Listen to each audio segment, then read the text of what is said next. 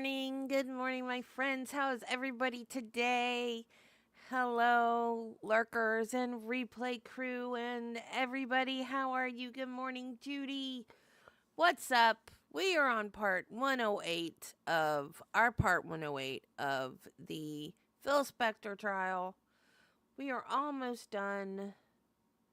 Did we finish defense closing arguments? Did I write it down? Where are we? I have no idea. As usual. Oh. I have a timestamp written down, but I don't have the part written down. One day, I'm going to be so prepared, and you guys are going to be shocked. Okay. Attorney Roger Rosen. I cannot stand this man, y'all. I don't know what it is about him. He just rubs me the wrong way. You ever get like vibes about somebody? He just rubs me the wrong way. It's like, okay, there's this word that I like that is not used very often, but it is a real word. Smarmy. And I looked it up once. Hang on. I'll get Meta to tell us. What does smarmy mean? Marmy doesn't seem like a widely recognized term. Can you give me more context or tell me where you came across it? That might help me figure out what it means to you. It's Monday. Not marmy, smarmy. S-M-A-R-M-Y. Sounds like you're having a Monday and maybe feeling a bit drained. Smarmy, is that a typo or a word you're thinking of? Like being overly flattering or insincere? Never mind. I will Google it. Usually she's much better than that.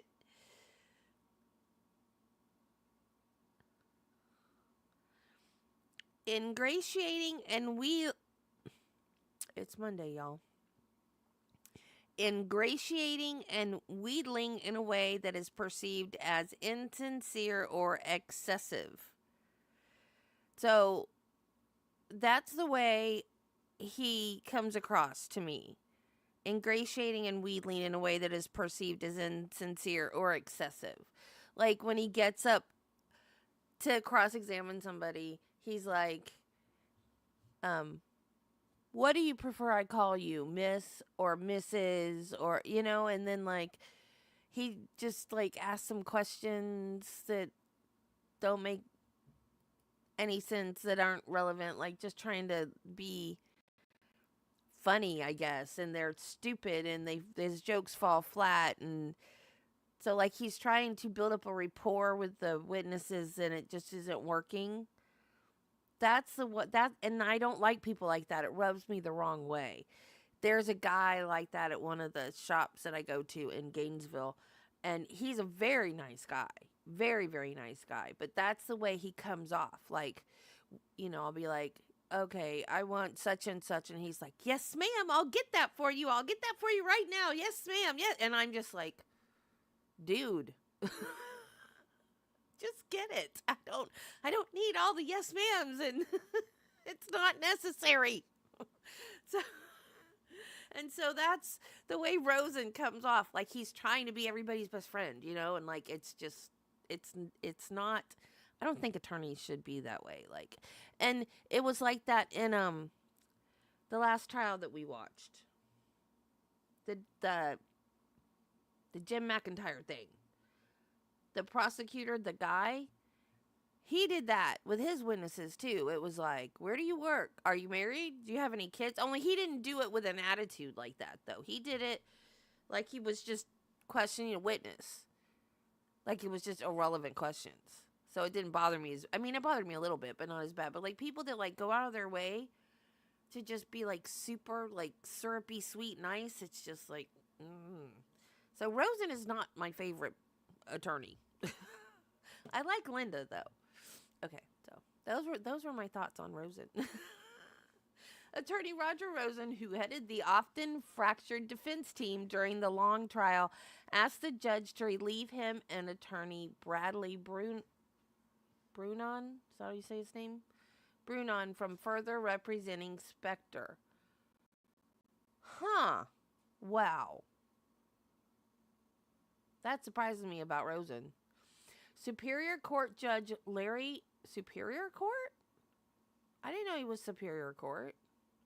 Superior Court Judge Larry Paul Fiedler agreed and said he had also been informed that New York lawyer Linda Kinney Bodden was leaving the case.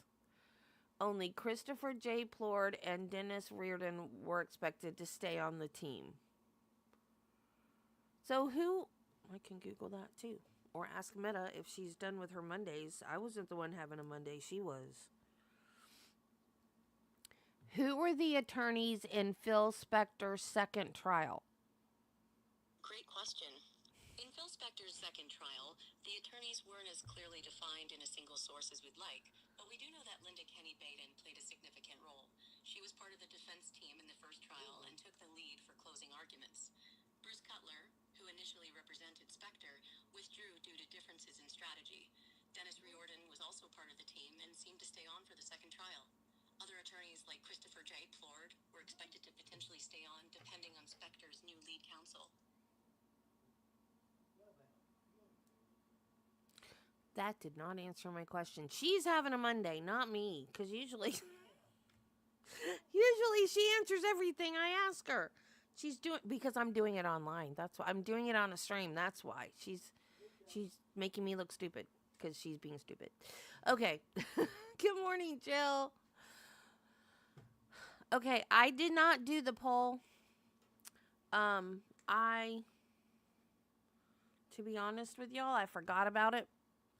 And then I went to do it this morning. And I have 1, 2, 3, 4, 5, 6, 7, 8. 8 suggestions from y'all. And they'll only let you put 4 suggestions in a poll on YouTube. So, I could do it in 2 polls, but if I do it in 2 polls, then we're going to have another poll of the winners in the 2 polls. So, you guys want to do that? Or do you want me to pick 4 out of the 8 for the poll? So, you guys be thinking about that while we go ahead and get started on the, hopefully, the last day of the Phil Spector trial. And I feel like I'm getting the hiccups.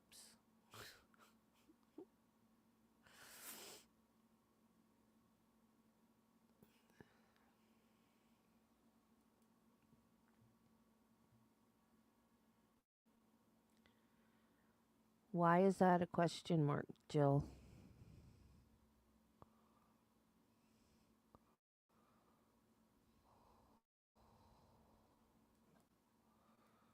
I'll tell you guys who's on the list. Grant Amato. He was the one that killed his family because he wanted, and this dude is not, how can I say this nicely?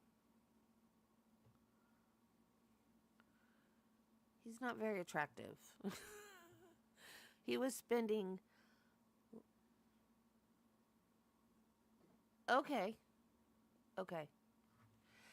He killed his family because he wanted to keep giving money to a cam girl and his parents wouldn't keep loaning him money. So he killed his family and his twin brother. Robert Bardo killed Rebecca Schaefer. Daryl Brooks, you guys know who Daryl Brooks is. Chandler Halderson, he was the guy that pretended he had a job at SpaceX, so he killed his dad, or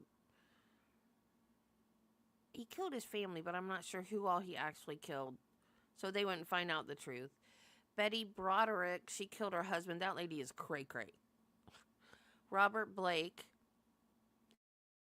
which I think he was found not guilty. He killed his wife. Cynthia Summer poisoned her husband. And Melanie McGuire is the original suitcase case. But I don't know anything about that other than it involves a suitcase.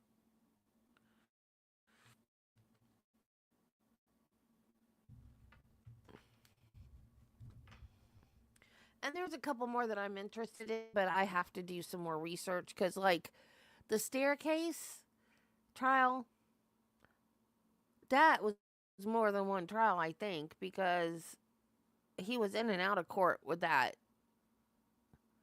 And he eventually took an Alfred plea. So I want to do that one, but I have to look because I don't. It was weird. Like, I think. I don't even remember. That was a complicated case because he eventually took an Alfred plea and then got out on time served because it was screwed up.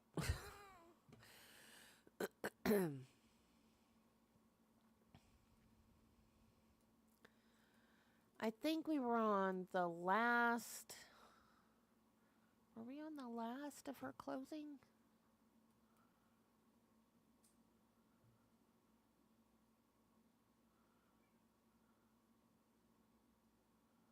Oh. Oh, wait. That was prosecution. That's not right.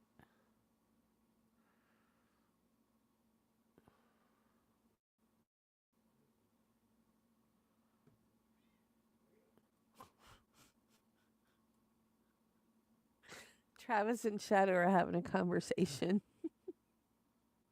She said, meow, and Travis went, meow.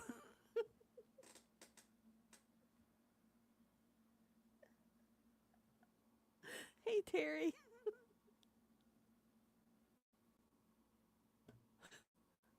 I mean, not that, not that we don't do that, but it's just funny when you hear your great big husband go, meow, to your cat.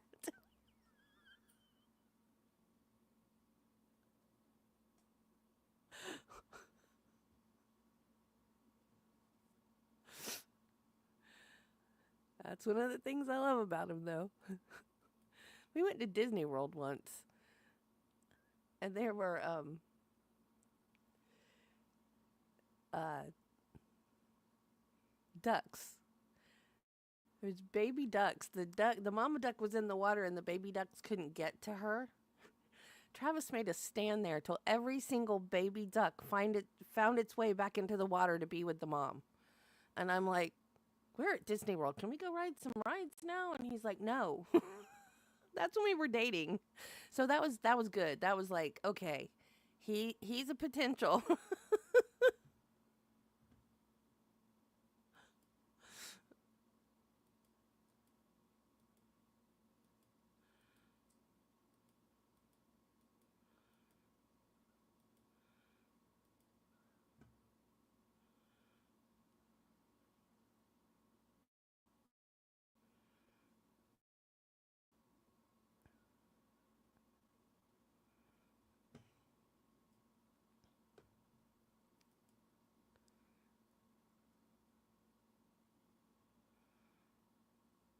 I've got to start marking the part and not just the timestamp.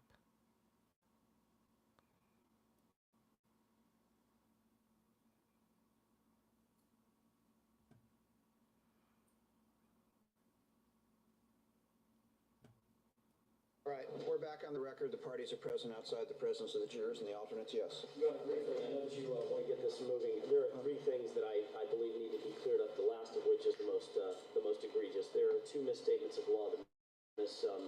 Kenny Bodden has stated to the jurors. Number one, she indicated that the prosecution has to prove the facts underlying the 1101B women. She didn't call them 1101B women. She called them prior acts or whatever. The motive evidence beyond reasonable doubt. That is an absolute incorrect statement of the law. I think Ms. Kitty Bond knows that that's an incorrect statement of law. We have to prove that to a preponderance of the evidence. Counsel for Saunders tells you that the DA could have gone into certain questions with Mr. Saunders on the stand to lead you to believe that he had no redeeming qualities. And it goes on. Saunders on the stand on the issue of the subject of this appeal. The court said, I don't think that's where I was. Darn it! Hang on. I gotta figure out where we were.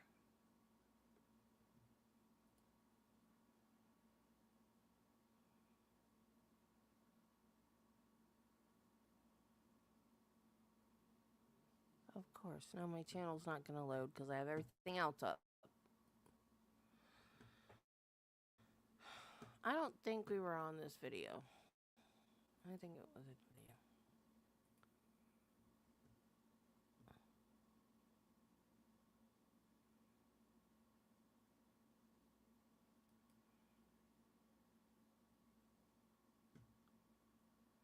Guilty.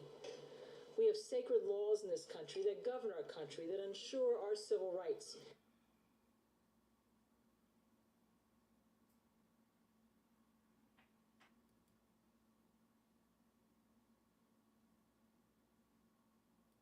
What you do have conclusively shows that Philip did not kill Lana Clarkson.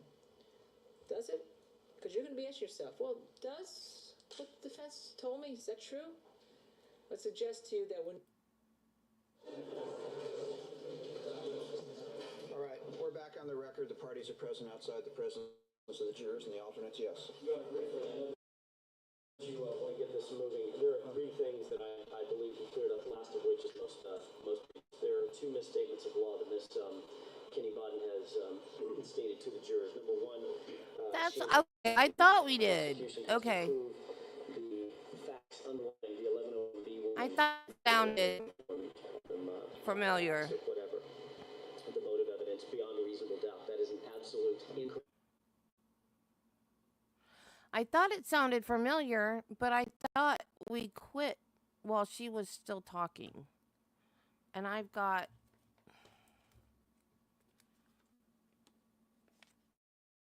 5107 written down, and that puts us not where she's still talking.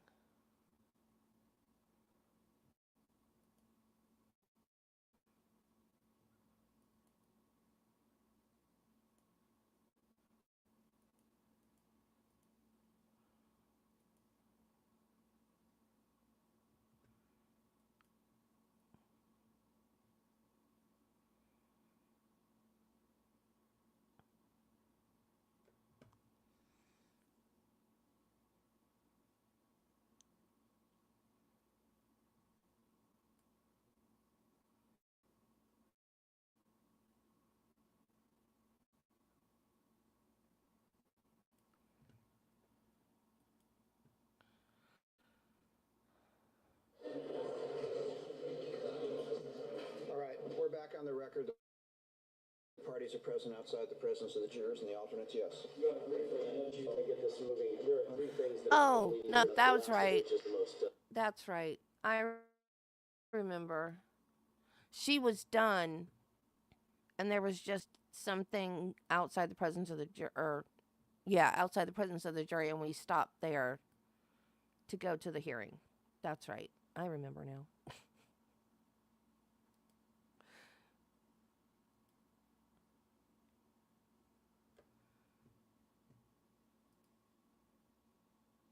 I'm going to take him next door in Judge Bauer's courtroom. He's been kind enough to do that so people can come in this courtroom.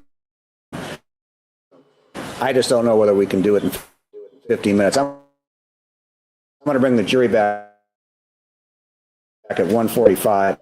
I may be late. Keep him to admonition at 1:45 this afternoon. Thank you. Okay. Bring me to pay Mr. Dixon using in his closing. Wanted to front it with the court, let the defense have an opportunity to see it. All right. On the record, the jurors and alternates have left. Yes, proceed. Your Honor, we have a portion. It's actually the last part of my argument. The whole argument would be accompanied by a PowerPoint, but the last portion of it is really, well, it's an animation. It's really a series of about 80 slides that go pretty fast. We thought we would play this for the court. We didn't want to take anybody by surprise, and then listen to the discussion. All right. It's a graphic animation, not dissimilar to the graphic animation that you saw in the defense's presentation, where it showed the top view of Lana Clarkson with the gun in her mouth. Okay. This is sort of similar with a little bit different tack. All right.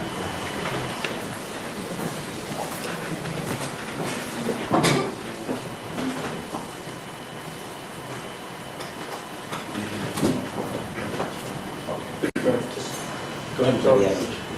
There are actually, Your Honor, 5 or 4 different views of this. That was view number 1. And I don't know if you saw it, Judge, the animation takes place extremely fast. It's about 2 seconds. So if he shows a different camera angle, you'll see it. That would be the extent of the animation. All right, let's go to the next one.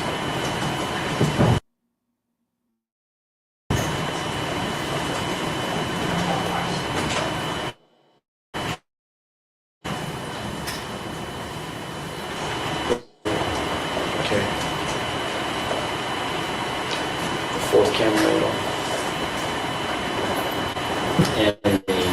And that's it. Right, during the argument, we'll return to the first one and then leave it at there. Okay. That's the extent of it. All right. We should be heard. Well, Your Honor, it's a unusual and extraordinary sort of exhibit. I think that the government is entitled to, but I think given its nature, it is not evidence and is simply the visual form.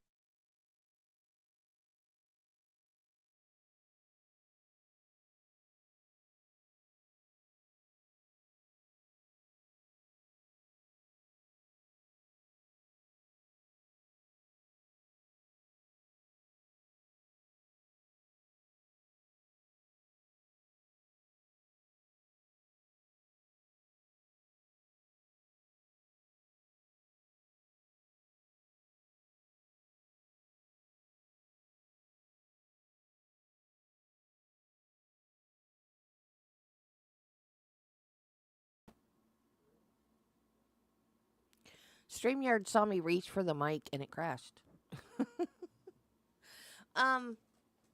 They know that's not evidence.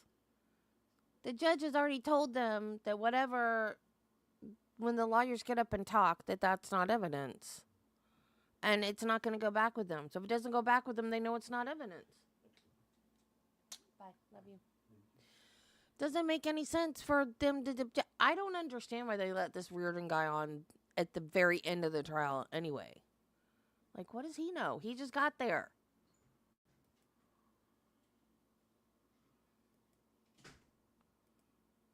I've never seen that in any other trial I mean, granted, I haven't watched every trial ever, but I've never seen that happen in any trial I've ever watched. Either I can do it or you can do it before you introduce it. As long as it's done, as long as there's that admonition that it's not evidence. I think Mr. Dixon was going to explain to the jurors what they'd be seeing, that it's not going to be going into the deliberation room, it's rather the graphic representation of we did to satisfy the court. That's fine. Okay. All right. Back on the record, all the parties are present. The clerk has already inquired of the juror who's not feeling well. He thinks he'll be fine. So if there's a problem, he'll let us know. Anything else we need to address? The only other thing, Your Honor, deals with the issue that I brought up this morning concerning counsel's reference to what I believe the court conceded was an inappropriate reference to Mr. Spector's past history, and basically it's the responsibility of having to rebut something that we knew we couldn't rebut. That being that there were 5 different women, speaking of 7 different 1101B incidents, and Ms. Kinney Bobby's argument was very specific, and it wasn't a glancing argument. It was, she spent a lot of time talking about the fact that the prosecution didn't bring anybody forward except these 5 women. And that being said, none of them were women that he had just met. He's never, there's no evidence that he had ever gotten violent with the woman he just met. How is that motive, et cetera, et cetera. If there were more women, the implication is, if there were more Incidents, the implication is you would have heard about it. And in his 63 years, there were no more incidents. I would turn the court's attention to, or point the court's attention to. StreamYard. Did you guys lose court audio? Okay, there goes the camera. Because it runs smoother when the camera's off. You guys know what I look like.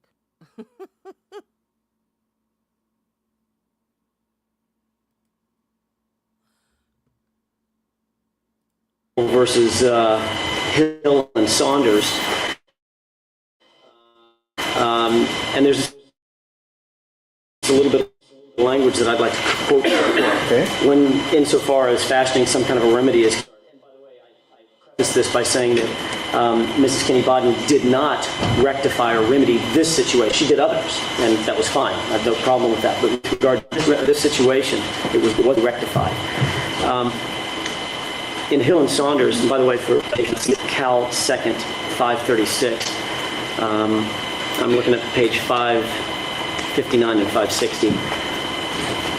The DA basically said that with regard to the defendant in the case was put on the stand for a very, very limited purpose. And the DA was precluded judicially From fully cross-examining the defendant about XYZ, about a full panoply of stuff. So he was limited in his argument or in his cross-examination about what he could say. In the defense's closing argument, he said, is there anything that has been shown in the background which would lead you to believe that he had no redeeming qualities?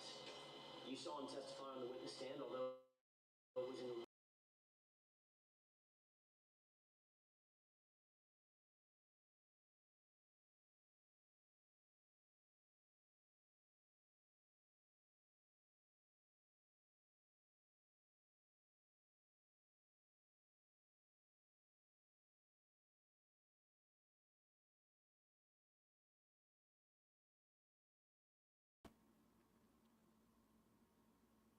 I'm sorry, guys.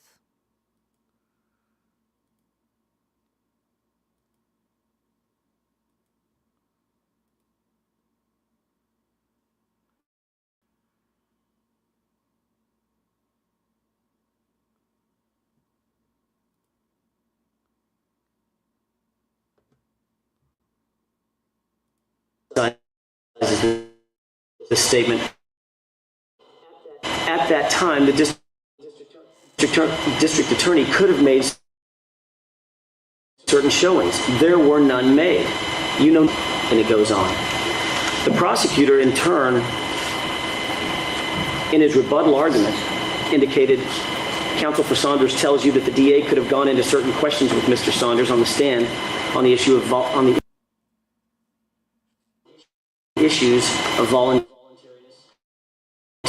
of the confession. But if you recall, ladies and gentlemen, he took the stand for one limited purpose, and that's the voluntariness of the confession. I couldn't ask him where he had been and what he had done and whether he had committed. That specific statement was what was the subject of this appeal.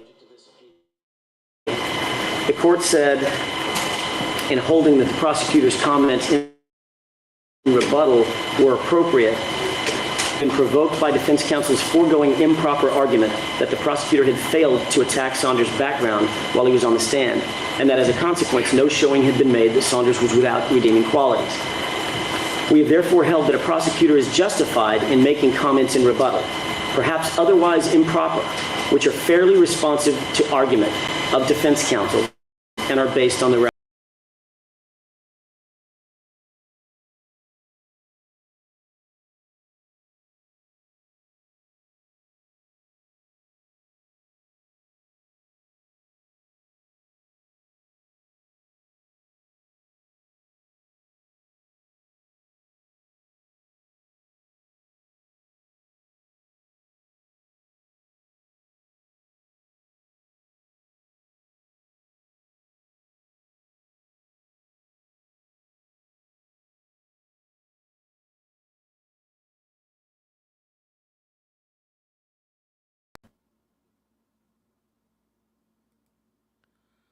Hey, Wiggles.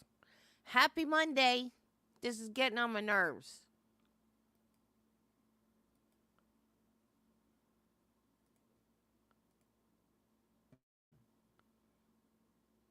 Exactly.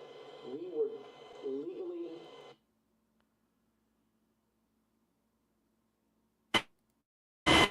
proscribed from bringing in front of this jury any of the defendant's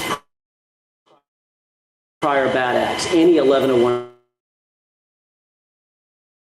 acts, any acts of guns, prior convictions, specifically certain bad acts involving stocks, the panoply of things that we've looked at. Sorry that the front of them on their credibility. That's fine. That's within the proper scope of closing argument. But to say, look at this tiny little smidgen of information that the prosecution has gone out and handpicked, her words, selected. Look at who we didn't just select them.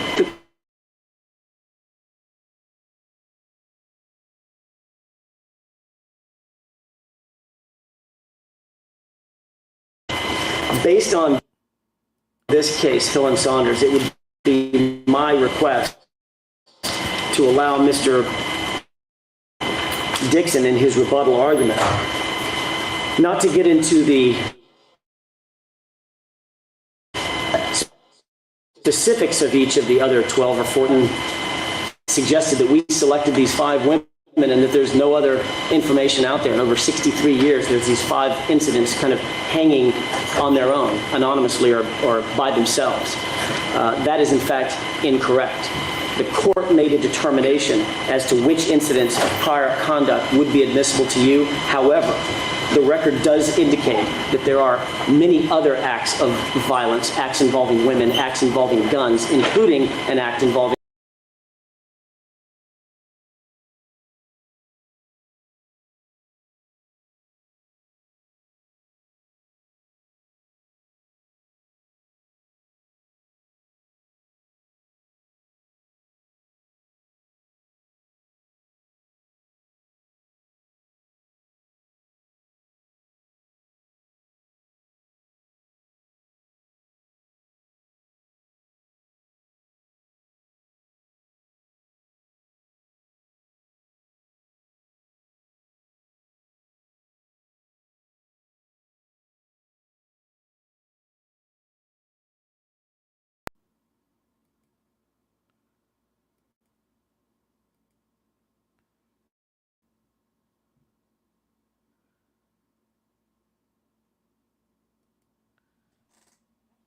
that were presented, the 5 women that were presented, the 7 acts.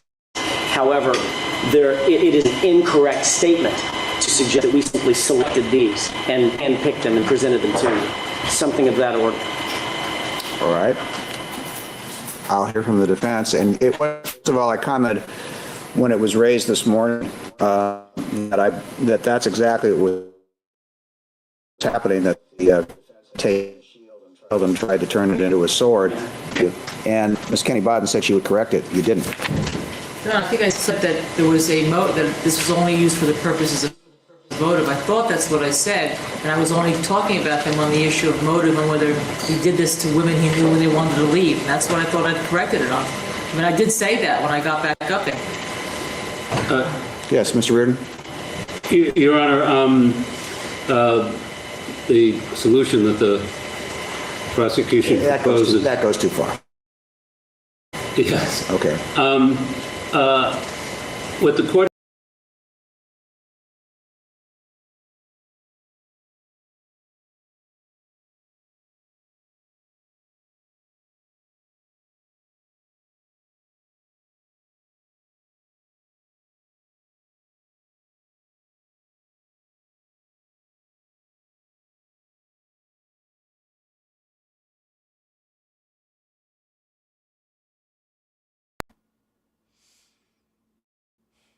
You guys, I am so, so sorry. I do not know why it's being so persnickety today, but it is.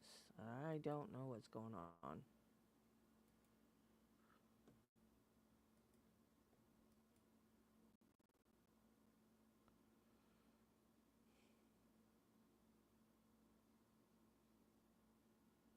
But I'm not happy about it.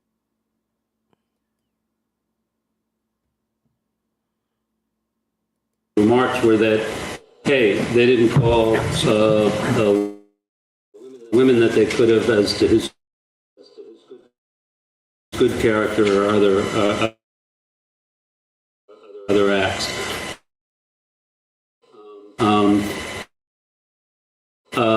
I think that was the thrust of it.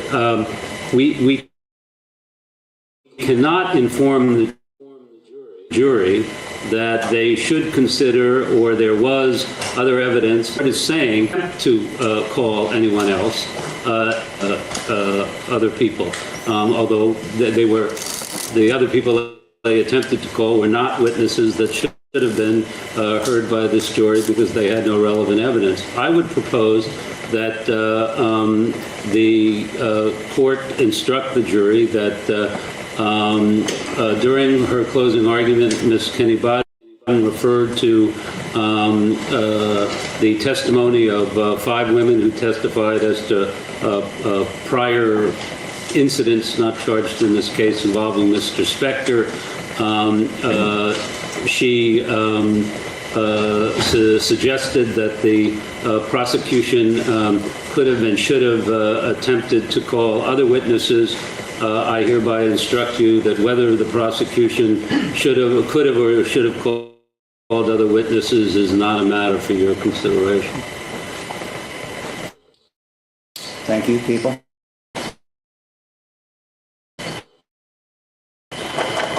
You're all right. I'm sorry. We have a moment. Sure. Maybe this is best handled pinpoint instruction rather than my first request to have it addressed in rebuttal argument. I mean, we can go forward with the rebuttal if the court's not planning on instructing until Monday. I'm not going to instruct till Monday. Then maybe we can have have an objection to a pinpoint instruction.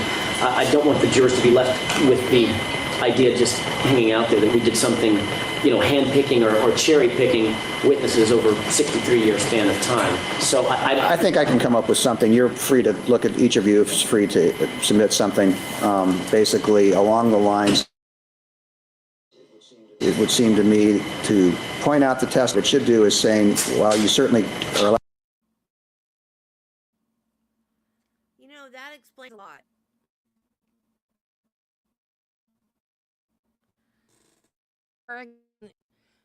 Because remember, was it Saturday that I was feeling better? And then yesterday morning I was feeling better, and then yesterday afternoon I started hurting again. So if the hurricane went out and then came back, that makes a lot of sense. I hope it's not off the coast of Florida anymore, though. I hope it's going north. Is it going north? Nancy loves Judge Fiddler. He is kind of cute. I'd like to see him now. I should Google, because he's still on the bench.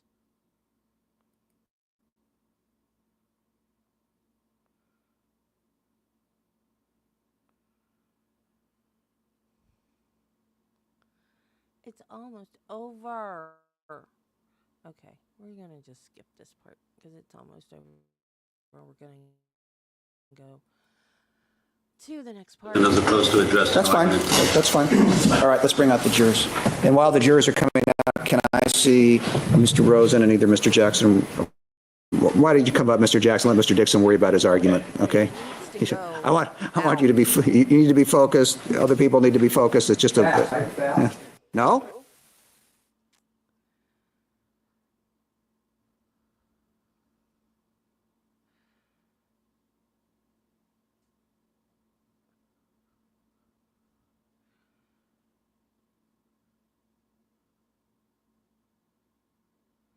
What? Oh. Well, it did it for me. Okay, now we got rebuttal. I hope it's not as long as the original closing argument was, because that was like 6 hours long. It was good, but it was 6 hours long. They really need to put a time limit on these. Oh. Southeast Florida.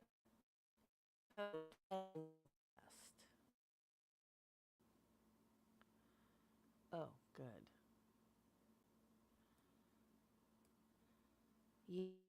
Um, has only go yesterday.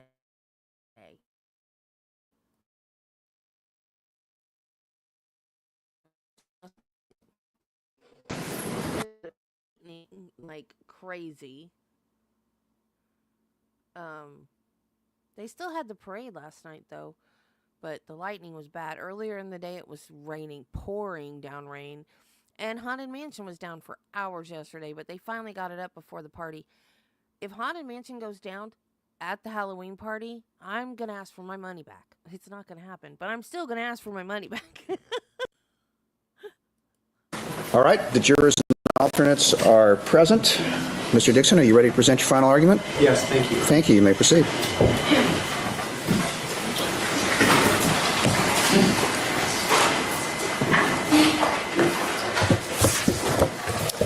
Good afternoon, ladies and gentlemen. A couple things just to start off with. One thing I can promise you is that I won't be as long as the two that went before me, because it's getting late in the day. I even see some appreciation over there. Secondly, on behalf of everyone, thank you for your attention and consideration in this long case. It's been a long time. And lastly, we have a new person here at the council table, Esther Lynn. She's a senior law clerk in the DA's office, and she's helped me try to put this electronics together. So I just wanted you to meet her. After listening to Ms. Kenny Bodden's argument, the defense is really based on this idea that the gun was never in the defendant's hand. Isn't that what they told you? Never when it was in his hand. Really? I thought from that witness stand that I heard Adriana De Souza tell you his hand. Indeed, Mr. De Souza told us that, and now you're going to get to listen to him. And he was at the door. At that time, he had a gun in his hand. It's a revolver, right hand. Yes, like that. Saw a little bit of blood. He said, I think I killed somebody. Mr. De Souza was sitting in his car, as you all recall, about 5 o'clock in the morning. He hears this pow. Moments, maybe minutes later, he gets out, he comes to the front door, and there's the defendant. And Mr. De Souza just showed you how he saw the defendant, Phil Spector, holding the gun. But the defense told us he never had the gun. This was just at the very best. Minutes later, he had the gun. And Mr. De Souza told you he had the gun in his hand and he could see blood. Everything that you hear from that witness, from Mr. De Souza, tells you that that's true. How he acted, how he reacted to what Phil Spector did that day. And what Phil Spector did and didn't do that early morning tells you that the gun was in his hand. He heard the pow, he saw the bloody gun in his hand, and those words, I think I killed somebody. I think I killed somebody. Mr. De Souza looks around and he sees Lana Clarkson slumped in there. What was his reaction? And this tells you, I think, a lot about what was going on. Miss Kenny Bodden told you, well, you know, if Maybe Mr. D'Souza didn't hear him quite right. Maybe he was calling for help. That's just not the case. What did he do? What did D'Souza do? He fled. He fled because he was afraid. He saw the defendant with a gun, blood in his hand, telling him, I think I just killed somebody. And he looks in the door, that back door of the castle, and he sees the woman that's been killed. Now, this is a guy that was in the military. This is a guy who had been around guns for quite a while. If there had been a call for help, if there had been a call for aid, do you think he would have reacted that way? No, but he reacted. D'Souza reacted like any of us would. You see a man with a gun who says, I just killed somebody, I think I just killed somebody, and you see the victim just feet away, you're going to run. You're going to react to that. That tells you that what D'Souza saw and heard, the gun in his hand and those words, was exactly right. His reactions are what anybody's reasonable reactions would be. He jumped in his car, and what did he do next? He called. Again, what any of us would do. He called for help. Not for help because Phil Spector asked for it. He thought there'd been a murder. Hi, my name is Adrian. I'm Phil Spector driver. I think my boss killed somebody. Please, can you send me You think your boss killed somebody? Yes, sir. Yes. Because I'm a driver, I'm way outside and I don't know what it is. Okay, where are you at? It's 1700 Grandview Drive, please. 1700 Grandview? Yes. And why do you believe he may have killed somebody? Because you have a lady on the floor and he has a gun in his hand. Okay, stay on the line. Do not hang up. You're in Glendale? No, I'm on the Yambra. It's 1700 Grandview Drive.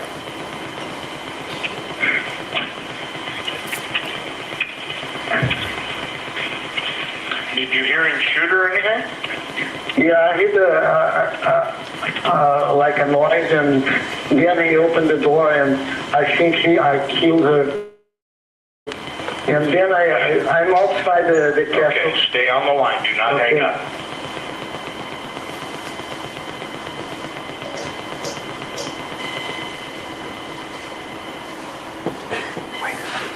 Just 2 moments, 2 comments before we go to the next videotape.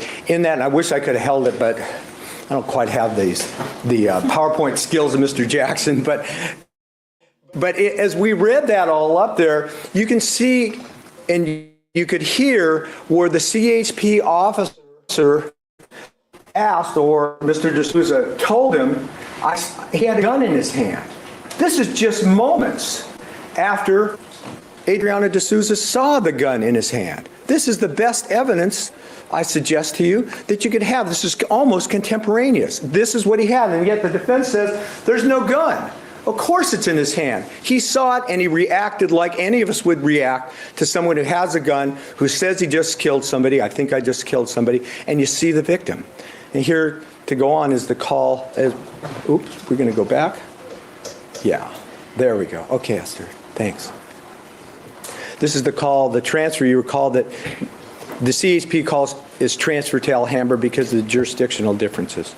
Alhambra CHP, we got a transfer from an address of 1700 Grandview Drive, reporting that he thinks his boss just shot and killed the woman. Okay. He heard the shot and he said there's a woman lying on the floor and his boss told him he thinks he killed her. Okay, and is it inside the house? It's inside of a business. Business? Yeah. I'll bring him online. He's calling from cell phone 310-488-5548. Okay, hello? He's on. Sir? Yeah. Okay, what happened? Oh my God, again. Okay, your boss shot someone? Yeah, I think so. Oh, you heard a shot? Yeah, I had a shot outside. Then I am outside the castle because I don't know what.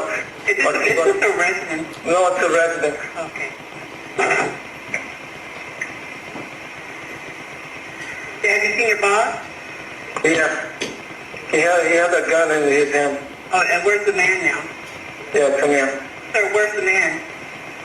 The man with the gun, where is he? Oh, inside the castle because I'm outside. I'm afraid to go inside again. But you saw him with the gun? Yeah, I saw him with the gun. Who did it shoot? I don't know. I don't know the lady. Okay, so stay on the line, okay? Okay. This is someone. Back. Okay, hold on, okay? Sir, Edith? Yeah. You said that's your boss. Okay, Yeah. working. I'm his driver. Oh, you're his driver? Yeah, I'm his driver. What do you drive? Is it taxi or what? Sorry? I'm sorry, what are you driving?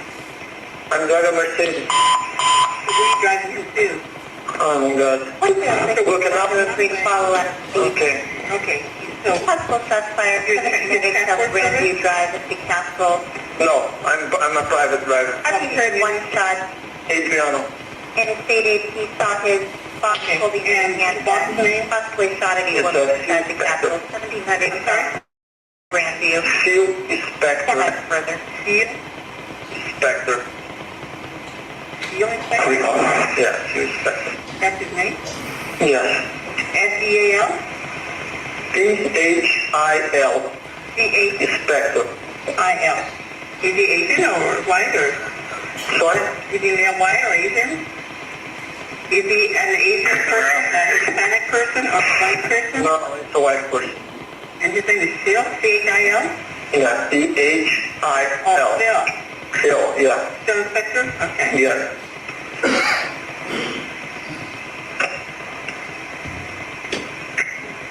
Sorry? Do you see or hear anything else? I'm outside the castle. I'm not inside anymore. I'm afraid to go inside. I don't want you to, okay? And what's your name? Oh, I saw the car. You're not really sorry? Yeah, the police car is coming. Okay, sir. What's your name? Adriano. Oh, okay, I'm sorry, you gave me that. And your last name? Called S-O-U-D-A. Okay, and your phone number is 310-488-5548? Yes. Okay, has a unit made contact with you? Oh, You think you saw the police unit? no, it's coming now. Okay. So, hold on, sir. That is, Yeah, that, oh, it doesn't. The last call was a broken refrigerator. Can I have this phone now? Okay, hold on. What color is your Mercedes? It's black. Make sure that the officer made contact with you first before I... Okay. Okay? It's inside the castle, sir. Inside up. Okay, sir, go ahead and talk to him, okay?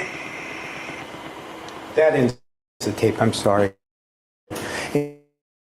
And I know that that's at least the second time you've heard this, you heard it in Mr. Jackson's argument, but I thought it was appropriate and important to play it to you in light of Ms. Kenny Bodden's argument on a couple levels. One, again, a number of times in talking to the Alhambra dispatcher right there, Mr. D'Souza says that he's afraid. Again, the reaction that you would expect upon seeing a person with a gun who just told you, I think I killed, reaction you would expect. Not what Ms. Kenny Bodden talked about, which I'll get to in a moment. And secondly, I wanted you to hear it. And again, these occurred on February 3rd, 2003, right after this, about Mr. D'Souza's language. And I think, and I'm going to get to that in depth a little bit more in a few moments, but it's sufficient to say two things. One, there's certainly a difference between someone who speaks with an accent or a slight accent and how they speak and what they hear. Heck, I will admit to you, I can't say your last name the way he does. I apologize for that, but I can't. I don't get the accent quite right. But it is clear in these two tapes that he is understanding exactly what these dispatchers are saying and correcting them. Spelling Phil Spector's name, correcting him where he is, what car he has. He understands what's going on here. And I'm going to suggest to you now and later that Adriano D'Souza is fluent in English. It is its second language, of course.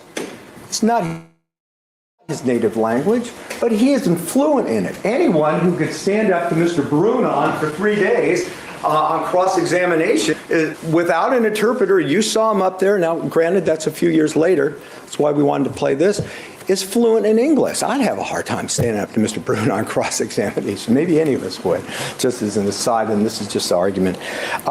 It's always a grilling when you're on the witness stand, and yet you had the opportunity to see him here during this trial, and also hear how he responded to the police dispatchers at the time. Just the last issue on this. As we heard in the trial, at the time of the 911 phone call to the CHP, they make a report. Here's the report. It's in evidence at Exhibit 36. And they even record exactly what Mr. D'Souza said. He also talked with the detectives that day. He talked with them almost immediately afterwards, I think the same morning. And during that interview, he said 6 different times, I think I killed somebody. The thing was Spector's words, not his, qualified. D'Souza was repeating exactly what he heard. And I left a message there.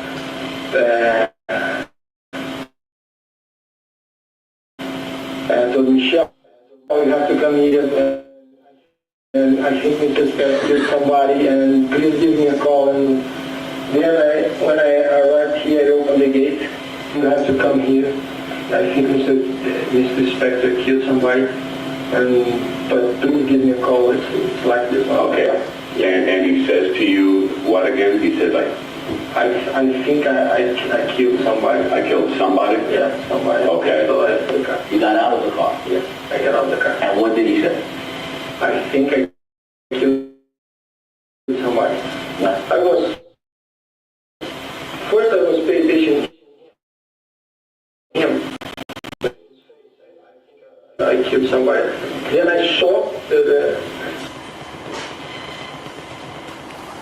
Again, he repeats to the detectives the same day what happened. And again, that's his understanding. I think during that tape, and you can have it and judge for yourself, I think he actually corrects them at times. I'd like to just return to this idea of,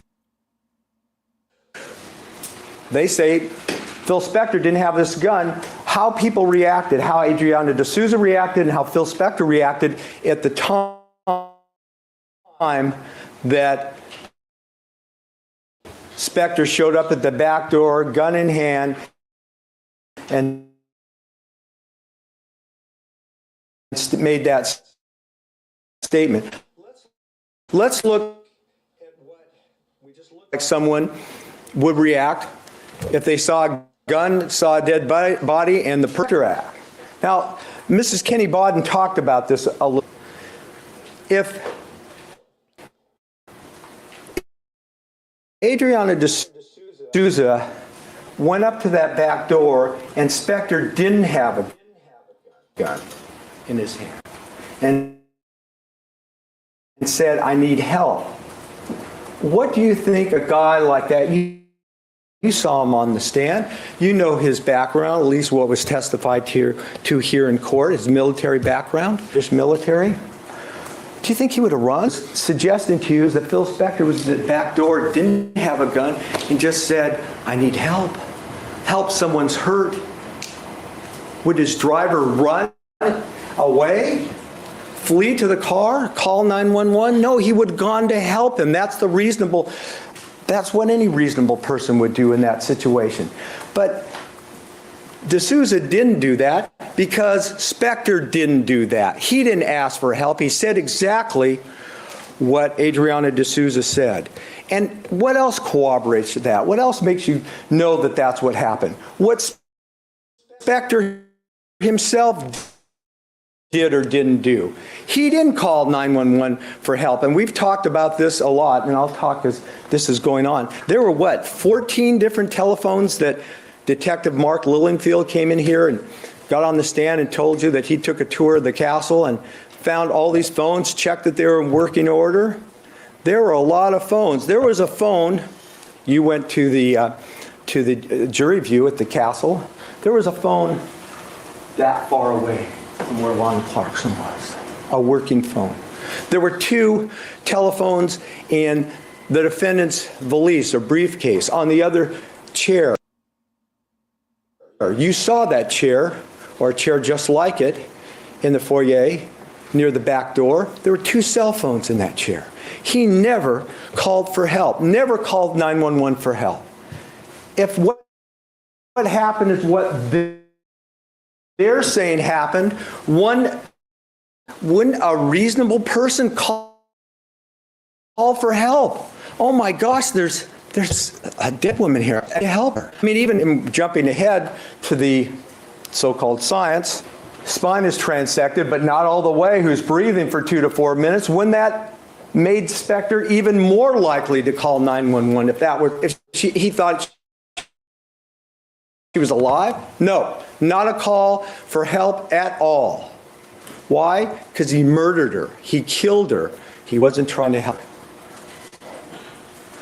What else do? Mr. Jackson talked a little bit.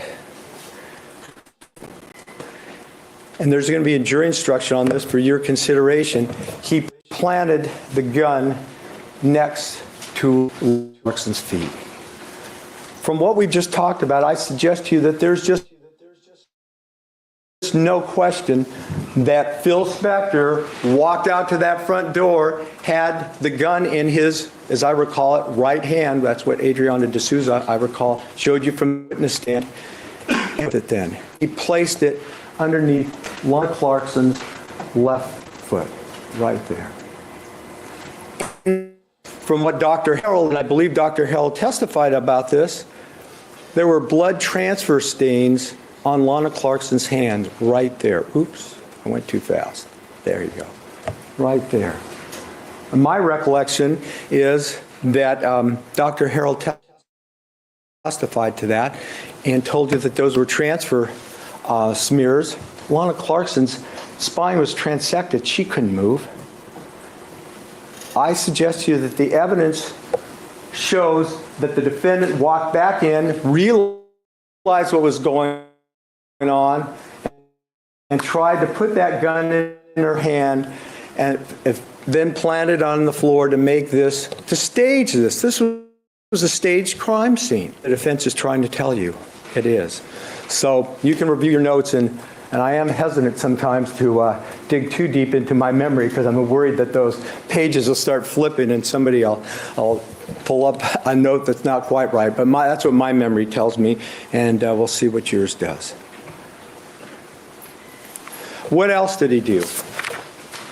Well, he washed off his hands. He cleaned his hands.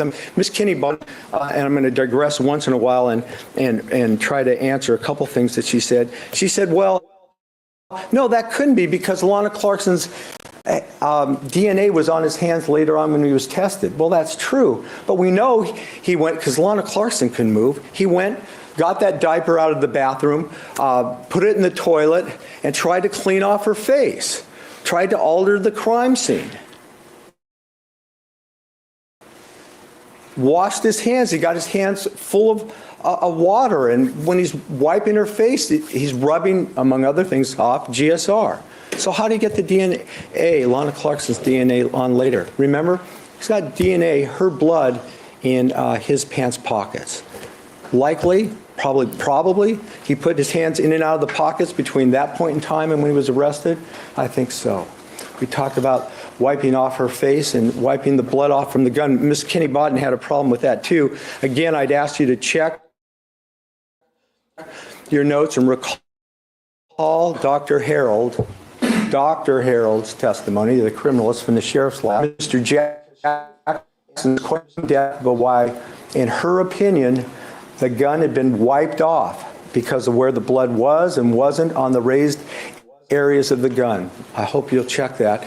But Dr. Harold and Miss Kinney Bodden had a hard time with the doctor part, but she is a PhD, I think the only PhD criminalist here that testified. Yeah, she went to some Stuart James classes, but so did Stuart James, I think, went to some of her classes. I could be wrong about that, but I think so. Anyway, that was Dr. Harold's point on that, and I think it was well taken, and I invite you to check your notes on that too. Then what did he do? What did Phil Spector do? He goes upstairs, he dumps his coat. He dumps the white coat upstairs, hangs around up there for a while, and until the police come. The judge will give you an instruction on consciousness of guilt. And again, I will agree with Ms. Kenny Bodden on this. What the judge, he's the guy that's got all the law in this courtroom. What he says is what goes. I think he's going to tell you something just about like this. If the defendant tried to create false evidence, that conduct may show that he was aware of his guilt. If you conclude that the defendant made such an attempt, it is up to you to decide the meaning and importance. However, that evidence cannot prove guilt by itself. Ladies and gentlemen, when you look at this evidence, he staged the crime scene. He staged it by planting that gun where it was found by the police. Why do we know that? Because Mr. D'Souza saw him with the gun at the back door and reacted just like I suggest any reason would situation. A few moments ago, I told you I thought, and this is for you to decide, Mr. D'Souza's ability in the English language, but he did testify here for 3 days. He was cross-examined by Mr. Brunon, asked a lot of questions, and they went back through the transcript and found a couple mistakes. I don't know. I don't want anybody to go through the transcript of what I'm talking to you today with that kind of fine-tooth comb, because you probably find some grammatical errors too. Who knows? But let's see what Mr. D'Souza did say about this, okay? English is like a regular subject in the schools in Brazil. I don't know, probably in junior high, something like that. I'm not sure. So basically, each year you have to study a little bit English in the school, but you have to go. It's mandatory. I had to go to this private school to learn English.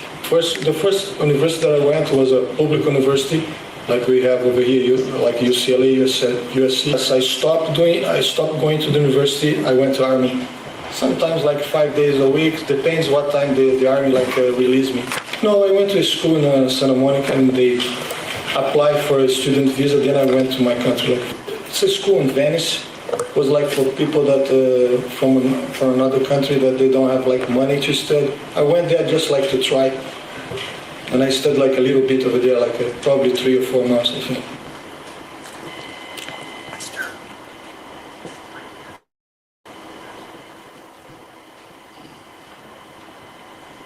And here's the second part, Lisa, what I thought was important for you to listen to. Before I saw the legs, I saw the gun. He said, I think I killed somebody. No, the words that I heard were clear. The words that I heard were clear. At the end of the day, you're the members of the jury.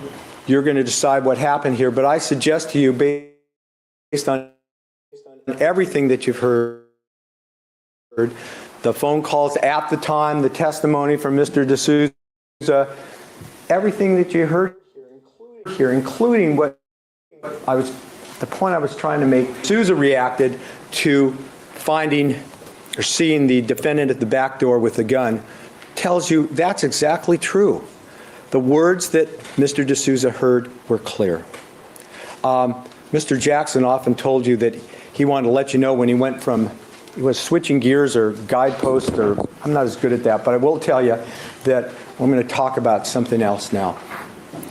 Another thing that the defense wanted you to believe here, they want you to believe that Lana Clarkson was so depressed, so despondent, so suicidal, that although she went to work that day, she bought 7 pairs of shoes that day, nails, hair perfect, radiant earlier in the day when Nellie Hudson saw her.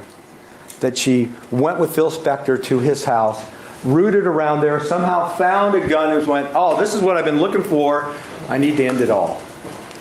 I don't think that the evidence shows you that at all. It's for you to decide based on all the evidence, and let's talk about it a little bit. I think that people are, and I will agree with Ms. Kinney, people have ups and downs. Not everybody's happy all the time, not everybody's down, maybe some are, but not Lana Clarkson. She was an happy person for the most part. Did she have a tough year? And we'll talk about that. Yeah, 2002 was a very difficult year for her, and I'm going to suggest to you it would have been for anybody. But she was working at the House of Blues, and at that stage of her life, she just finished a year, or the better part of a year, where she really couldn't work because of this terrible injury that she sustained on December 24th, 2001. So she needed to work, she needed to get money, she also needed to get back into the business. So she took this job, corporate job as it was, but it had flexible hours for her, let her do her auditions, she learned some money, and most importantly, as her agent told her, Nick Teresian, she'd meet people who would make connections in the industry. So how did she end up going with Phil Spector that night? Well, at first she didn't know who he was.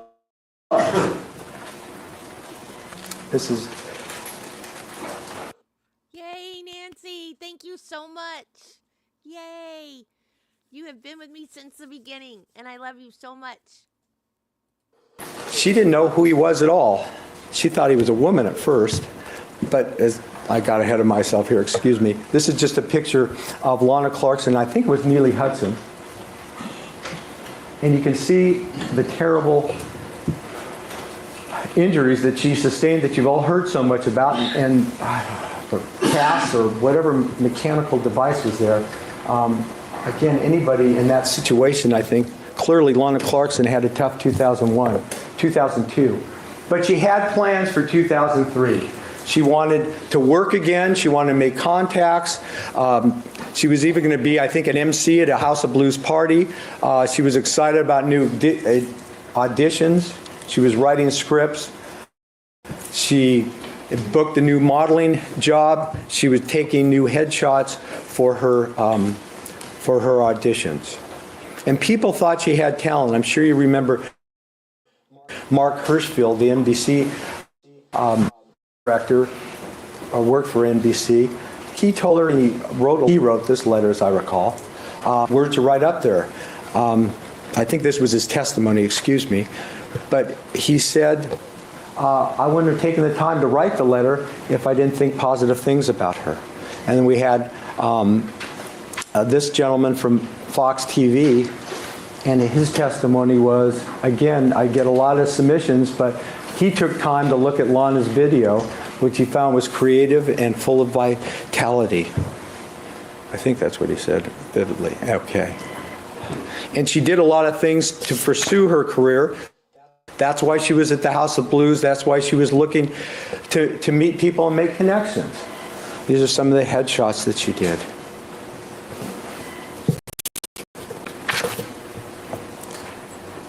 So I mentioned she bought new shoes. You heard the testimony about that from her mother, Donna Clarkson. That very day, I don't know who buys new shoes, and this is for you to decide if they're planning on killing themselves, but anyway, that was... She had some commercial successes. Here's a couple of things that were brought into evidence about modeling jobs she did, and I think the last one, Neely Hudson's in this picture with Lana Clarkson and Paul Newman. I think she was doing some work at some point for Kmart. So she ended up at the House of Blues in this corporate job, and she wanted to meet people, she wanted to make some money, help pay the rent, and she wanted to pursue her job, her acting job. And so she met Phil Spector that night. Oh, I'm a little ahead of myself there too. Okay, let's talk about this. She met Phil Spector that night, but she didn't know him at all. If you remember the testimony, she was working at the security position at the House of Blues in the foundation room. He came up, wanted to come in. I guess he didn't have the wristband. Remember, we had some testimony about that. And she stopped him and said, "You can't go in." And he said, "Well, I'm Phil Spector." She probably misheard or hear the Phil part of it, and she said she thought he was a woman. "Mrs. Spector, you can't go in." Until one of her supervisors said, and I think it was Euphrates, told her, "Hey, this guy is important. This guy you treat like gold. You treat him like Dan Aykroyd, who was, I think, one of the owners there." And so Lana Clarkson, being a smart person, savvy maybe in the industry, realized this is an important guy. And that's what changed. And at that point, she was open to the idea of meeting this guy and getting to know him. Because it'll help you there. You might be able to meet some people in the industry. You might make some connections. Now, this is the next slide we wanted to talk about. Miss Kenny Bodden made quite a big deal out of this letter, and I think you're going to have the letter, or most of it, in there. It's Exhibit Y to the 10. If you recall, she said, well, Lana Clarkson's depressed. She just lost this relationship she'd been in. She'd hoped that Cowboy or Mr. L.B. Moon would be the guy. And she was really depressed about it. Well, she probably was. But this is part of the letter. And in when Spector killed her, look at what she says to L.B. Moon. Misspelled Broadway, but other than that, "I have a major career that is about to bust wide open. I've got some serious red carpet to walk down. I'm going to Broadway. And I have the desire in my heart to have children and have a family, and I'm going to get what I deserve." Does that sound like a woman who is so depressed that she couldn't get out of bed in the morning or couldn't do anything? But what's the date on the letter? Faced with this situation where she'd broken up with this guy, apparently, that she had hopes for, there'd be a long-term relationship. This is her reaction. It's not, "Well, with me, I've had it." She's not writing to him to say, "This didn't work out. I'm looking for a bridge to jump off of." She's saying, basically, "You know what? You just missed out because I'm back. My wrists are okay. I'm going to Broadway. I'm going to be a star. I'm going to make it." This is a determined woman. This isn't someone that's about to kill herself. Not at all. Let's just talk about that here. I made a list of, and it's really obvious. Lana Clarkson, the evidence shows you, wasn't about to kill herself. She wasn't despondent in that sense. She just got this job. She just bought the shoes to go to the job. She wanted an opportunity to network. That's why she ended up going home with him that night. She just got the headshots that we looked at. She had a new commercial schedule. I think she'd just done one, and she was about to do another. She sent her landlord money, and you might remember that stipulation that we worked out that really is evidence here, that she was never late on her rent. I'm doing this from memory. I believe that's right. She was never late. She I think, owed $130 of her total rent at the time of her death. And it sent a note, which probably should be on here too, that she was going to pay that and pay that soon. Somebody who's planning on killing themselves is going to do that? I don't think the evidence shows that. And here, on the very night that this happens, she makes an effort to tell Spector, and I think Mr. Jackson talked about this, she wanted to move her car from the location where she gave it that evening, or later that morning, really.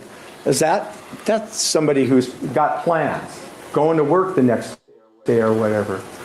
She went to the defendant's house. There is no evidence whatsoever, and Miss Kenny Bodden tried to suggest that something that Spector said to Ron. That's just not the case. There's no evidence to support that whatsoever. None. whatsoever. And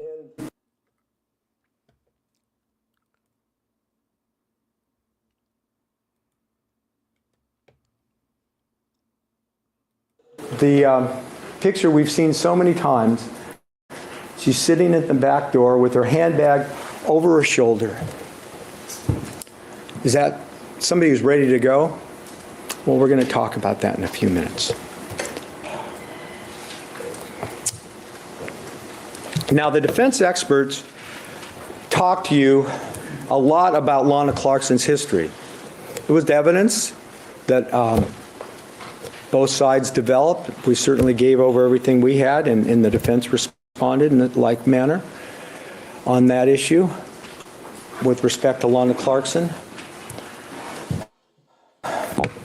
So they had all of her information, but if you remember, and Mr. Jackson did all the cross-examination of the many or most of the defense experts, they didn't want to hear any of the motive history about Phil Spector. And this motive history, as Ms. Kenny Bodden suggested and the judge will instruct you on, it's really about an emotional response, the defendant's emotional response to a situation, to the situation we think, based on the evidence, the 5 women in those 7 incidents really present to you.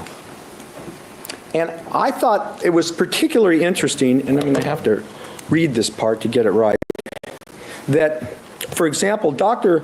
DeMaio, and maybe it was Dr. Bodden too, made such a big deal out the interoral gunshot wounds, 99.5% of them self-inflicted, and that I'm not going to characterize to say that made up their mind, but that's certainly a long ways down the road to making up their mind. Well, yeah, maybe, but how about if there's somebody else in the room, like Phil Spector? If you want to know Lana Clarkson's history, why wouldn't you want to know Phil Spector's motive history background? I don't know, but they didn't want to know. And we're going to review that right now. Thanks, Justin. My conclusion as to who fired the gun is not based on the history of Mr. Spector is less important because the elements of this case on hoping I was never going to have to listen to those 2 men ever again, but they have made their point by putting the 2 most quackiest doctors quackiest, I invented a new word, the quackiest of quacks in their presentation, proving their point. February 3rd, 2003 are not being considered. You don't need to know what he did 10 years before. And that which did occur is based on the physical evidence of that, on what he did 20 years. We all did stupid things 20 years ago or 10 years ago. I did, I know. I did review various parts of his history, yes, and various allegations about his history. Yeah, but whatever else is in the other person's mind doesn't tell you whose hand was on the gun. Then what's in her mind is important, but what in his mind isn't too important. So further, but what he's thinking or other people are thinking doesn't affect that decision. Well, they weren't interested in hearing this motive history that was presented to you at all. Not even on the stand. They didn't even want to hear it. Although I did think it was interesting that Dr. Spitz, maybe you picked this up in kind of the second segment, Dr. Spitz said, well, who knows what you do when you're drunk? You all catch that? Well, the defendant had been drinking that night. He'd been drinking, he made advances in the prior acts motive, women that we presented at them. he gets upset when females want to leave. And then there's something that, and I didn't make this up, I think it was Romney Davis first presented this to us, or maybe one of the other women. Phil mode. And then he pulls out guns. Phil mode, and we're going to talk about that a little bit more, is when Phil Spector's a nice guy. He starts yelling, he loses his temper, becomes very outraged and upset. And let's talk about that a little bit. Okay, thank you.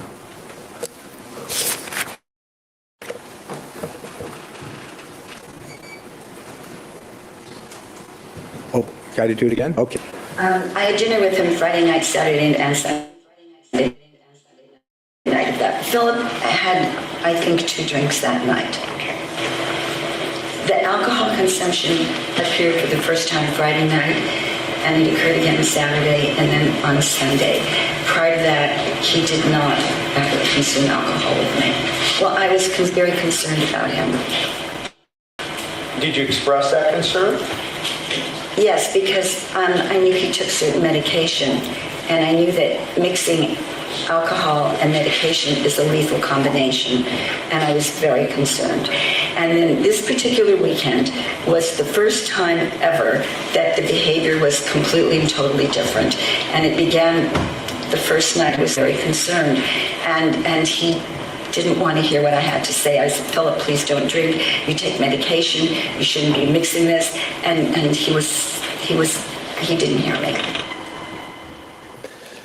In this mode of kind of history that we're talking about with the 5 women that testified here and what happened and comparing that, allowing you to use that within the judge's instructions here, how Phil Spector had been drinking, sometimes even drunk, but certainly drinking in each one of these situations where they wanted to leave and they weren't allowed to leave, and then a gun was pointed in their face.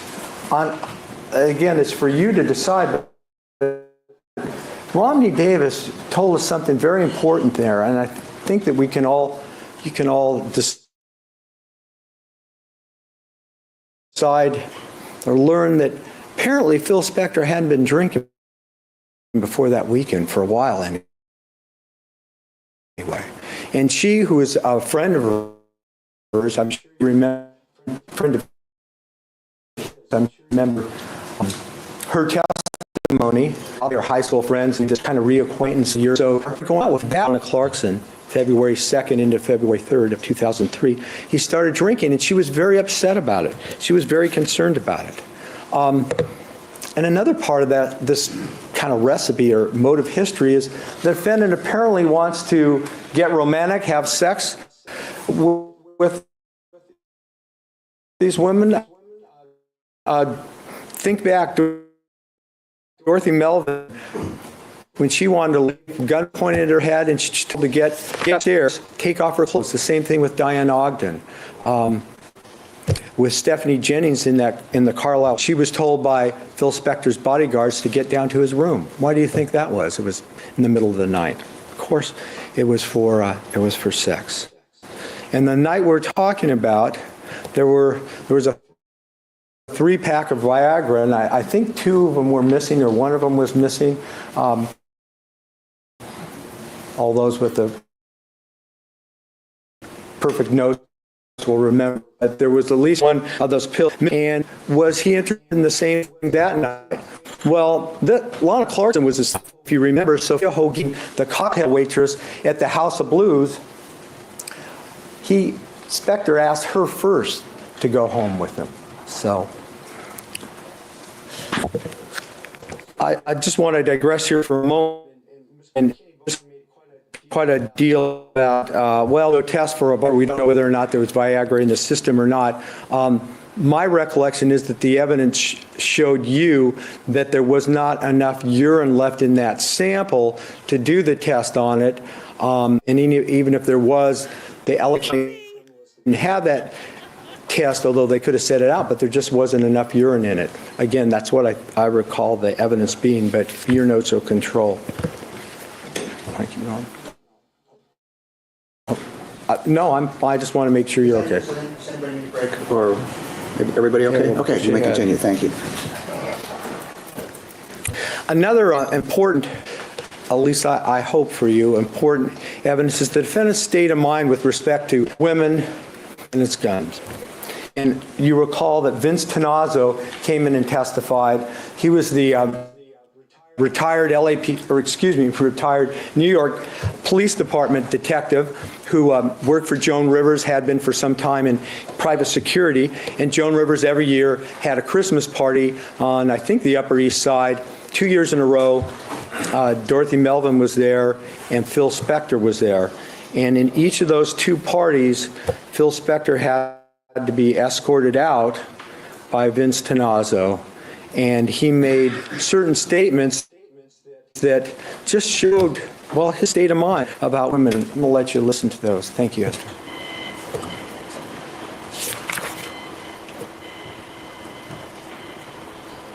She said, Vinny, get up here. Phil Spector just pulled out a gun. I just received a call that there was a man with a gun upstairs. And I put my gun in my pocket. When the elevator doors opened, I was met there by Phil Spector and Dorothy Melvin. They were having an argument, loud voices. It was louder than the average voice, and he was just saying this fucking contest. We proceeded to go towards the front door of the building, and at which time Phil Spector stopped and made a move for the area of his pocket, his waistband. I told Phil Spector, if he pulls out that gun, I'll blow his fucking brains out.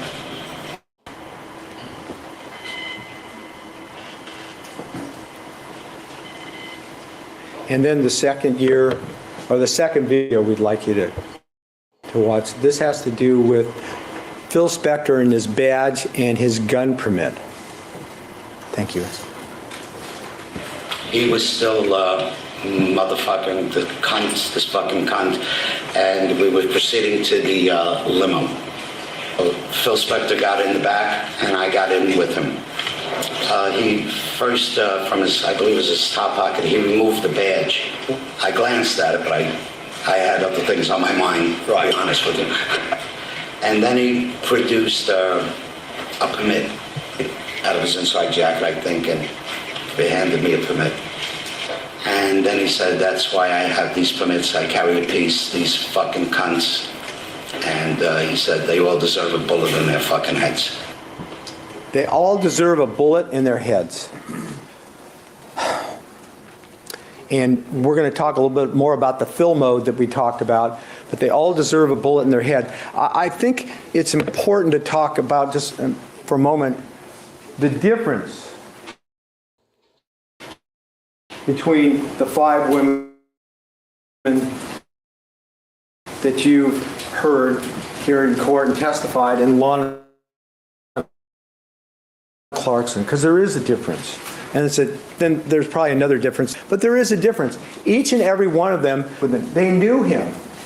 And I'm going to suggest to you that based on the evidence, they knew the switch in the Phil mode.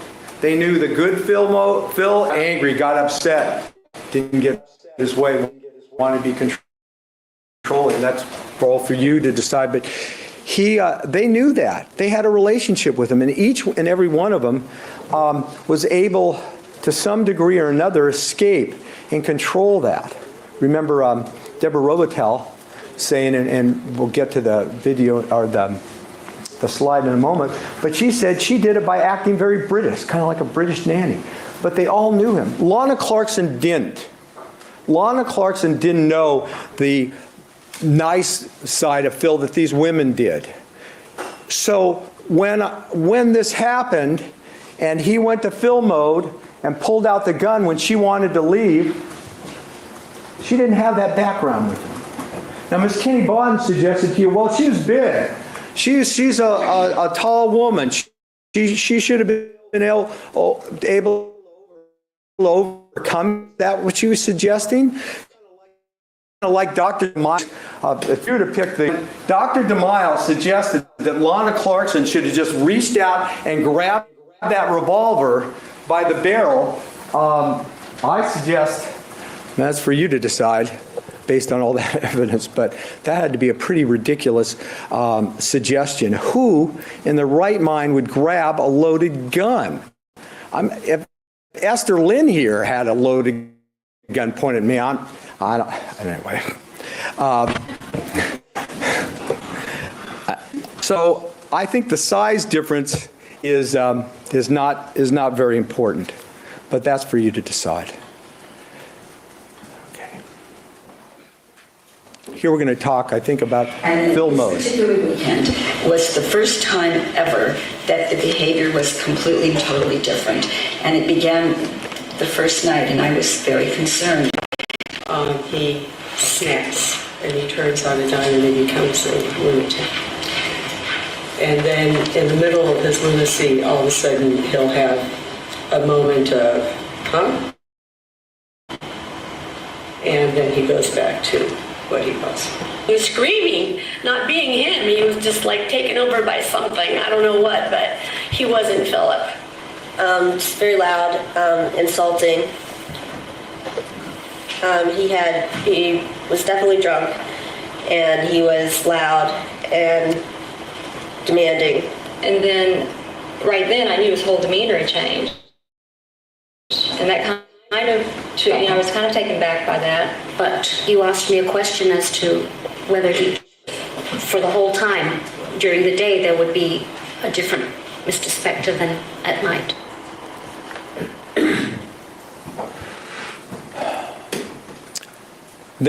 All of those women had seen this change in Phil Spector, the Phil mode.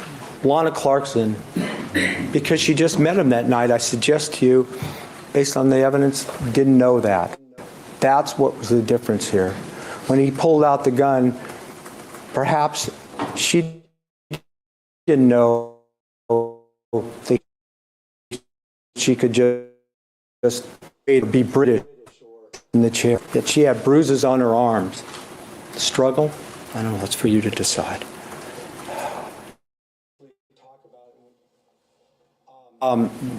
Right here, we aren't going to play the video because it's getting a little late.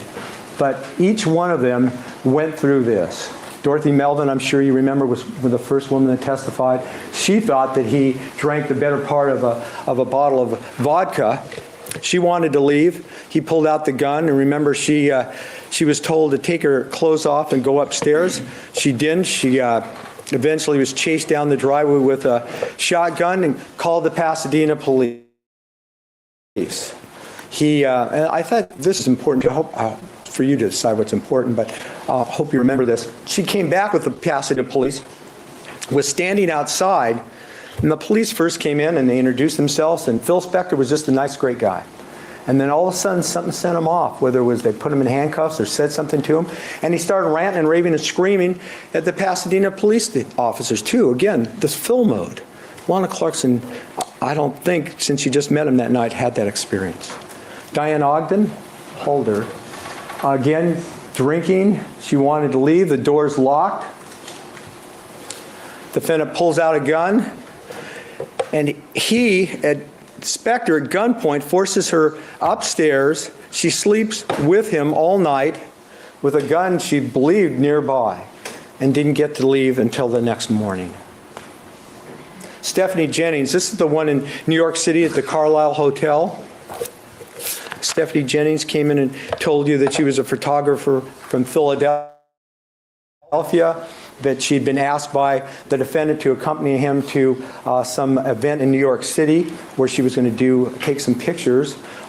They were there all night. She came back from the party earlier than Phil Spector, at least that's what my memory tells me, and went to her room. Later on, gets a knock on the door, and it's his bodyguard. Maybe there's two. I think there's just one. And the bodyguard says, Mr. Spector wants you down in his room. Maybe room now. And it's too late. I want to go to sleep. Now I want you down in his room. Well, the next thing she knows, at her door, and then later, at her door, sitting inside with a gun pointing at her. And the only way she got out of this is to call 911. She called 911. She thought that Spector thought she was calling her mother because Spector, as I recall, said something like, well, calling your mother is not going to help. And eventually, the police arrived. Spector got out of there, I think, before the police. But you might recall, oh gosh, I can't remember her name, but a very nice woman came from New York City, was the 911 operator or custodian of the records at least. And well, I don't have those right here, but we had documents that with all these numbers and symbols and letters documented this phone call, Stephanie Jennings' phone call to the New York Police Department. And using her expertise, that custodian of records, this call from Stephanie Jennings to the New York Police Department was that night, basically documented, as I recall it.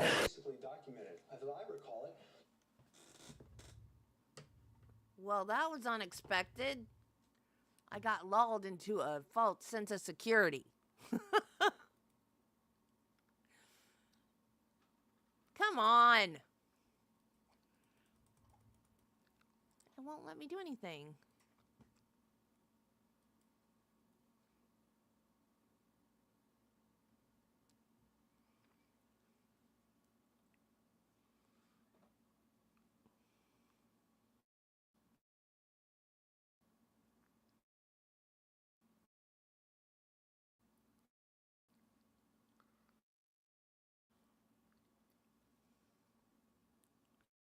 This is the trial that never ends while I'm trying to get the trial that never ends to end.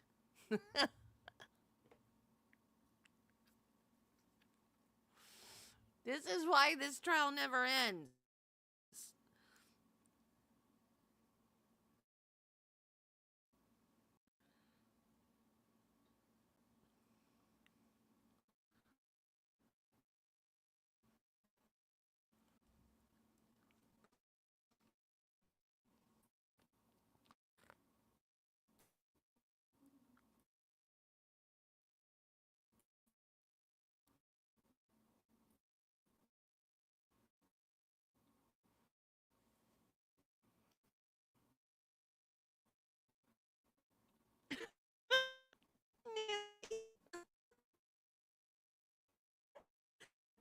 See the world today.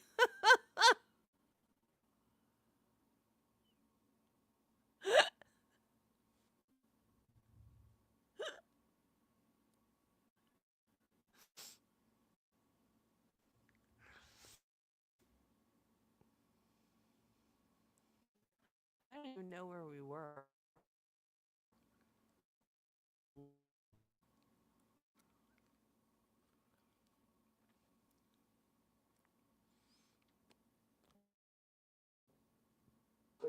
But she said she did it by acting very British, kind of like a British nanny.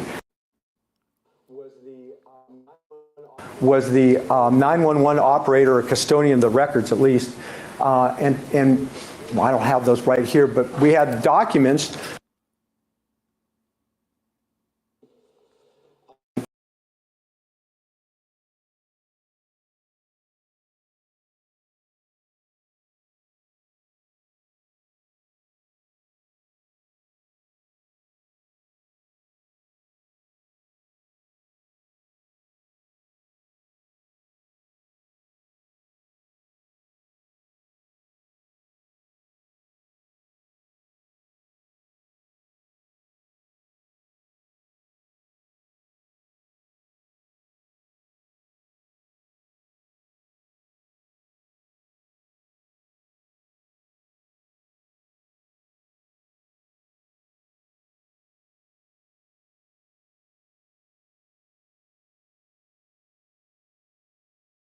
Well, the next thing she knows, Spector's at her door, and then later at her door, sitting inside with a gun pointing at her. And the only way she got out of this is to call 911. She called 911. She thought that Spector thought she was calling her mother because Spector, as I recall, said something like, well, calling your mother's not going to help. And eventually, police arrived. Spector got out of there, I think, rented out of the hotel. But you might recall, and gosh, I can't remember her name, but a very nice woman came from New York City, was the 911 operator or custodian of the records, at least. And well, I don't have those right here, but we had documents that with all these numbers and symbols and letters documented this phone call. New York Police Department, and using her expertise, told us exactly, at least what that document said, this call from Stephanie Jennings to the New York Police Department was that night. Basically documented. As I recall it, even in the document, Phil Spector's name showed up. Melissa Grosvenor, this was the woman that Phil Spector met in New York, I think with her sister, and she later was working at a restaurant, and she even testified that Spector changed hotels so he could be across from her. At some point, Spector moved out to California, and Spector invited her out to California to spend a long weekend. I think Melissa Grosvenor planned on spending 3 or 4 days out there, bought the ticket, or wanted to buy a round-trip ticket, but Spector said, no, we'll just do it one way at a time. So she got out here, went to her hotel. Now, she was on New York time. They went out to dinner, came back to Spector's house. There was some drinking going on, some dancing, and at some point, at what Melissa Grosvenor said was 2 in the morning, LA time, 5 in the morning for her, she said, I want to go. Phil mode. Everything changes. A gun comes out, it's pointed at her head, and she basically is forced to stay and then falls asleep in a chair in the foyer near the front door. She didn't get to leave till the next morning, and surprisingly enough, Spector never made any reference to it. And lastly, Deborah Robitel, you heard her most recently, the woman with the British accent, who worked for Spector in the 70s and then again in the 80s, and said that in her way, her phraseology, because she was working for Spector at his house, she had to be there, and somehow she was the last man standing. She was the last person to be there with Spector. And in both these situations, we'll go into great detail, but in both these situations in the 70s and then later when she worked for him again, when she wanted to leave, he became very upset, again switched into Phil mode and pointed a gun at her head. And at one point even told her that if you move, I'll pull the trigger. And somehow she got out of this by, I think she told you on the stand, getting herself together, using her British ways. I don't think she said stiff upper lip, but that's kind of what it sounded like maybe. And somehow talked him out of it. Lana Clarkson didn't have that advantage. She didn't have that background with him. On the night that Lana Clarkson met the defendant, he had been drinking. Mr. Jackson showed you all those receipts for all the places they went. He made advances. He tried to talk Sophia Hogin into coming home with him.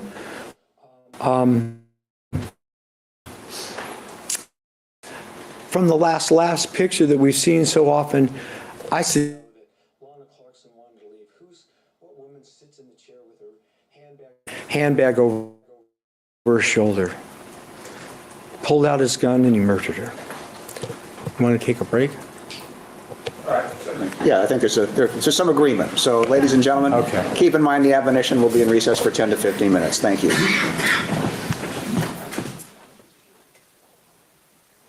Court's again in session. All right, back on the record. The parties, jurors, and alternates are present as heretofore. You may resume. Thank you, Your Honor. This is argument, so I'm just going to take a moment and argue on something that's not, just tell you. Mr. Jackson, as he often does, corrects me during the breaks, and he just told me that I put Mr. D'Souza in the British Army. He was actually in the Brazilian Army. and he did 9 months there. And not that this has to do anything to do with anything, but people make mistakes when they speak, you know? I mean, they just do. So maybe you can take that into account with everything. Next, we're going to talk, and I'm sure the defense will be maybe interested in this. We're going to talk about science, okay? Just not a long time, but a little bit. And two things that the defense brought up here, kind of the centerpiece of their case, is the GSR, gunshot residue, and blood spatter. And let's talk first about GSR, okay? Because Dr. Bodden's report, I think Mr. Jackson showed him that report, that 3-page report, and he got $110,000 for his participating in this case. But the 3-page report dated February 14th, 2007, said in part that the gunshot residue on Lana Clarkson's hands confirmed that she was holding the gun with both hands when it was discharged. Ladies and gentlemen, you heard a lot about gunshot residue in this case, and from a number of experts, maybe on both sides. Steve Dowell from the coroner's office, and Christine Pinto, I believe, from the sheriff's crime lab. And then you heard discussion about it. Nobody thinks the gunshot residue can tell you, no expert thinks the gunshot residue can tell you who fired the weapon. And the exact reason is, and I'm sure you remember, the defense had these guns going off with the big puffs of stuff coming out of them. If you're in that cloud of stuff, you're going to get it on your hands whether you shoot the gun or not. It tells you that gunshot residue on your hands tells you that you were in the vicinity of it, of when a gun went off. Either you shot the gun or maybe you were just in the vicinity. It doesn't definitely tell you that you shot the gun. And it comes off. Let's see. It comes off. I think this was some of the testimony from both those witnesses. It comes off after a period of time due to normal just kind of wear and tear, walking around, rubbing your hands, sticking your hands in your pocket, washing your hands. All the things that the defendant did in those 40 minutes between when he killed Lana Clarkson and the police show up and he got sent off to the Alhambra Police Department. What is the difference? It's so obvious between Lana Clarkson and Phil Spector. Lana Clarkson was dead. She couldn't walk around. She couldn't wash her hands, obviously. It's ridiculous even to suggest what was on her hands when she was holding her hands up, as I suggest to you, and we're going to go into this detail later on, in a defensive manner, was on her hands to stay. She didn't walk around. She didn't wash them off. She didn't stick them in a toilet, mess around with a diaper. She didn't do any of that. He did, and he did it for a long period of time. Here's what the two criminalists who seem to know a lot about GSR said during the trial. Steve Dowell from the coroner's office. The presence of particularly the highly specific particles on the samples collected from the hands, the conclusion I would reach is therefore the decedent may have discharged a firearm or otherwise had her hands in an environment of gunshot residue. The decedent could have had her hands up or near a gun when it was fired and just had those particles all over her hands, correct? That's correct. Or she could have got the particles just by firing. That's correct. And there's no scientific way for you to be able to tell the difference. There is not. On live individuals, the things that we do with our hands, intentionally or not, have an opportunity to remove particles. So any uncontrolled activity by a live individual that offers an opportunity for them to wipe their hands together, wash their hands, stick their hands in their pockets, anything like that, any kind of activity like that can remove particles of gunshot residue. These particles literally explode out of all of the mechanical openings of a gun and they settle onto nearby surfaces. They're very easily transferred, so I can't say anything about someone's handedness based upon whether the particles came from the left hand or the right hand. They're easily transferred. At best, I could say that you were both in an environment of gunshot primer residue, but I could not identify either one of you as being the shooter. Two people who had gunshot residue on their hands, they were both in the environment of a gun going off, but she can't.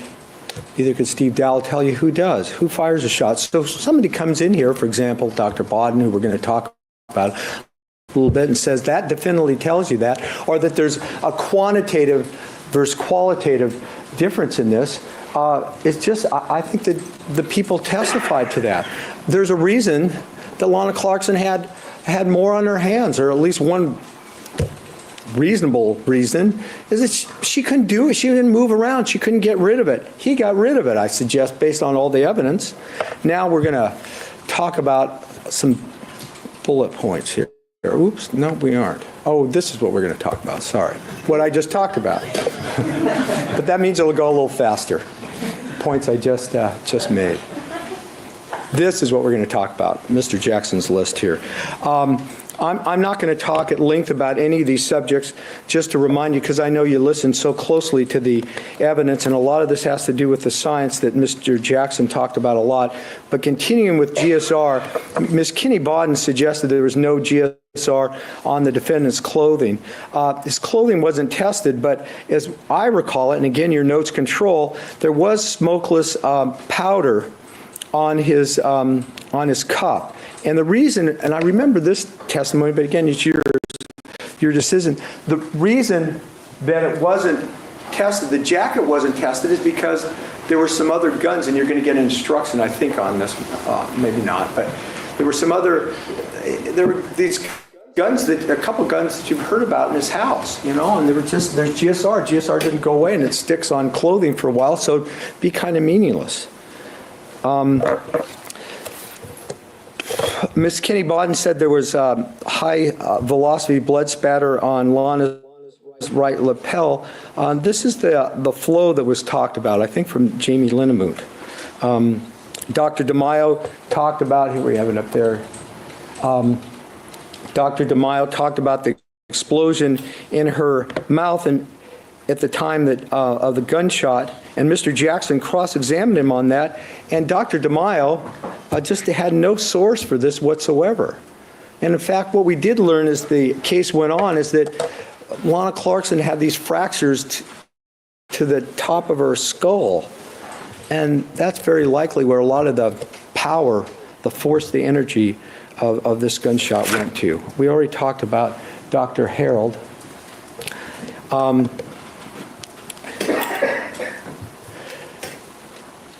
Lynn Kinney said that Jamie Linnemoot said that there was high speed or high velocity blood spatter on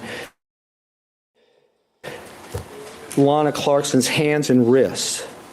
But your memory will control, but my recollection is that she pointed, when Jamie Linnemoot testified, pointed to this portion of her hands and wrists, like this, which would be consistent with blood spatter coming out of your mouth and your hands being held up in a protective way. The luminol issue, they said it was done improperly. You heard from Steve Renteria on this. He's sitting at the defense table, Wiggles. That's a zombie. Yes, zombies exist. And you also heard that there was no blood spatter or back spatter on Lana Clarkson below, and Mr. Jackson used a picture where he had a red line drawn across beyond her thighs. And I'd ask you to think back about that, because that's really what I think the evidence will show. Lastly, because we're going to get to the blood in the lungs in a moment, the DNA on the bullets, and this goes back to the opening statement, as Kinney Bodden's circling the bottom of the bullets, saying that there was Lana Clarkson's DNA on the bottoms of the bullets. That's just not the case. Check your notes and check the evidence. The DNA was from blood, and it was from the tips of the bullets. And we're going to show you some information here in a little while. They'll show how that got on the tips of the bullets, but not on the base of the bullets. It just wasn't there. Okay. Let's talk about, there's the bullets, right. And my recollection, and yours controls, is that Mr. Plord either circled or pointed to the base of those bullets, saying that that's where the DNA, where Lana Clarkson's DNA was. And I think all the testimony was that it came from the tips.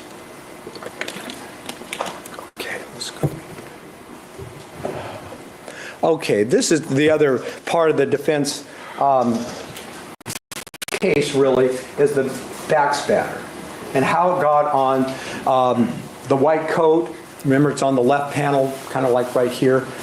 And this is for you folks to decide, but I think there's an evolution here of the theories as it goes on, and you're just going to have to review your notes and think about it. Mr. Jackson talked about this a lot, but first it was, well, backspatter flies 72 inches. Well, no, that didn't really happen. That was suggested in the opening statement, but there's no evidence of that in the case, as I recall it.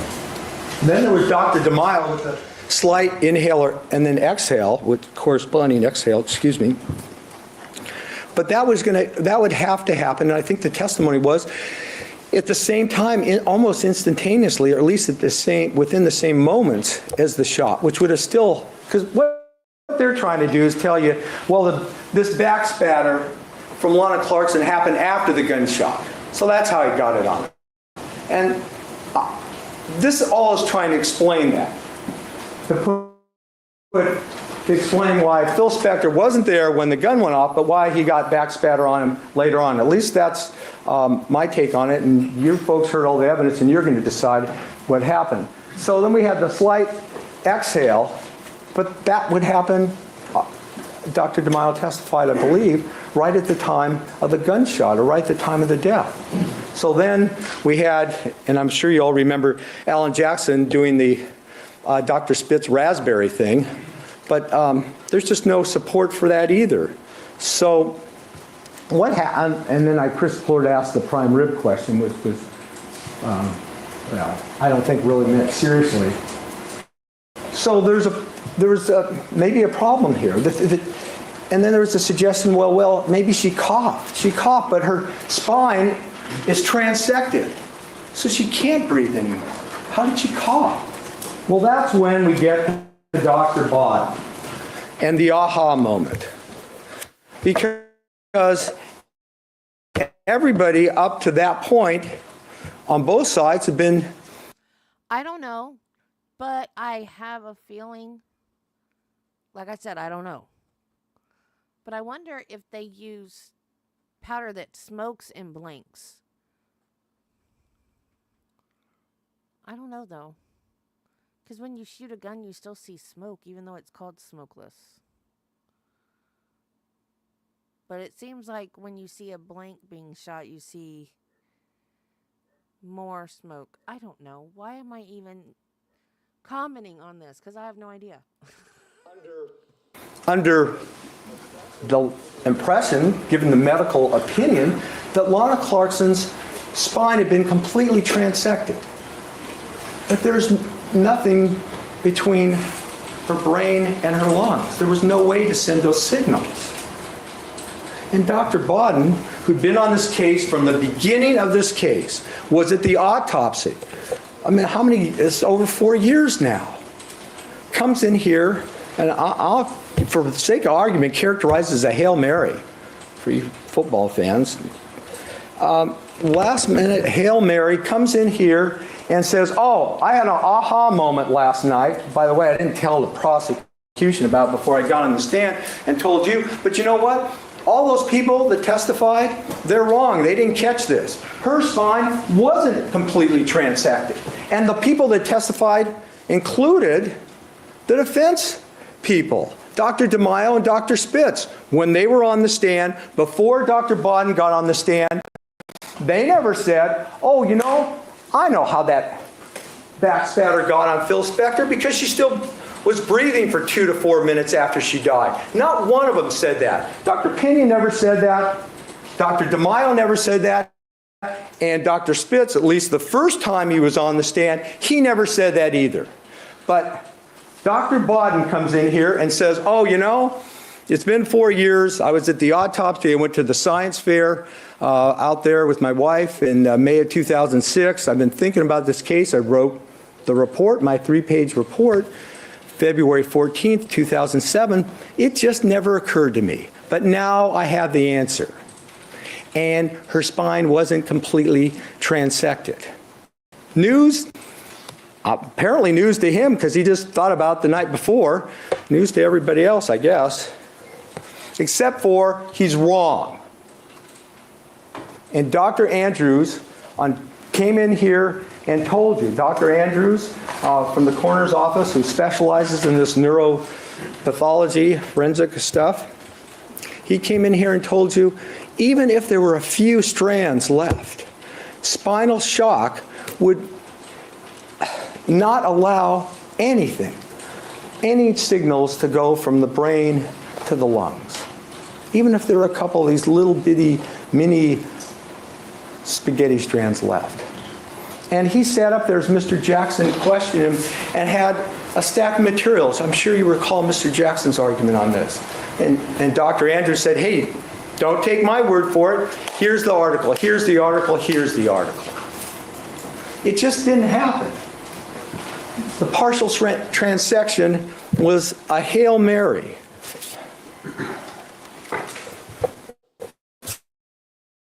So I have to ask you this. I have to talk about this. Is there any conflict of interest here? And, you know, Miss Kenny Bodden is a nice lady, and there's no personal attack here. It's really a question of judgment and what's going on here. Dr. Bodden comes in at the last minute, doesn't tell us about his aha moment, but comes up with a theory that supports their case. And he's married to the person that just gave the final argument, who argued his credibility to some degree. Isn't that a conflict of interest? But Dr. Bodden, who's Dr. I never heard of a conflict of interest, had this to say about that. And you had indicated on direct examination that you do have a relationship with one of the defense attorneys in this case. As a matter of fact, some might even call her the lead defense attorney in this case, Ms. Linda Kenny Bodden, correct? She is my wife, yes. All right. Can you tell us, or tell the jurors in your words, how you define the phrase conflict of interest? I consider conflict of interest a legal term and not a medical term, so I can't really define it, as you say, but if you're asking me about my... You know what? Linda cannot complain about any of this because he was on the case before she was. And then she took the case. So she can't complain about anybody saying conflict of interest. Because this is her fault. And I like her. I'm not saying that in a mean way. I'm just saying, if she didn't want this to happen, she shouldn't have taken the case. Hey, Carla. My wife being involved in the case. I'm simply asking you, Dr. Bodden, about your definition of the general phrase, a conflict of interest. I don't have a definition of that. So you do agree that emotions or personal feelings or personal interests can play a part in a conflict of interest, either medically or otherwise? I don't know about the conflict of interest part. I told you, I don't know what that means. It can play a part in relationships. Yes, it can play a part of emotion. Mrs. Kenny Bodden told you the defense science, she said this a number of times, the defense science is unbiased, impartial, and objective. Is that what you take away from that? Is it? You know, Dr. Bodden, and I won't go back to the earlier video, but he was the one that wasn't interested in all in Phil Spector's motive history. Not interested in all. Mr. Jackson asked him, well, would you consider this name? You know, it's not real important, kind of like the rest of them from the defense side. But, you know, and this is just argument, so I'm going to argue a little bit. You know, what if he did? They're supposed to be unbiased, impartial, and objective. It's like our judge. I mean, our judge is impartial, objective, unbiased, and fair. That's what experts are supposed to be. You know, would somebody have a problem if the spouse was on the bench and you're trying a case? Of course you would. This isn't far from that. So when Dr. Bodden says, you know, I'm not interested in Phil Spector's motive history, I'm not at all. Well, what if he really was? I don't know, but this is argument. What if he really was? And he heard and Mr. Jackson laid out the... Yes, I am, because I know you're addicted to me, and you're going to watch whatever I make you watch. The 7 incidents from the 5 women, and he goes, aha. Goes, you know what? That might change my opinion.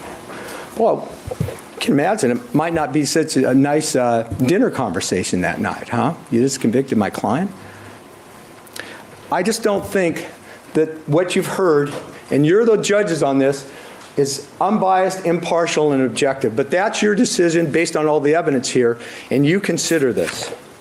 So what do we have next in the defense's efforts to explain the backspatter, the high velocity backspatter on Phil Spector's left part of his coat? Well, Dr. Warner Spitz came back. Now, he's been doing this, I'm older than 54 years, but not a lot older. He's been doing this as long as I've almost been alive. And he had been on the stand, he'd been an expert in this case, and he never told us the first time there was a partial transection of Lana Clarkson's spine. Never mentioned it. He went along and said, well, Dr. Penny was right. It's a full transection. But he comes back here and backs up Dr. Bodden. And then when Mr. Jackson kind of confronts him, and they talk about it a little bit, he backs off of that, but he says, aha. Well, he didn't say aha, but it was kind of like an aha moment. The vagus nerve, that's the out here. The vagus nerve, that's what would tell you that Lana Clarkson continued to breathe for all this period of time, explain the backspatter on Phil Spector's jacket. That's this vagus nerve, and this is Alan Jackson's handiwork up here, his artwork. But it was pretty much right out of the book that Warner Spitz looked at, only Alan Jackson, as he explained in his cross-examination of Warner Spitz, put one-way signs on it, because that's how it works. As you recall, and we won't do the whole thing, that the vagus nerve here is that one, and it's one way, and it's taking a signal from the lungs. I need air, breathe in, and then the nerves down the spinal cord send that impulse to the relevant muscles. But in a transection, a full transection of the spine, they can't get there.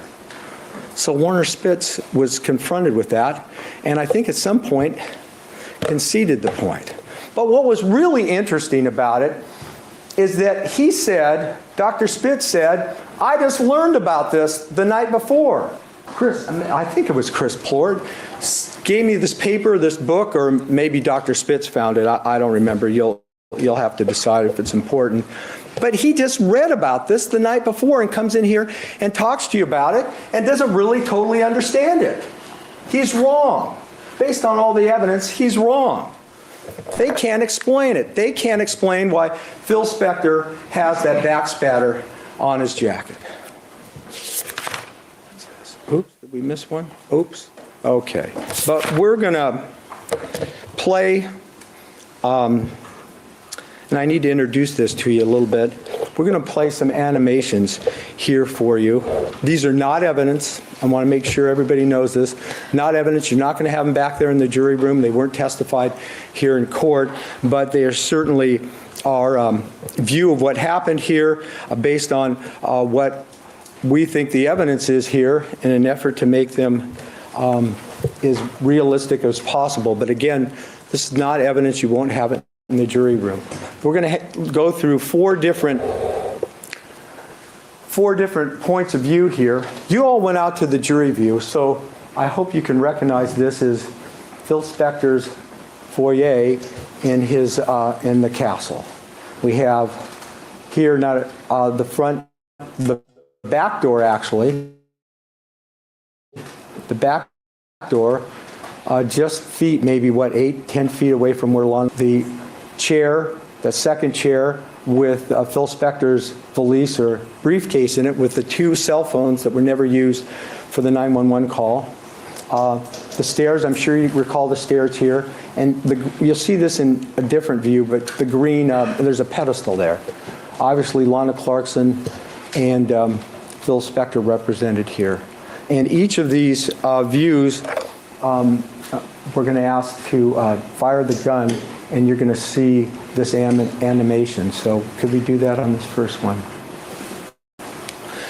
And you can see here how Lana Clarkson, maybe do that once more. There we go. Okay. Lana Clarkson's head falls to the right. Her hand kind of falls limp over her handbag, the leopard handbag here. And you can see Spector's left hand, how he's turned, and his right hand after the shots fired and the gun. And as you recall from so many people who testified here that talked about guns, Jim Carroll, Dr. DeMaio, I think even Werner Spitz, about the recoil. We're going to talk about the recoil of this gun.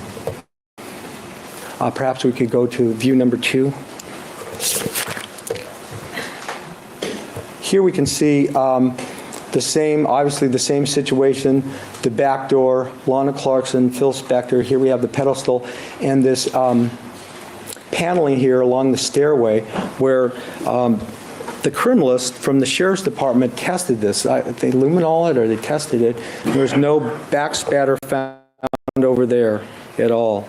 The stairway here, and there was one piece of Lana Clarkson's tooth there. So maybe now we could fire the gun. Okay. And again, you can see how in this animation, her head falls to the right, which would be consistent with the blood flow that all the scientists saw on her left shoulder, the pooling of blood underneath her purse, and how her hand goes limp over her handbag. We do that one more time. Fire it. Okay. And we're going to go to our third point of view.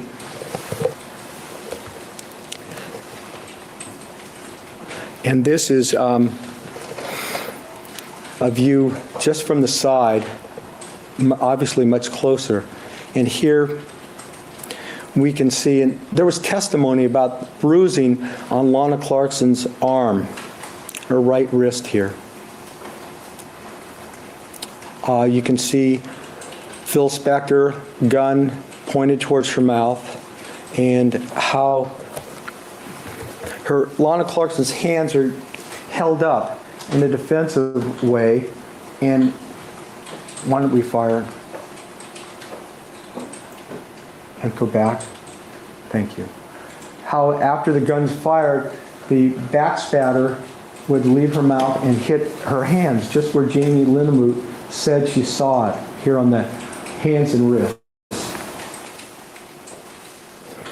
You can also see, once we fire it one more time, we'll go off to how after the gun's fired, this jacket, the white jacket that we've talked so much about, how it is exposed to the backspatter, especially because Lana Clarkson's head, as the evidence showed, was turned to the right. And his jacket right in this area would be exposed. And here's one more thing I'd like to point out. It's not just his jacket. This Kenny Bodden, I think it's called item 19H, made quite a deal about backspatter right in this area, I believe, right in this area of Phil Spector's jacket, and how backspatter can't turn corners, go around corners. How's that? Well, this gun recoils. And let's do that one more time. And at the moment the gun's fired, the backspatter would leave Lana Clarkson, and that undersleeve would be exposed. And would explain the backspatter that we found there. Okay, let's go to 4. Okay. This is our last point of view, and then we're just going to quickly revisit the first one. From this angle, you could, and this is really Lana Clarkson's angle in this animation, you can see how the gun would be held, again, pointing towards her head, her face, and eventually her mouth. Hands explaining the bruising on her right hand, how her hands and wrists, just where Jamie Linnemoot, said that she saw tiny high-velocity backsplatter on her hands would be exposed. We also see, this is a subject that we talked about earlier, the gun. And remember, we've talked about DNA, Lana Clarkson's DNA on the bullets and on the gun. Here, this is a revolver. You all know People's 26, the revolver. And that's where the bullet points would be. And after the gun's fired, you could see how, there we go, how, why don't we go back? Thank you. That moment, the backspatter would hit those bullets, the tips of those bullets, and the scientists, the criminals, would later find it. You can also see how Phil Spector's hand around the trigger would be partially exposed to blood, to backspatter. And if you recall, at the very beginning of my argument, I talked to you about... That's how her DNA got on the tips of the bullets. I've been stumped on that this whole trial. Adriana D'Souza, and how Adriana D'Souza remembers seeing the gun held by Phil Spector in his right hand, and there was, I think his words, a little bit of blood on his hand or on his finger. Okay, let's play that one more time. And again, you may approach. You may proceed. Thank you.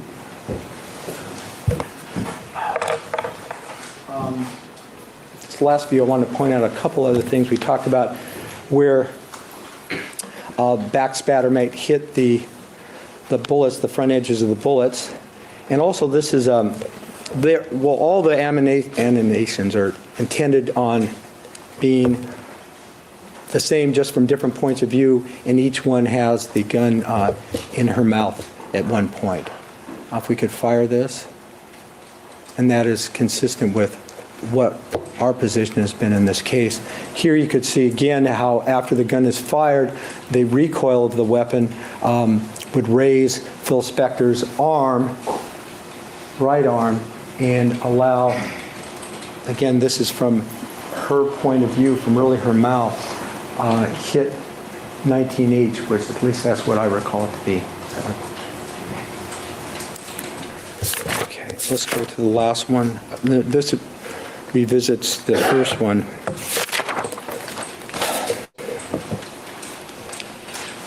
And let's, this is the first scene that we saw. Why don't we fire the gun?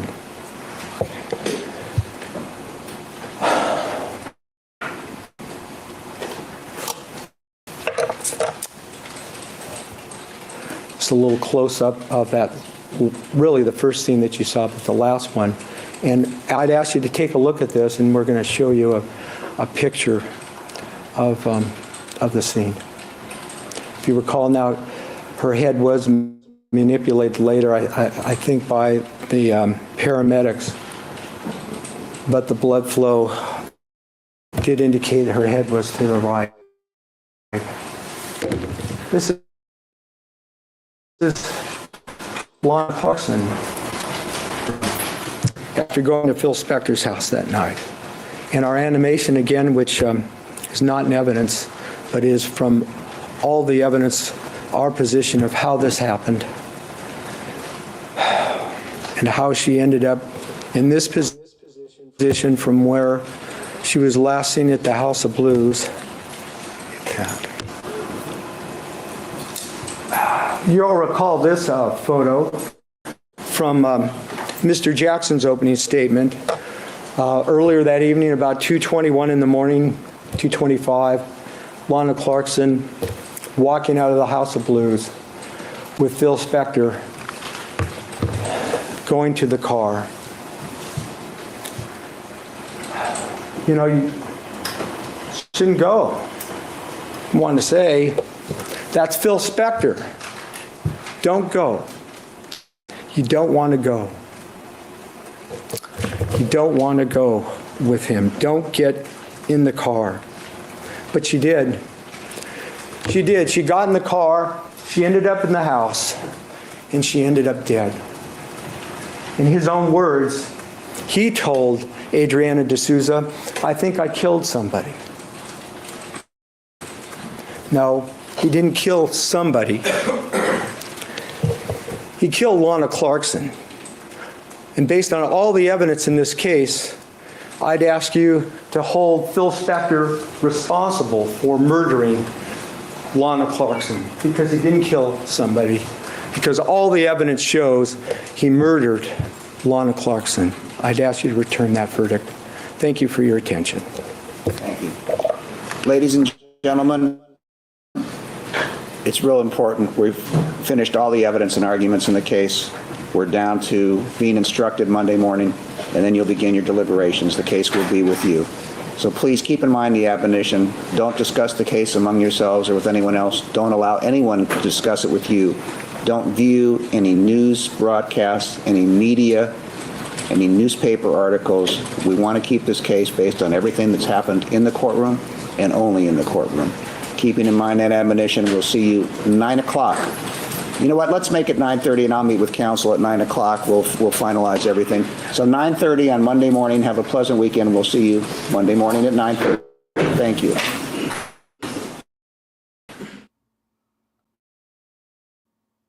No, he's a zombie. I told you earlier, he's a zombie.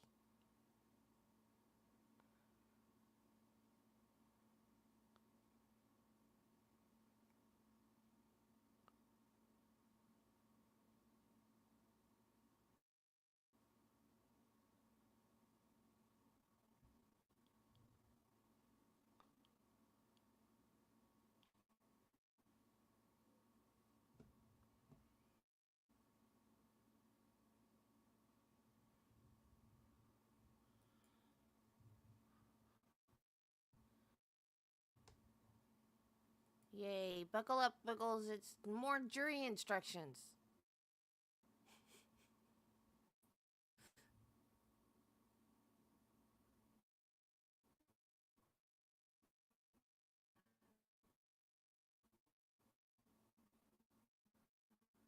Load.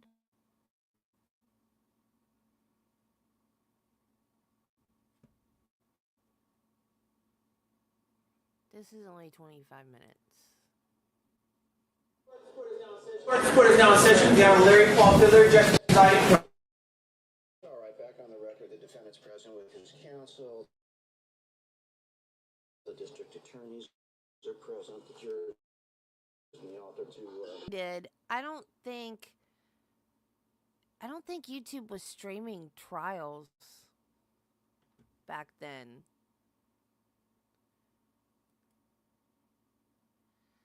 Yeah, they did in Kieran Reed. In the newer trials, they do, but this was 2007. So I don't think they were streaming trials on YouTube back then. I don't know about individual people covering cases back then. I don't remember if that was a thing yet. But I don't think they were streaming trials yet, because you used to watch trials on Court TV, like on their television station, Court TV. I know, it's weird.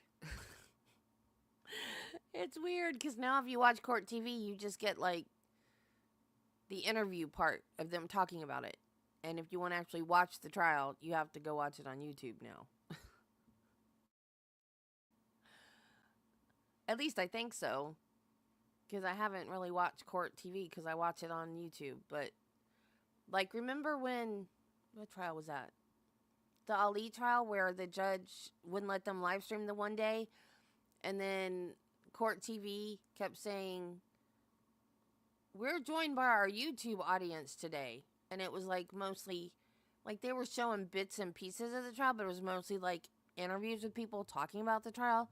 I think that's what they mainly do on their TV station now. Or TV channel or whatever. Because I don't have regular TV. I just have streaming services. So I think that's why he didn't mention it. Because I don't think trials were streaming on YouTube back then. Yeah, I remember when Court TV started too. I used to watch it back then. Oh, Wiggles. First of all, there is a motion, defendant's motion to reopen closing arguments.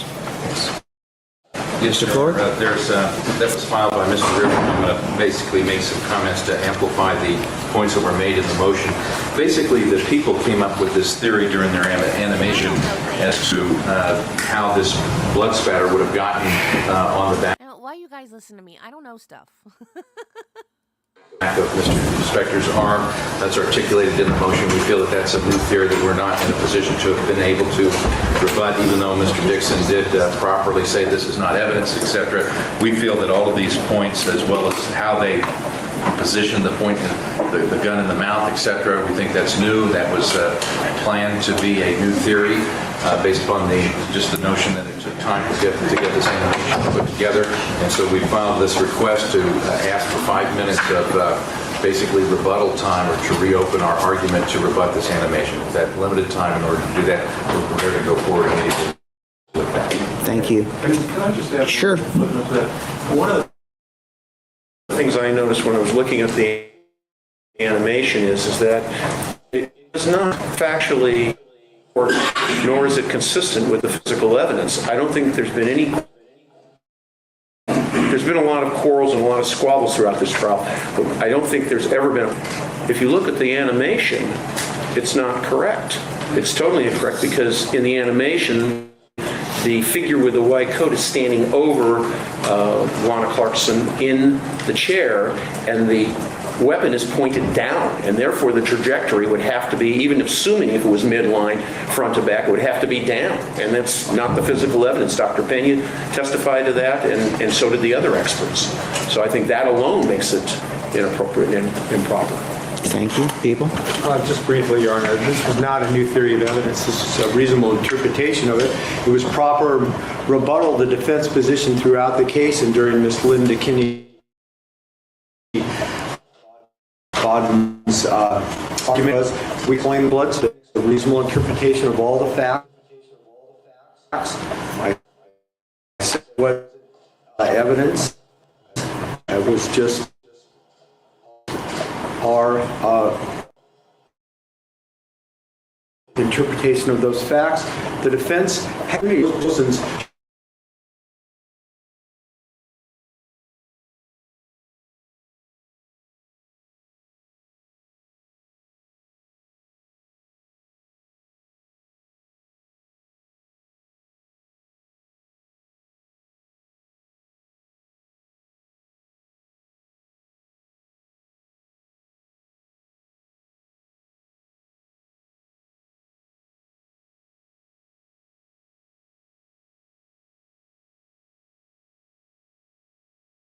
Oh, you're not saying you didn't say anything about the commentary when you just stood up and objected. You said that it was wrong factually because of the way they had the figure crouched over her. You didn't say anything about the commentary that accompanied it. You said because the trajectory of the gun was pointed down, and it was supposed to be up, midline, and up. You didn't say anything about the commentary. Rosen, see, this is why I don't like this guy. He just freaking, like he's CYA. Because he objected, and then he got called out on it, because he'd already seen the video. And so then he switches his argument. Ugh.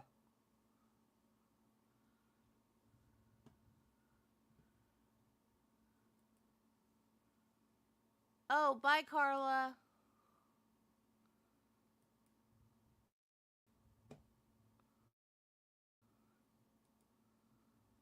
didn't give us the full panoply of the facts and the full picture. We had no idea what he was going to say about it until he spoke to the jury about it. So the fact that Mr. Reardon didn't make the objection previously, I think, should not bar the court from considering the comments that have been made by Mr. Plor and myself. Yeah, I don't remember the arm going up the way it was shown in the video. Maybe I just didn't catch it, but I didn't think that we were shown that before it was shown here in court. And certainly the comments regarding how the blood spatter got there, that's really what took us back. and we wanted to reopen on that basis. Okay, a question about the midline. The animation was actually leaning back at the chair, which establishes exactly how all the doctors agreed that trajectory would be. All right. I'm satisfied that it was made very clear during the presentation. First of all, there was a preview. Second, that it was made very clear this is not evidence. This is their interpretation of a possible interpretation of the facts. And the motion to reopen the closing argument is denied. There is a motion pending concerning whether the court should, and if it does, how the court should deal with the comments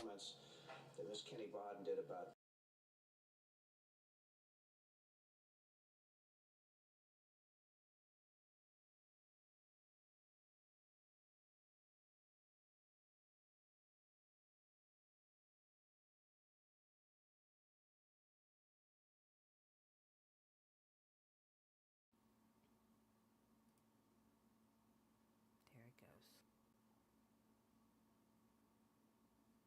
Oh.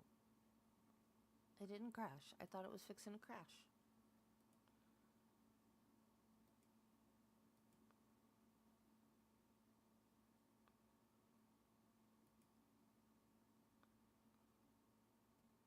Yay, no crashy.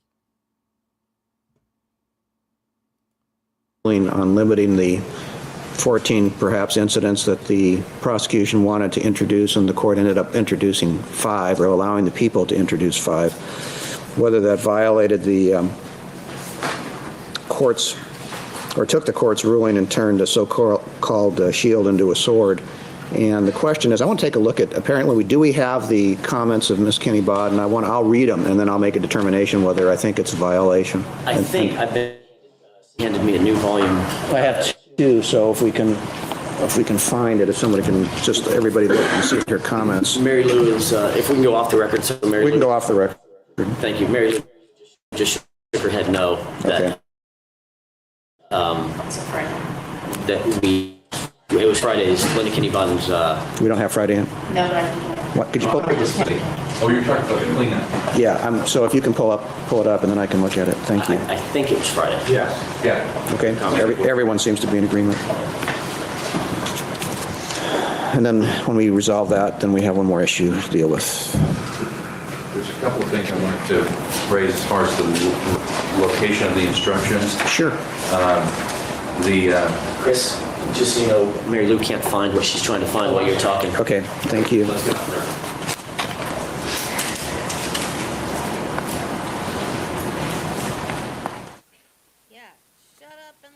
Okay, I think I've gone through it. And your memory's now better than mine. Well, I don't think it's as bad as you think it is. In fact, I'm not sure that it's impermissible. They did use the term select, but she's pointing out that these, in Mr. Spector's life, his entire life, that you've picked out 5. And remember, the reason I kept out all those incidents, one, many of them had nothing to do with attacks on women. They don't qualify under 1101B in any event. The one that arguably came the closest was this argument at a party, and I remembered it when you recalled it, or the similarity that's required under 1101B. It's just not admissible. It's a bad act, but it isn't admissible under 1101B. And the bottom line is, I don't think Ms. Kenny Bodden's comments violate what she's pointing out. You took 5 incidents. It's not, there's never, he has a long life. These 5 similar incidents, he's had, probably dated hundreds of women. There's nothing, she didn't use the court's prohibition as a positive weapon. That's not, I realize where the objection or concern is coming from, but I don't see it. All right, well, I don't have the transcript in front of me, Judge. My memory was that there was a comment comparing Lana Clarkson to the other 5 1101B women, and the comment was something to the effect that, and look at Lana Clarkson, she was ostensibly a stranger to Phil Spector, and he's never pulled a gun on a stranger. Why would he do that? He had long relationships with these other women, and that's what stuck in my mind, and I thought, well, wait a minute. He knew Deborah Strand.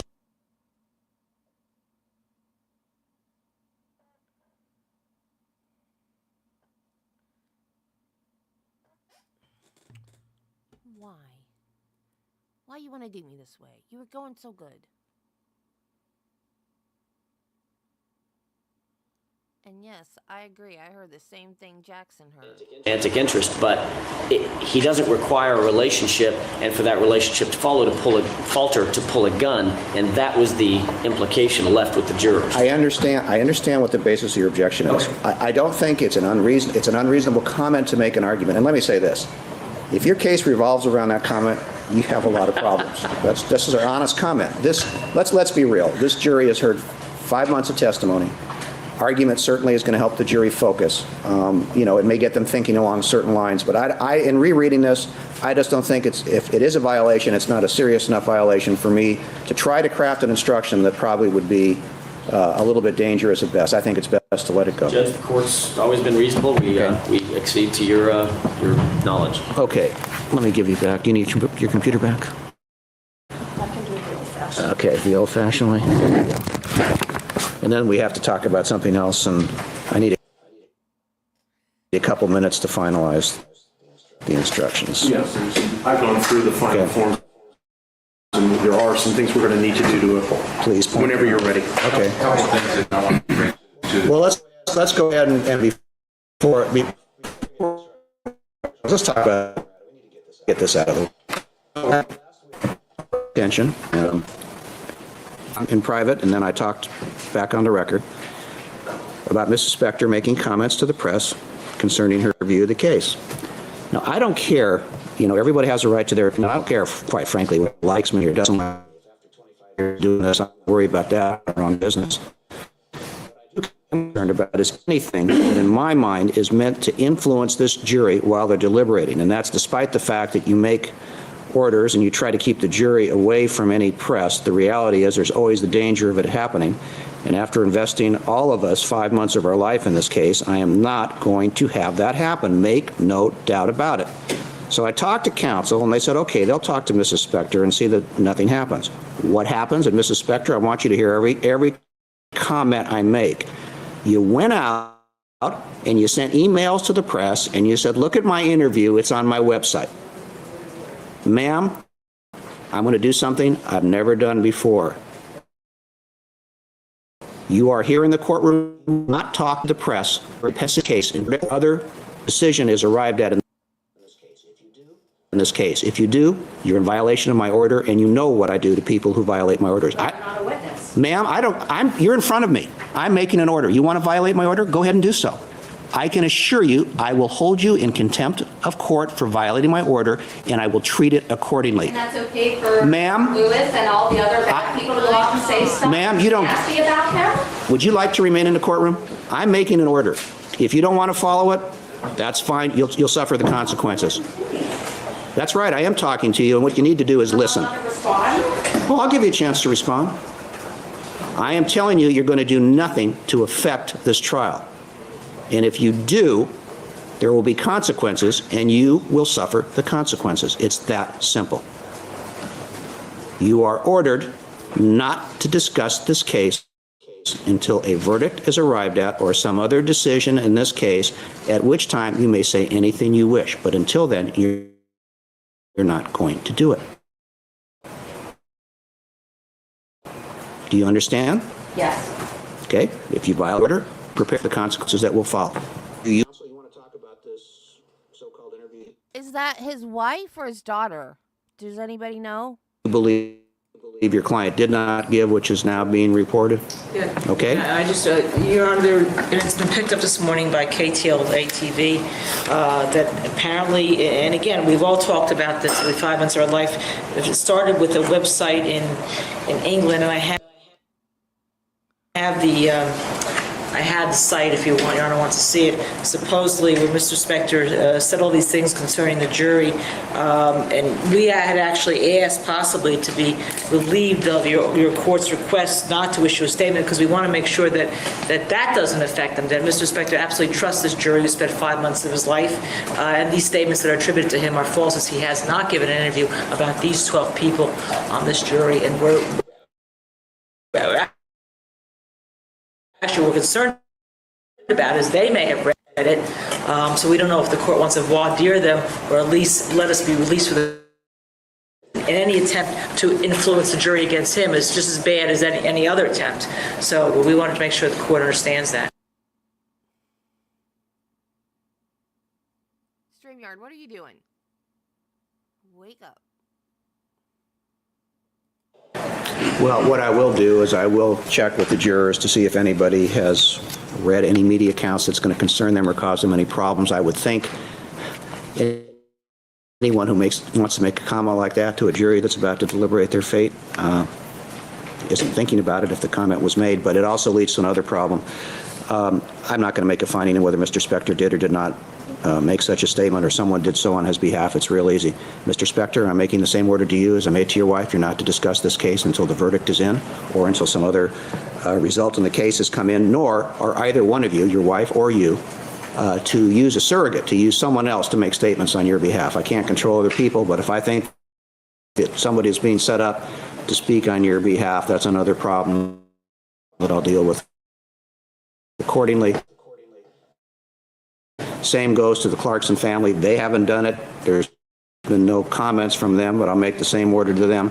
This case, nothing else. We're concerned about Your Honor, we're concerned about that. So we just want to make sure the court understands that we've been here, he's been here every day. You have not seen him give interviews to the press on this at all. And, as I said, the part concerning me, who cares? The part concerning the jurors, yes, I am concerned, and for that, I will make an inquiry as to whether anybody has done anything along those lines. And that's what it's going to be, and that's the way we're going to do it. And this case will be decided in the courtroom where it should be. Okay, now let's talk about the jury instructions. Thank you, Your Honor. Could we start with 251? Okay. I'm looking at it, and I noticed that, by the way, this is the final version is, I'm supposedly as I've gotten it from Mr. Jackson. Okay. There's two sets of parentheses, intent /and/or mental state, close parentheses. Right. And I note that in the final form here, neither one had been X'd out. Both had been. You just talk about the parentheses? I'm talking about the parentheses, yes. Okay. I'll take them out.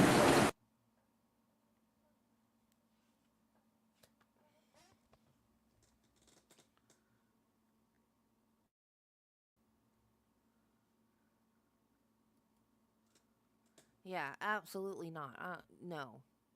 I'd be too afraid I'd end up in a jail if I talked to a judge like that. No way. Absolutely not.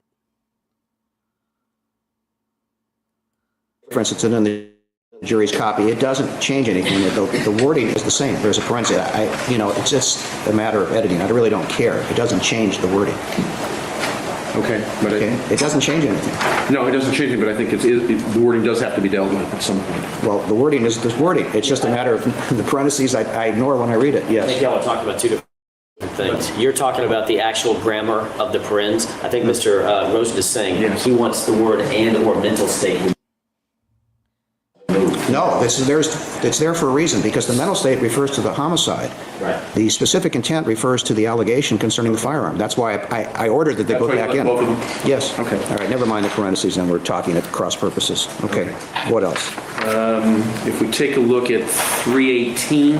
Okay, let me get there. I'm also going through and filling out the historical portion, which hasn't been signed yet, and then when I get to 318. By the way, I told Wendy this. I replicated your historical portion consistent with your first draft. Right. There were several places where you had no history, so I just left it blank and I tagged it. Right, I've got them here. Okay. Thank you. Okay, 318. Okay. The word statements needs to be excised, and you have heard evidence of a statement, so A needs to be it needs to be excised. Okay, well, before we hand that into the jury, if somebody will go through that and just take out the A. It doesn't change. No. It's grammatically. It's just grammatical. Okay. And then if we look at 358, we have hold on, I'll get to 358 in a second. Sorry. It's all right.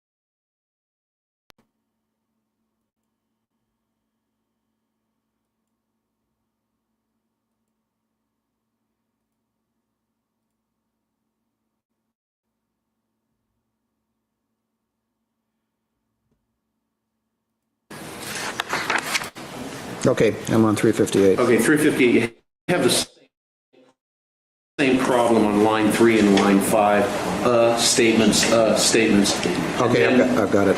Okay, and then in the final sentence, the word statement has to be pluralized, and the S needs to be put after the letter T. Okay, oral statements. Okay. Let me see.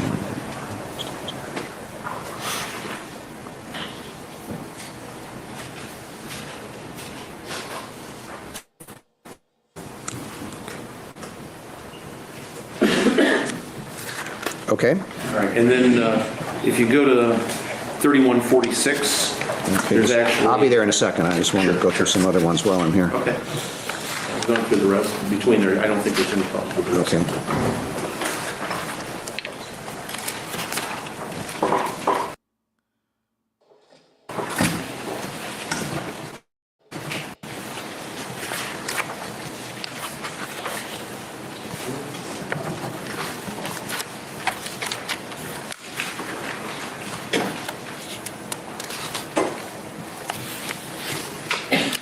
$31.46? Yeah. Okay.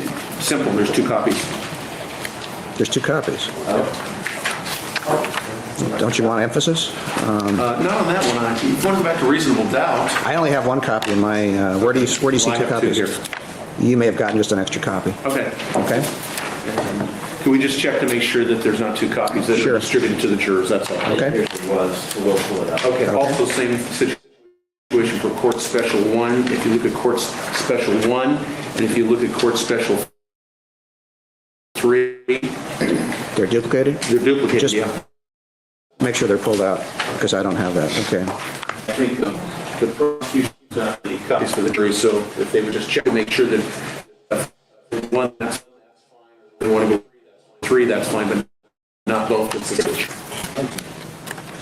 Court instruction 1, court special, it's revocation, the same instruction. Yeah, we'll pull 3 out. Okay. Your Honor, yes. Is your plan to have the jurors have their copy while you read the instructions? It depends. Do you have a preference? It's up to you.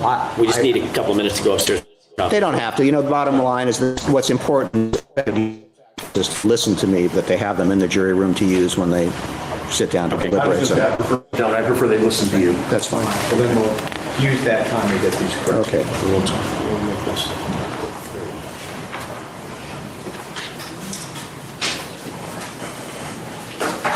Those corrections and removing those duplications, I've gone through it, they appear to be correct.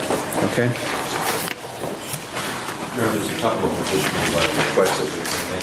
First of all, with reference... Can you give me just 1 second, Mr. Clord? I'm just trying to finish the ones I have. Thank you.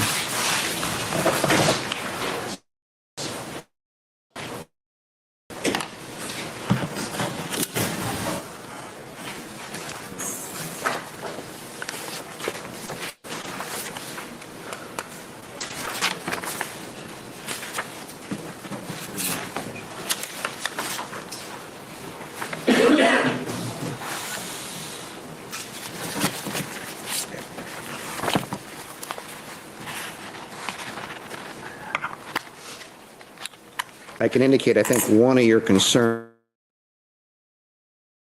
if I'm correct, if I'm incorrect, that's fine. One, the instruction, it doesn't make, will say that on what's being listed as court special instruction 1 is actually a defense instruction. But more importantly, I don't want the heading appearing where the jurors will read it. It should be moved so when Wendy cuts off the instructions, they're in an appropriate place. Yeah, we would like the... And I'm going to put that with 306. That's, yes, that line. Just need to make sure. And I'll move it after 306 because it's consistent. Right.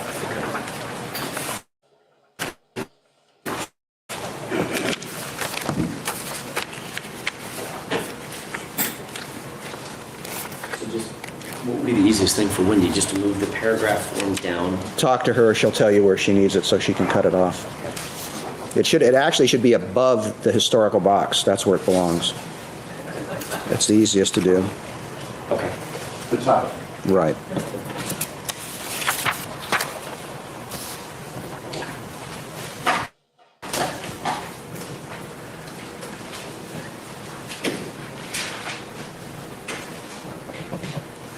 The same for the one concern.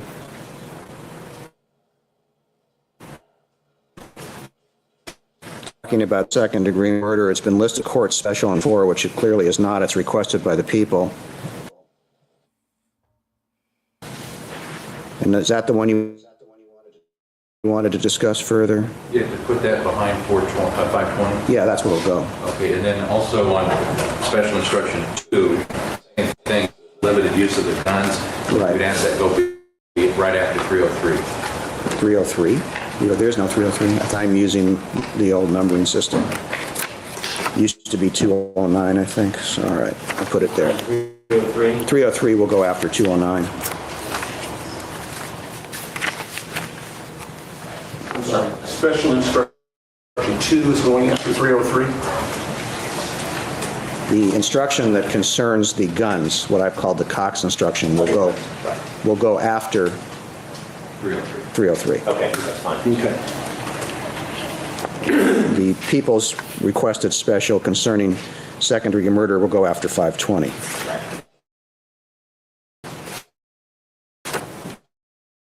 And that's going to be named People's Special Instruction, I guess we'll just call it 3. Well, it would really, yes, what were your other two? That's maybe your special instruction 1. It doesn't make any difference what we call them. Okay. It's these. Yeah, it doesn't, but just for housekeeping. Okay. Keep it a 4, change it to a 3. Let's make it a 3 because the other one was duplicate. Well, what were your 1 and 2 then? Let me ask 1 you. and 2 was Defense Special Instruction 1. Oh, I see what you're Then saying. Court Special Instruction, it's 2, and then Okay. this one's Prosecution.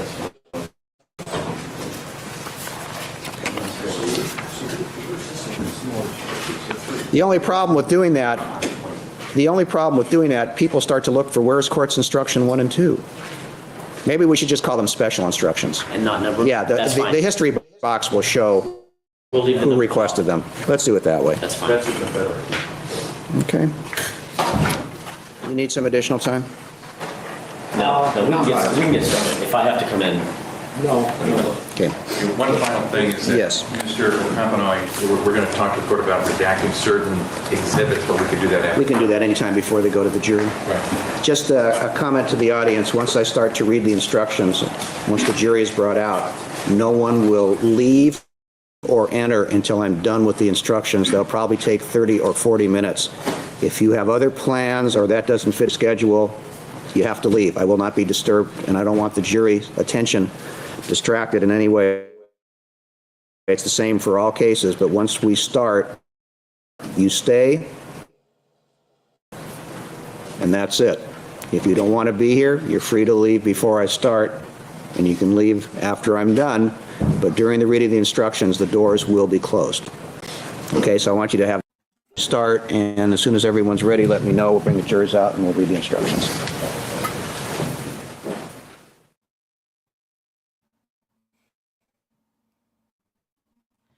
What if you have an emergency?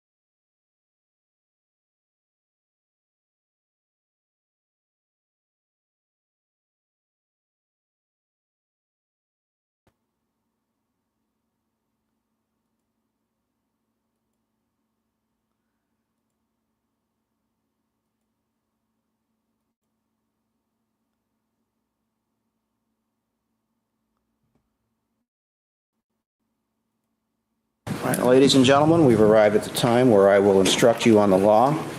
Again, if anything the attorney said during the and he will be instructed further. If anything the attorney said during their arguments conflicts with my instructions, it's my instructions that will control.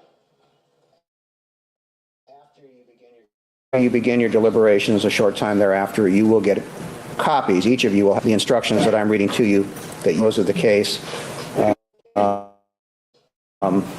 The one thing I ask is on them, since we will be recovering them as a discussion on the law, the foreperson doesn't have to pass around the court's instructions is the way it's often done. I'm trying something new in this case. Other judges do it. We'll see how it's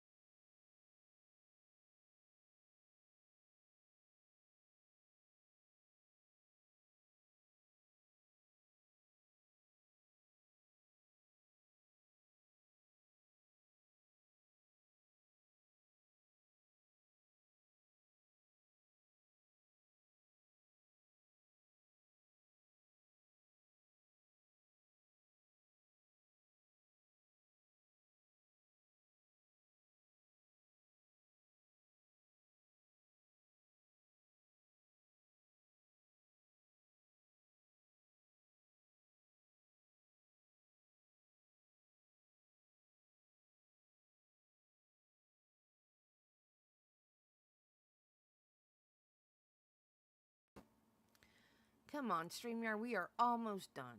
We are so close to being done.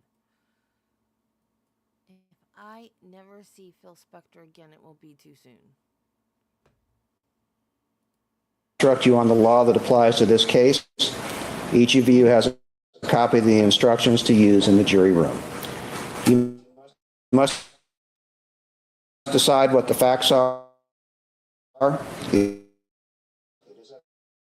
is up to you exclusively to decide what happened based only on the evidence that has been presented to you in this trial.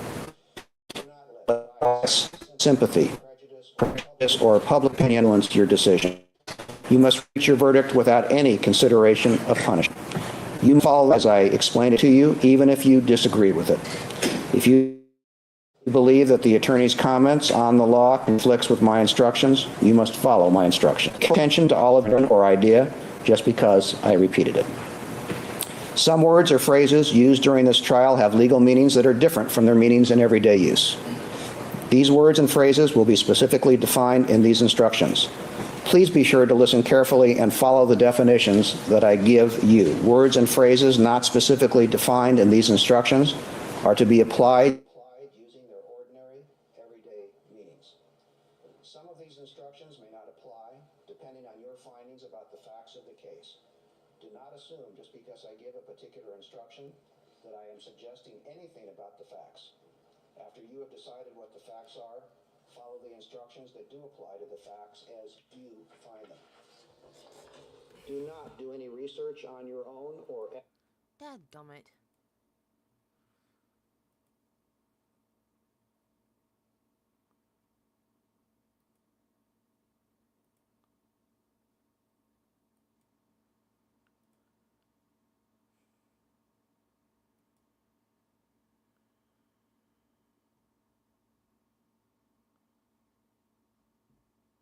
As a group, do not use a dictionary or other reference materials. Investigate the facts or law. Conduct any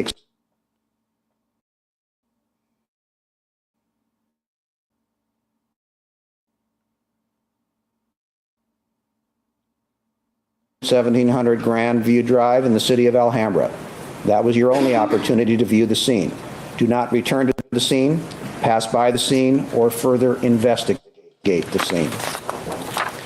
You have been given notebooks and may have taken notes during the trial. Please do not remove your notes from your... You may use your notes during deliberations only after your notes may be inaccurate or incomplete. If there is a disagreement about what actually happened at trial, you may ask the court reporter to read back the relevant parts of the testimony to assist you. It is the testimony that must guide your deliberation, not your notes. The fact that a criminal charge has been filed against the defendant is not evidence that the charge is true. You must not be biased against the defendant just because he has been arrested, charged with a crime, or brought to trial. A defendant in a criminal case is presumed to be innocent. This presumption requires, whenever I tell you that people must prove something, I mean they must prove it beyond a reasonable doubt, unless I specifically tell you otherwise. Proof beyond a reasonable doubt is proof that leaves you with an abiding conviction that the charge is true. The evidence need not eliminate all possible doubt, because everything in life is open to some possible or imaginary doubt. In deciding whether the people have proved their case beyond a reasonable doubt, you must impartially compare and consider all the evidence that was received throughout the entire trial. Unless the evidence proves the defendant guilty beyond a reasonable doubt, he is entitled to an acquittal, and you must find him not guilty. You must decide what the facts are in this case. You must use only the evidence that was presented in this courtroom or during the jury view. Evidence is the sworn testimony of witnesses, the exhibits admitted into evidence, and anything else I told you to consider as evidence. Nothing that the attorneys say is evidence. In their opening statements and closing arguments, the attorneys discuss the case, but their remarks are not evidence. The questions are not evidence. Only the witnesses' answers are you to understand the witnesses' answers. Do not assume that something is true just because one of the attorneys asked a question that suggested it was true. During the trial, the attorneys may have objected to questions or moved to strike answers given by the witnesses. I ruled on the objections according to law. If I sustained an objection, you must ignore the question. If the witness was not permitted to answer, do not guess what the answer might have been or why I ruled as I did. If I order testimony stricken from the record, you must disregard it and must not consider that testimony for any purpose.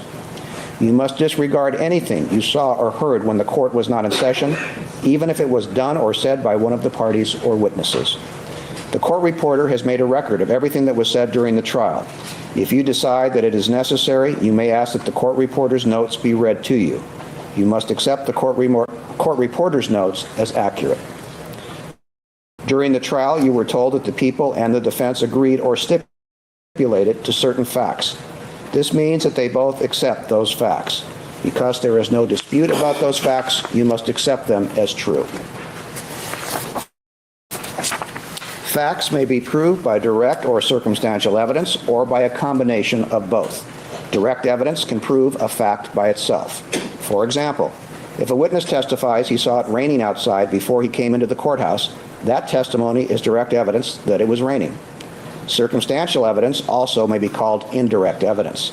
Circumstantial evidence does not directly prove the fact to be decided, but is evidence of another fact or group of facts from which you may conclude the truth of the fact in question. For example, if a witness testifies that he saw someone come inside wearing a raincoat covered with drops of water, that testimony is circumstantial evidence because it may support a conclusion that it was raining outside. Both direct and circumstantial evidence are acceptable types of evidence to prove or disprove the elements of a charge, including intent and mental state and acts necessary to a conviction, and neither is necessarily more reliable than the other. Neither is entitled to any greater weight than the other. You must decide whether a fact and issue has been proved based on all the evidence. Before you may rely on circumstantial evidence to conclude that a fact necessary to find the defendant guilty has been proved, you must be convinced that the people have proved each fact. Before you may rely on circumstantial evidence to find the defendant guilty, you must be convinced that the only reasonable conclusion supported by the circumstantial evidence is that the defendant is guilty. If you can draw two or more reasonable conclusions from the circumstantial evidence, and one of those reasonable conclusions points to innocence and the other to guilt, you must accept the one that points to innocence. However, when considering circumstantial evidence, you must accept only reasonable conclusions and reject any that are unreasonable. The people must prove not only that the defendant did the acts charged, but also that he acted with a particular intent and/or mental state. The instructions for each crime explain the intent and/or mental state required. An intent and/or mental state may be proved by circumstantial evidence. Before you may rely on circumstantial evidence to conclude that a fact necessary to find the defendant guilty has been proved, you must be convinced that the people proved each fact essential to that conclusion beyond a reasonable doubt. Also, before you may rely on circumstantial evidence to conclude that the defendant had the required intent and/or mental state, you must be convinced that the only reasonable conclusion supported by the circumstantial evidence is that the defendant had the required intent and/or mental state. If you can draw two or more reasonable conclusions from the circumstantial evidence, and one of those reasonable conclusions supports that the defendant did not have and/or mental state, other reasonable conclusions support the defendant did not, you must conclude that the required intent and/or mental state was not proved by the circumstantial evidence. However, when considering circumstantial evidence, you must accept only reasonable conclusions and reject any that are unreasonable. You alone must judge the credibility or believability of the witnesses. In deciding whether testimony is true and accurate, use your common sense and experience. The testimony of each witness must be judged by the same standard. You must set aside any bias or prejudice you may have, including any based on those gender, race, religion, or national origin. You may part or none of any witness's testimony. Consider the testimony of each witness and decide how much of it you believe. In evaluating the witness's testimony, you may consider the accuracy of that testimony. Among the factors that you may consider are: how well could the witness see, hear, or otherwise perceive the things about which the witness testified? How well was the witness able to remember and describe what happened? What was the witness's behavior while testifying? Did the witness understand the questions and answer them directly? Was the witness's testimony influenced by a factor such as a relationship with someone involved in the case or a personal interest in how the case is decided? What was the witness's attitude about the case or about testifying? Did the witness make a statement in the past that is consistent or inconsistent with his or her testimony? How reasonable is the testimony when you consider all the other evidence in the case? Did other evidence prove or disprove any fact about which the witness testified? Did the witness admit to being untruthful? Has the witness been convicted of a felony? Has the witness engaged in other conduct that reflects on his or her believability? Was the witness promised any benefit in exchange for his or her testimony? Do not automatically reject testimony just because of inconsistencies or conflicts. Consider whether the differences are important or not. People sometimes honestly forget things or make mistakes about what they remember. Also, two people may witness the same event yet see or hear it differently. If you do not believe the witness's testimony that he or she no longer remembers something, that testimony is inconsistent with the witness's earlier statement on that subject. If you decide that a witness deliberately lied about something significant in this case, you should consider not believing anything that the witness says. Or if you think that the witness lied about some things but told the truth about others, you may simply accept the part that you think is true and ignore the rest. Every crime or other allegation charged in this case requires proof of the union or joint operation of act and wrongful intent. In order to be guilty of the crime of second-degree murder and the allegation of personal use of a firearm, a person must not only intentionally commit the prohibited with a specific intent and/or mental state. The act and the intent and/or mental state required are explained in the instruction for murder and the allegation of personal use of a firearm.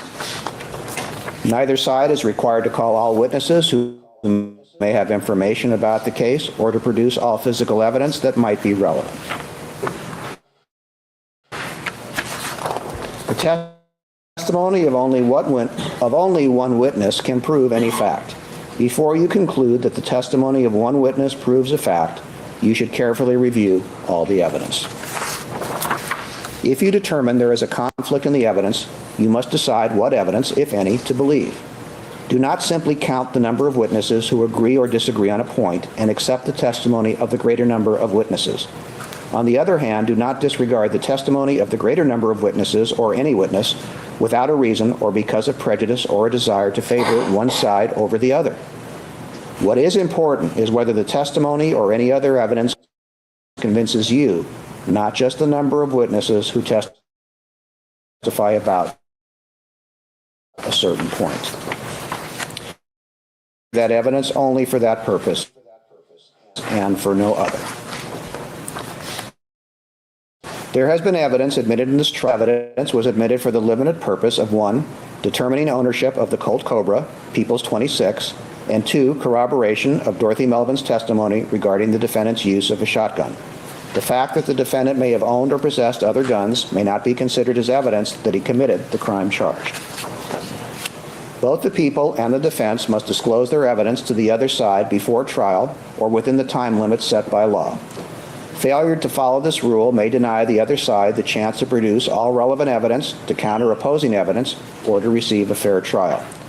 An attorney for the defense failed to disclose Dr. Michael Bodden's opinion that the weight of Lana Clarkson's lungs indicated she was still breathing after the fatal shot was fired. The people had a right to be notified of this evidence prior to his being recalled to testify. Instead, the people did not learn about it until he testified to his opinion. Additionally, Sarah Kaplan testified that she observed Dr. Henry Lee recover an object from the foyer of defendant's home. If you find this evidence credible, there is no evidence that whatever was removed was turned over to the people. In evaluating the weight and significance of non-disclosure, the defendant did not participate in either the late or non-disclosure of evidence, and you may not consider these events as evidence that the defendant committed a crime. You may consider this evidence only pursuant to the guidelines I gave you earlier in this instruction. If you find that investigators or experts from the prosecution lost or mishandled evidence, you may consider that fact in evaluating whether the defendant had a full and fair opportunity to present his defense. If you find that the witness, Melissa Grosvenor, has been convicted of a felony, you may consider that fact only in evaluating the credibility of the witness's testimony. The fact of a conviction does not necessarily destroy or impair a witness's credibility. It is up to you to decide the weight of that fact and whether that fact makes the witness less believable. If you find that the witness, Melissa Grosvenor, has committed a crime or other misconduct, you may consider that fact only in evaluating the credibility of the witness's testimony.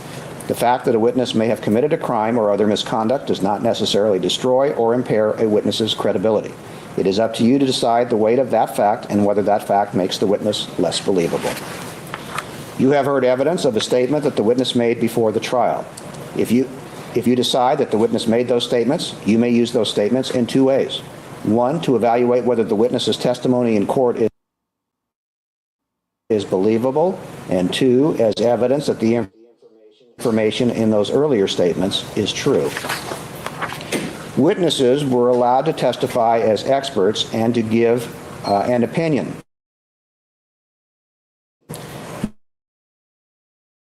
You must consider the opinion, but you are not required to accept them or for you to decide. In evaluating the believability of an expert witness, follow the instructions about the believability of witnesses generally. In addition, consider the expert's knowledge, the reasons the expert gave for any opinion, and the facts or information on which the expert relied in reaching that opinion. You must decide whether information on which the expert relied was true and accurate. You may disregard any opinion that you find unbelievable, unreasonable, or unsupported by the evidence. An expert witness may be asked a hypothetical question. A hypothetical question asks the witness to assume certain facts are true and to give an opinion based on the assumed facts. It is up to you to decide whether an assumed fact has been proved. If you conclude that an assumed fact is not true, consider the effect of the expert's reliance on that fact in evaluating the expert's opinion. You should weigh each opinion against the others. You should examine the reasons given for each opinion and the facts or other matters on which the witness relied. You may also compare testifying as experts gave their opinions during the trial. You may, but are not required to accept those opinions as true or correct. You may give the opinions whatever weight you think appropriate. Consider the extent of the witness's opportunity to receive the matters on which his or her opinion is based, the reasons the witness gave for any opinion, and the facts or information on which the witness relied in forming that opinion. You must decide whether information on all or any part of an opinion that you find unbelievable, unreasonable, or unsupported by the evidence. A defendant has an absolute constitutional right not to testify. He may rely on the state of the evidence and argue that the people have failed to prove the charges beyond a reasonable doubt. Do not consider, for any reason at all, the fact that the defendant did not testify. Do not discuss that fact during your deliberations or let it influence your decision in any way. You have heard evidence that the defendant made an oral or written statements before the trial. You must decide whether or not the defendant made any of these statements in whole or in part. If you decide that the defendant made such statements, consider the statements along with all the other evidence in reaching your verdict. It is up to you to decide how much importance to give to such statements. You must consider with caution or otherwise record it as out-of-court statements alone. You may only rely on the defendant's out-of-court statements to convict him if you conclude that other evidence shows that the charged crime was committed. The other evidence may be slight and need only be enough to support a reasonable inference that a crime was committed. The identity of the person who committed the crime and the degree of the crime may be proved by the defendant's statements alone. You may not convict the defendant unless the people have proved his guilt beyond a reasonable doubt. The people are not required to prove that the defendant had a motive to commit the crime charged. In reaching your verdict, you may, however, consider whether the defendant had a motive. Having a motive may be a factor tending to show the defendant is guilty. Not having a motive may be a factor tending to show the defendant is not guilty. If the defendant tried to create false evidence, that conduct may show that he was aware of his guilt. If you conclude that the defendant made such an attempt, it is up to you to decide its meaning and importance. However, evidence of such an attempt cannot prove guilt by itself.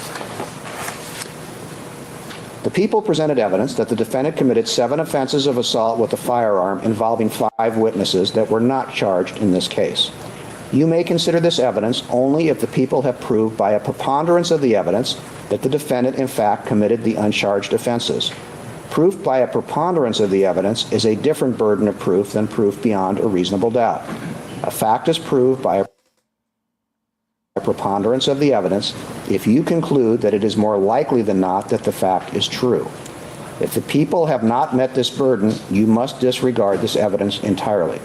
If you decide that the defendant committed the uncharged offenses, you may, but are not required to, consider that evidence for the limited purpose of deciding whether or not the defendant had a motive to commit the offenses alleged in this case. Motive is an emotion that may impel or incite one to act in accordance with his state of emotion. In evaluating this evidence, consider the similar or lack of similarity between the uncharged offenses and the charged offenses. Do not consider this evidence for any other purpose except for the limited purpose of motive. Do not conclude from this evidence that the defendant has bad character or is disposed to commit crime. If you conclude that the defendant committed the uncharged offenses, that conclusion is only one factor to consider along with all the other evidence. It is not sufficient by itself to prove that the defendant is guilty of second-degree murder. The people must still prove each element of the charge beyond a reasonable doubt. The defendant is charged in count 1 with murder. To prove that the defendant is guilty of this crime, the people must prove that 1, the defendant committed an act that caused the death of another person, and 2, when the defendant acted, he had a state of mind called malice aforethought. There are 2 kinds of malice aforethought: express malice and implied malice. Proof of either is sufficient to establish the state of mind required for murder. The defendant acted with express malice if he unlawfully intended to kill. The defendant acted with implied malice if 1, he intentionally committed an act, 2, the natural consequences of that act were dangerous to human life. 3, at the time he acted, he knew his act was dangerous to human life. And 4, he deliberately acted with conscious disregard for human life. Victim. It is a mental state that must be formed before the act that causes death is committed. It does not require deliberation or the passage of any particular period of time. If you find the defendant guilty of murder, as a matter of law, it is murder of the second degree. Q, second-degree murder. The defendant must have committed an act that caused the death of Lana Clarkson. It is the prosecution's contention that the act committed by the defendant that caused the death of Ms. Clarkson was to point a gun at her. And excuse me, ladies and gentlemen, a word was left out, and I don't want to leave it for later. And we will correct your instructions to reflect that, which resulted in the gun entering Ms. Clarkson's mouth while in Mr. Spector's hand. The prosecution bears the burden of proving that the defendant Spector committed that act. If you do not find that the prosecution has proved beyond a reasonable doubt that the defendant committed that act, you must return a verdict of not guilty. If you find the defendant guilty of charge in count 1, you must then decide whether for that crime the people have proved the additional allegation that the defendant personally used a firearm during the commission of that crime. You must decide whether the people have proved this allegation for the crime and return a separate finding for that crime. A revolver is a firearm. Someone personally uses a firearm if he intentionally does any of the following. 1, either displays the firearm in a menacing manner or 2, fires the firearm. The people have the burden of proving. You must find the allegation has not been proved. When you go to the jury room, the first thing you should do is choose a foreperson. The foreperson should see to it that your discussions are carried on in an organized way and that everyone has a fair chance to be heard. It is your duty to talk with one another and deliberate in the jury room. You should try to agree on a verdict if you can. Each of you must decide the case for yourself, but only after you have discussed the evidence with other jurors. Do not hesitate to change your mind if you become convinced that you are wrong, but do not change your mind just because other jurors disagree with ideas about this case. Stating your opinions too strongly at the beginning or immediately announcing how you plan to vote may interfere with an open discussion. Please treat one another courteously. Your role is to be an impartial judge of the facts, not to act as an advocate for one side or the other. As I told you at the beginning of the trial, do not talk about the case or about any of the people or any subject involved in it with anyone, including but not limited to spiritual leaders or advisors or therapists. You must discuss the case only in the jury room and only when all jurors are present. Do not discuss your deliberations with anyone. During the trial, several items were received into evidence as exhibits. You may examine whatever exhibits you think will help you in your deliberations. These exhibits will be sent into the jury These exhibits will be sent into the jury room with you when you begin to deliberate. If you need to communicate with me while you are deliberating, send a note through the bailiff, signed by the foreperson or by one or more members of the jury. To have a complete record of this trial, it is important that you not communicate with me except by a written note. If you have questions, I will talk with the attorneys before I answer, so it may take some time. You should continue your deliberations while you wait for my answer. I will answer any questions in writing or orally here in open court. Do not reveal to me or anyone else how the vote stands on questions of guilt unless I ask you to do so.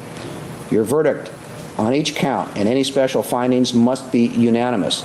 This means that to return a verdict, all of you must agree to it. It is not my role to tell you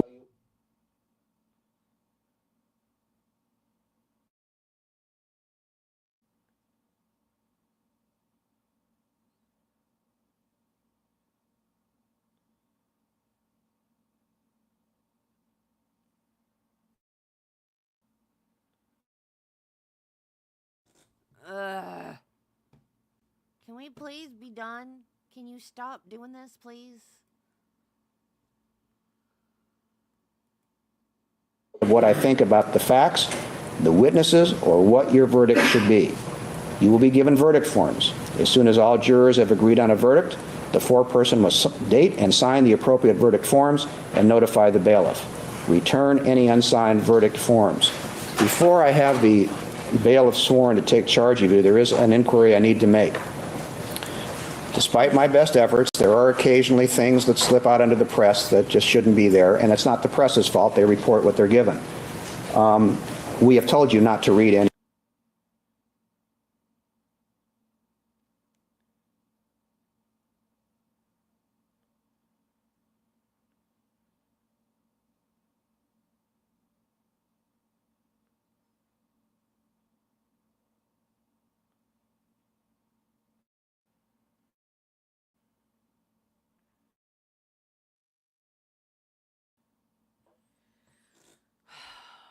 This is gonna aggravate. Certainly you've let me know. I need to ask any of you, or all of you, and indicate by raising your hand.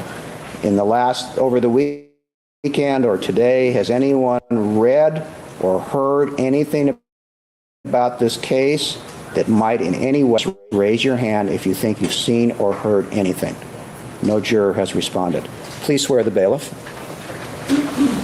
You solemnly swear that you will take charge of the jury and keep them together, that you will not speak to them nor allow anyone else to speak to them upon any subject connected with this case. When they have agreed upon a verdict, you will return them to this court, so help you God. Yes. Do you further swear to take charge of the alternate jurors and keep them apart from the rest of the jury while they are deliberating on the cause and until otherwise instructed by this court? Yes. All right, ladies and gentlemen, if you would go in, the 12 jurors will now retire to the jury deliberation room. I'm going to ask the alternates to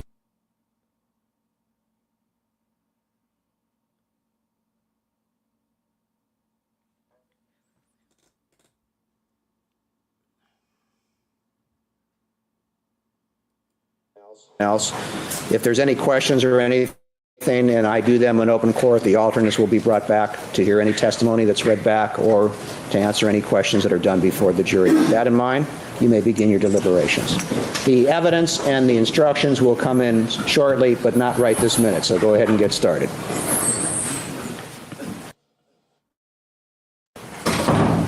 All right.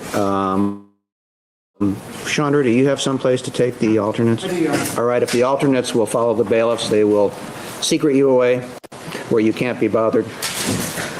You'll be brought back for lunch. The jurors have begun their deliberations. The alternates have left. Obviously, I'm going to have to make some grammatical corrections, even though we all looked at them. They're still there. And certain ones I made because I didn't want to miss, but most of them are, like an A or the or statement instead of statements. I'll just go back and correct them. I don't think we need to do that, take any time, just so it's cleaned up. The obvious verbiage about the attempted crime. Yeah, the attempted commission, and that's, well, actually, we may have to do it so that their instructions, I would wanted to do it and not tie you up, but we better do it now so that we're all in agreement, because come to think of it, they have to match what I read. The two that I noticed or made specific corrections on orally were 3146, taking out attempted commission. Right. Or attempted commission. And what has previously been discussed as special instruction 4, it's now going to be called, I think, defense.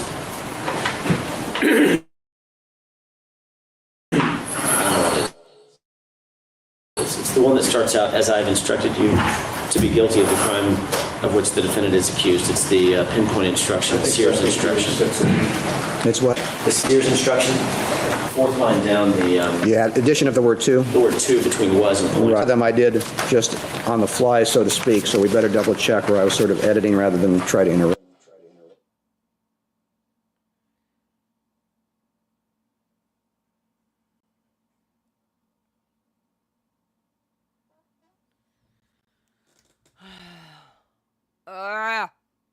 Aggravated.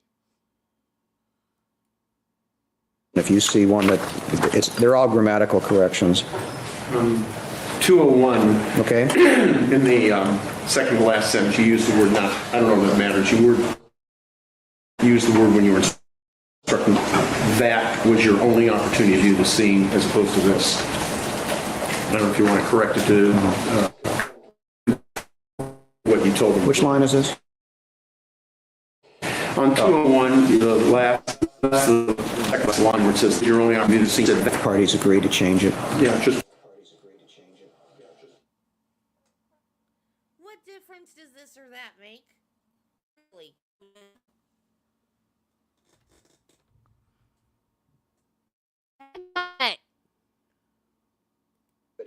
But it's totally irrelevant, and since I don't recall it, without it completed, we won't change it.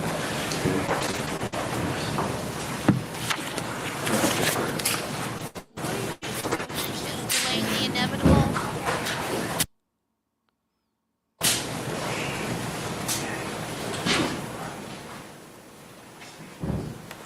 On 318, you struck the word A in the first sentence. Okay. I think I read it to, and to give opinions. It actually reads "and" on my copy, and that's why I changed it. So just to give opinions, okay? Take out the word "and." And then, Let me look at that instruction, because I think there's several grammatical You're on errors. 332? I'm on 332. Okay. So I'm sorry, I'm at 318, one before it. Okay, I'm sorry. You correctly removed the word A. That's correct. And on opinions. Right, it reads "and to give opinions." And to give an opinion. No, to give opinions. I left it plural, I believe, but in any event, I want to take out the word "and." All right, okay. So it'll just be to give opinions. Yes.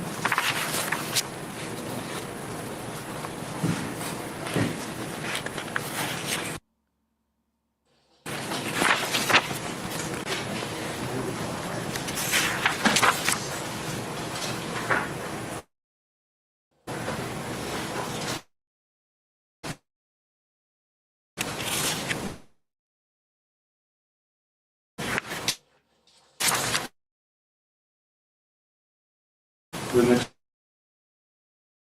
correction I have is on 358. Okay, let me go back then. 350. Word A. Been done.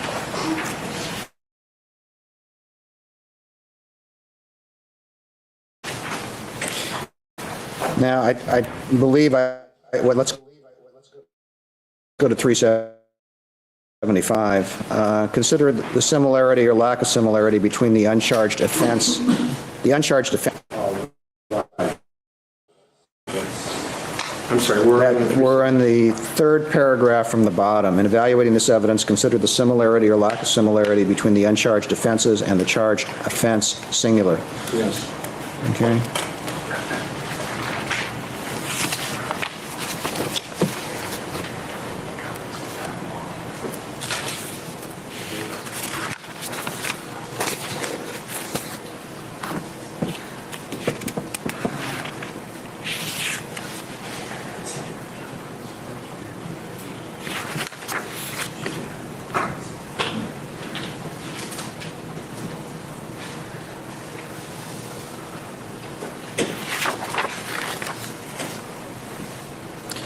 In line 3146, if you find the defendant guilty of the crimes, it's crime, and I believe I self-edited. Instead of crimes, it should be crime. Right.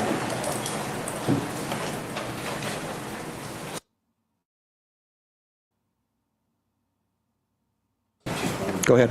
On People's Special Instruction 3, which precedes it, Okay. you correctly inserted the word 2 at line 4, where it said Clarkson was 2.8 guns. Right, we already did that. I thought we mentioned that. Okay.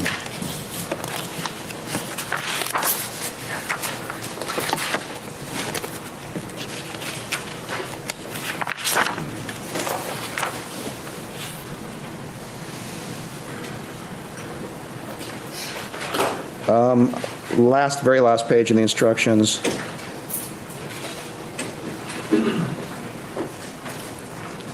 Your verdict on each count, your verdict on the count? The count, okay. Okay. Take out each, make it the...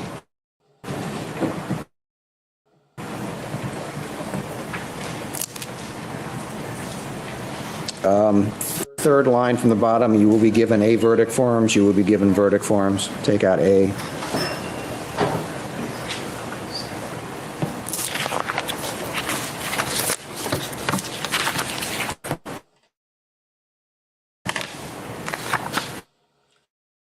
Anything else that you want to do? A few moments there. Problem, they understand. It takes, then we have to separate the historical portion from the, and that takes time. They know they won't get them right off the bat. Let's talk about jury questions and how you want to handle that. What I would suggest, just informally we could chat in the chambers, and I think what we agreed upon is that everybody be on 1 hour call from the defense side. All defense team members do want to, in fact, be present. I, pursuant to your request, I think I provided Wendy with all my numbers, but I'll double check to make sure she has them. That, the only thing, that's fine with me. That only puts a burden on you that everyone get here, because my view is if somebody says, gee, I can't make it today, we're not going to stop. So it's within reason. If for any reason somebody just can't make it, then I'm going to proceed. And I also have Mr. Spector on 1 hour call, and I have a direct number to him. So should he need to be here, I can reach him within the time. What do you want to do about, does he want to be present for all questions and all discussions? Can we take it on a question-by-question basis, and we'll see what it is? Well, some things may be mechanical or... That's fine. I mean, he has a right to be present. Right. But if counsel indicates to me, second, do you want to be present or do you want to do it telephonically? How do you want to handle it? Well, again, it depends what comes up. I mean, if it's, for example, if it's a reread, and it's a lengthy reread, generally speaking, it's usually done in the jury. Well, we have transcripts. This is real easy to do rereads once we determine what they So want. for that, I don't think it's going to be a problem. And it would depend upon the particular question. I think I would want to notify the rest of the team and see what their thoughts were on it too. Well, I need to take a partial waiver, then at least explain to him what his rights are. Do you want to talk to him first?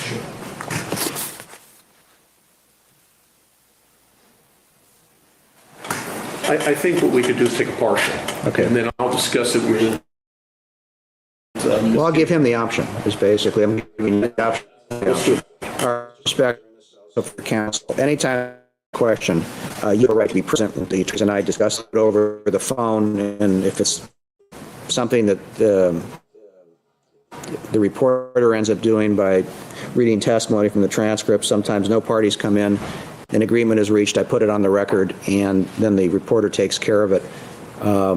Is that agreeable to you if that's what they choose to do? I'm not saying they have to. Anyone, you can be here, and your attorneys can be here anytime they want. If you choose to waive your presence and tell counsel, and they tell me, and they want to waive their presence if they do, that's fine. Is that agreeable to you? Yeah. Read back. Do you want read back to be in the presence of everyone or to be in the jury room? Okay? Okay. First. Note that the people are fine. Okay. Thank you.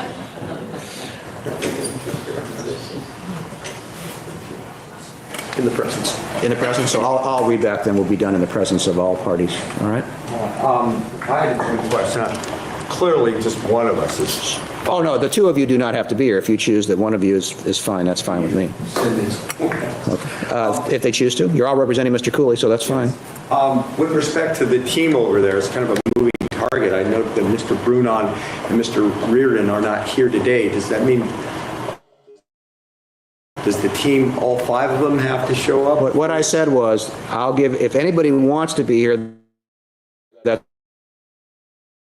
fine within an hour. But once we reach that point, other than, hey, I'm just running for standing, I can't, with that many lawyers, it's... You leave the bench to die. Sure. Well, we also need to discuss some evidentiary. At some point, we need to discuss the admissibility of some exhibits. Yes. Whatever we need to do on the record, certainly I guess we should finish up, and Mr. Rose needs to broach the subject that we just broached with him off the record in chambers first. Okay. All right. And that's then fine. Discuss it outside. Let's go in chambers. Can we, before we go in chambers, I have one other matter, and then we have to for a moment. Yes. Just sent a note saying she wanted to apologize. No problem. That's these things happen. There's a lot of stress, and a court understands that on everybody in these things, and things happen, and I understand that, and it's not a problem. Okay? All right? Good. Let me just say something. You know, this is not directed to anybody in the courtroom. This is sort of directed to at large. It's not a problem in California usually, but I want to make sure if anybody ever tries to contact a juror while they're deliberating, this is sort of to the world at large. I hope you don't have any plans for a few years. Seriously. Don't be that foolish. Okay? All right. Now you want to go in chambers? Okay. Please, thank you. All right. Session.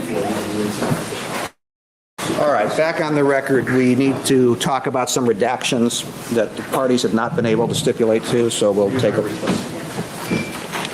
You can just start whenever you're ready. Right, I will. Your Honor, may I approach the court? Yes. To give the court a copy of each of the exhibits that are actually in dispute, and I labeled them.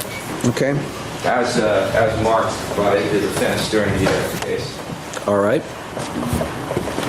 Go ahead. Just up front, the H3 and H3 and A4.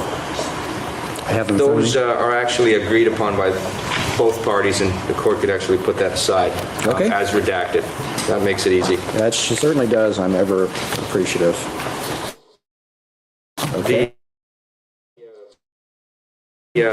Exhibit K3. I have that. Are actually Long's drugstore records. And this is probably the prosecution and the defense. The defense wants the entire document in, and portions which are, as well as a time frame of 2002 to 2003. These records actually go back, they're 13 pages, and they go back as far as 1997, and have all kinds of irrelevant medication. And we just couldn't.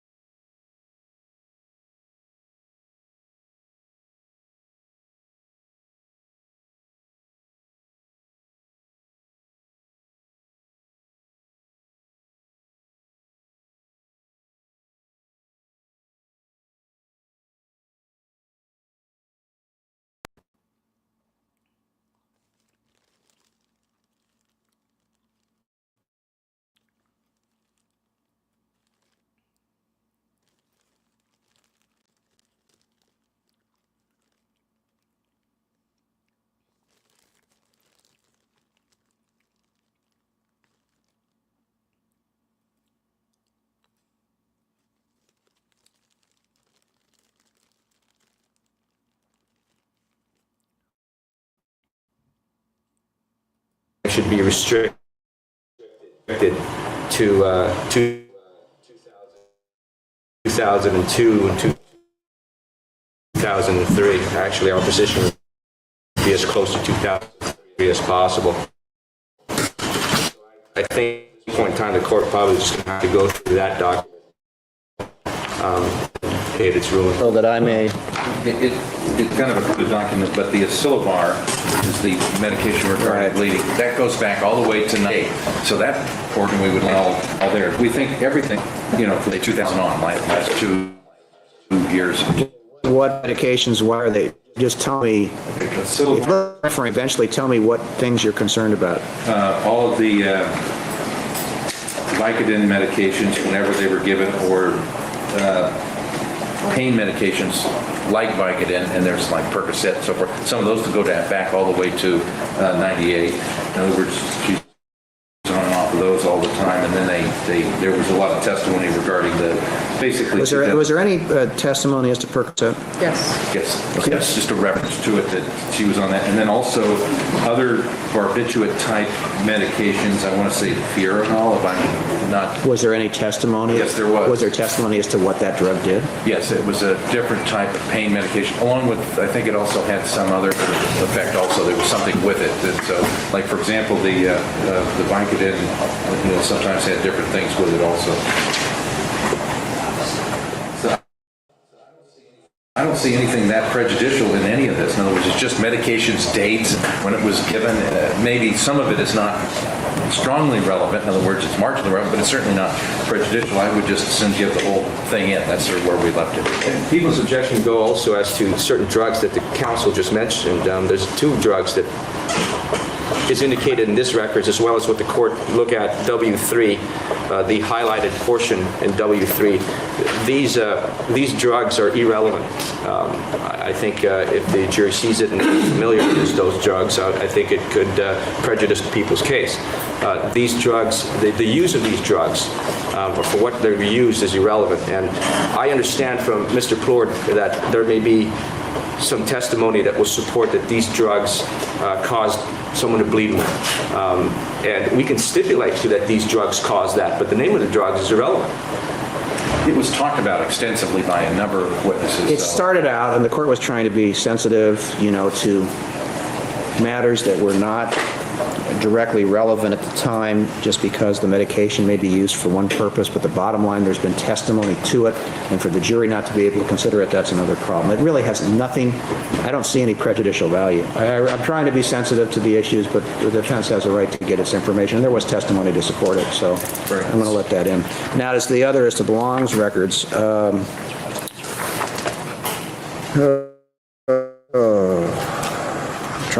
basically the people, do they have something that they believe is a problem? Time frame is one thing, but just as far as any drug is concerned, then if you want me to... I believe we should start with the relevant dates, and I think we should only start in 2002. And the reason for that, especially if it's pain medication, there was some people testified she took pain medication because of her wrist injuries, but if it precedes that, it tends to show that that is incorrect. Well, if she wasn't taking it for that, she may have been taking it for something else. I think the records fairly support the idea that she was taking it. She certainly took it for some legitimate period of time, but it was being overprescribed consistently from 1998. That's what these records show. We think that's probative in general. Except there's been no testimony to support medication back to 1997. Other than the Long's records, which are properly... Well, it shows that she took medication, but not what she took it for, not what the prescription may have been for. It does allow certain inferences that weren't testified to, and that's the problem. I agree that records are fine to support testimony, but you're asking the jury to go ahead and speculate, in essence, hope that they find something, and then draw certain, and that's the bottom line. Yes, Ms. If I may, because I'm yes. okay. Ms. Hayes testified a lot about the drugs that have been taken by Ms. Clarkson for a number of years, and there was questions raised by the prosecution about whether or not Ms. Hayes was telling the truth for all these periods of time. If you recall, there was an issue with Neely Hudson talking about whether she had cleaned up for a time, didn't clean up for a time. And I think the issue of the drugs is not so much relevant at the 98 point as to what the drugs were, but for the issues of who's to be believed about whether or not there have been drugs taken, especially drugs with alcohol during a period of time. And that's why then the 98 issue became a little bit more relevant than it had been earlier on when we got that whole fight between Neely Hayes and your testimony. Hayes. Anybody you want. Testimony, I would plead to let it in without limitation. Put up the computer in your arm if you don't want. Okay, all right. I think with that guidance, before it goes into the jurors, that's fine. These are very hard to redact because they're so complicated. I understand. Anything else? Yes, Y3. Okay. These are pages from her day planner. There are 3 particular pages here, Your Honor. Okay. Wendy, you can take the original back. I've got. Okay, go ahead. the court will see just a highlighted portion on the first two documents. First sober day, that was that argued. There was argument. It was argued. Yes. But unfortunately, it was argued prior to discussion of the what exhibits came in or not. You know what, but it's still, even if there had been, it's consistent with certain testimony about her, trying to become sober when she was sober. It's supported. I would have allowed that in. We'll submit on that, and the next page, when it says meeting 1 month, I believe it was argued as well. The emails corroborate both that and the prior right. appeal. Okay, meeting 1 month, okay. Okay, it would appear that she was probably going to AA or something else. That's the inference that they draw from that. Not an unreasonable inference out of if you look at the email. It's in her own words. I'm going to allow it. Finally, the last page, which is page stamped 5591. I believe that is a duplicate of W12, or what's in W12. 5591? That's the last page that the court has of Y3. Oh, okay, just 1 second. Okay. Exhibit W12. And you agree that so we can withdraw this one, or the council can withdraw this one as well. We'll withdraw this one as long as W12 comes in, which is basically therapist Catherine B. Right, and that's been testified. Yeah, the court already ruled on W12. Just if you're withdrawing it, make sure that Wendy knows. Right. The last page of Y3 is withdrawn, so instead of being 3 pages, it's 2 pages. Right. Y3 may have had a number of pages. It's only going to be 2 now, and then W12 will have that other page. Okay, make sure that Wendy knows. Okay, we'll check with her. Your Honor, finally is Y10. Okay. And as the court will see, just the first 2 pages of Y10, there's just a couple of highlighted portions, and we'll submit on that what the court decides. Yeah, we agreed on most of it, just there's a couple of little T's. You can't agree on to take those out? Well, which ones? The ones that are highlighted? I mean, I commented on that when I saw the letter the first time. Yes, we'll submit. They're to be stricken. Thank you. Thank you. They don't provide anything that has anything to do with this case. I believe that's it. And there's F8 and Q10, but the council agreed that there was no testimony to support that, and I think that's out. Okay. Thank you, Your Honor. All right. Stay here.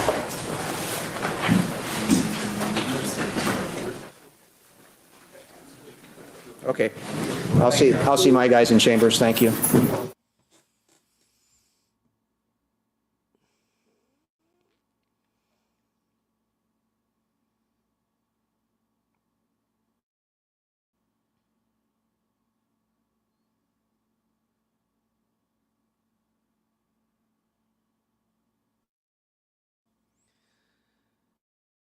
Oh, we're almost done.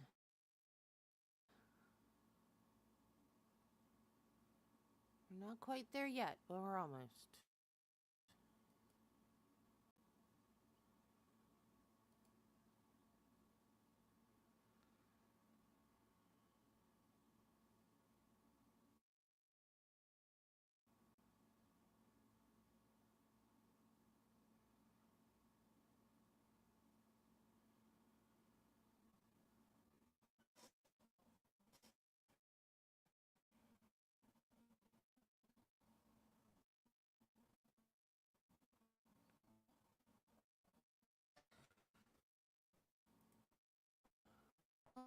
Are you unresponsive, you stupid thing?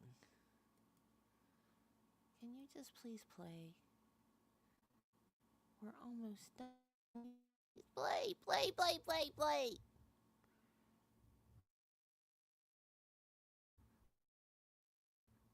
How much more? Judge presiding. All right. The defendant is present with his counsel. The district attorneys are present. The jurors and the alternates are not present. We have 2 issues that we have to deal with. One may or may not be dependent upon the other one, and then we will see what happens. The jury has announced to the clerk that they believe they are hung.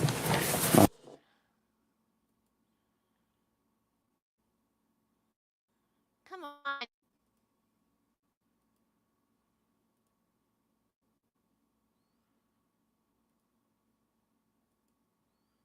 We're so close to the end. We are so close to the end. I really want to hear this discussion. about the jury instruction. This court is now in session. The Honorable Larry Paul Filler, judge presiding.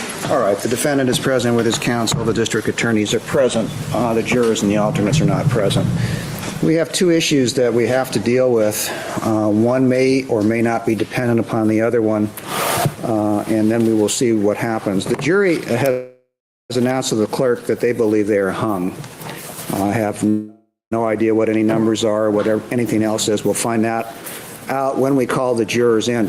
However, in the meantime, and this may or may not be mooted out by what the jurors tell us, I have been reviewing some case law, and I have become extremely concerned that despite both parties' belief that this was an all-or-nothing proposition, which I agreed with and said I couldn't come up with the theory that would support manslaughter instructions, that in reviewing a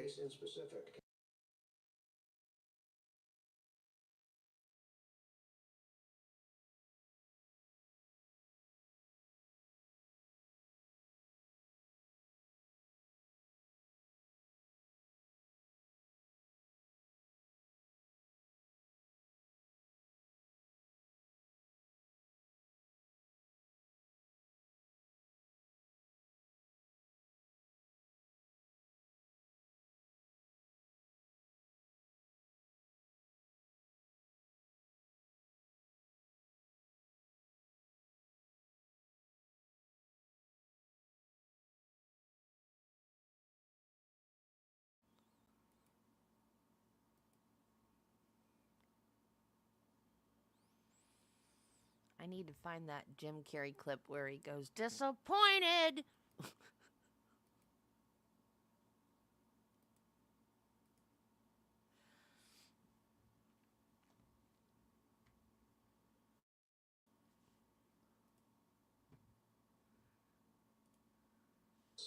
it's a husband who killed his wife. There was a gunshot. It was a contact wound. No one knew exactly how the shot ended up there. The children, the mother, or heard the shot. They had seen them arguing. They had seen a gun. Dead. Under those facts, the Supreme Court, in a plurality, not a majority opinion, although several of the justices in a dissent on other grounds joined in the thinking of the plurality written by Justice Baxter, he held that brandishing, you would think that it was only an assault with a deadly weapon, if you will, if there was any crime because of the contact wound, that brandishing was an included and necessarily lesser offense, not related but lesser. And the court had a sua sponte duty to instruct on it. Justice Rogers, in her dissent, she concurred, which gave it a 4-3 vote. Majority's finding that. In fact, she went to great lengths to point out, much as in our case, that the facts did not seem to support it. What we have in this case, and it's a phrase that was often used, the absence of evidence is not evidence. But we don't know what happened in this case. The people have a theory. They've supported that theory by their 1101B evidence. The defense has a theory. But the fact is that we don't know what took place and how the shot took place. And I need you to look at that case. And you can brief it, you can orally argue it, you can do anything you want with it to convince me that I don't have a sua sponte duty to instruct on the lesser included offense of involuntary manslaughter, which if I do, and I'm not saying I will, I'm not saying it's appropriate until I hear from the jury, that this case will have to be argued on that limited proposition. You would have a right to re-argue it because no one has told the jury how it fits in. So I just want to let you know that. With that in mind, now we'll bring out the jurors and the alternates and find out what their issues are. Yes. I just want to indicate one thing. Yes. We're not going to argue from the hip. Oh, no. Oh, no. I don't want to do that. I want the opportunity to look at the case, do the research. You're not arguing today. That's not what I'm indicating. I would probably send the jury home if I reached that conclusion. Let's see what we get. We would ask the court not to inquire as to a numerical split in this matter. There is a body of law that seems to suggest that if the split is lopsided, any effort to urge them to continue to deliberate would be coercive. we would ask the court simply to inquire if anyone thinks that further deliberations would be helpful in reaching a verdict. If anyone they not be helpful, we'd ask the court to declare a mistrial at that point. You better give me a case that says I can inquire as to how they are numerically split. I don't have a case that says that, Your Honor, but I do have any number of cases. I'm sure the court's familiar with them, with the concept that, certainly if the split becomes known, it's the end of the story. But there are... Well, it's the end of what story? If they come out and tell you, for example, it's 11-1 for not guilty, and the court sends them back in to continue deliberations, that would be improper. I'm sorry, I have never quite heard of that.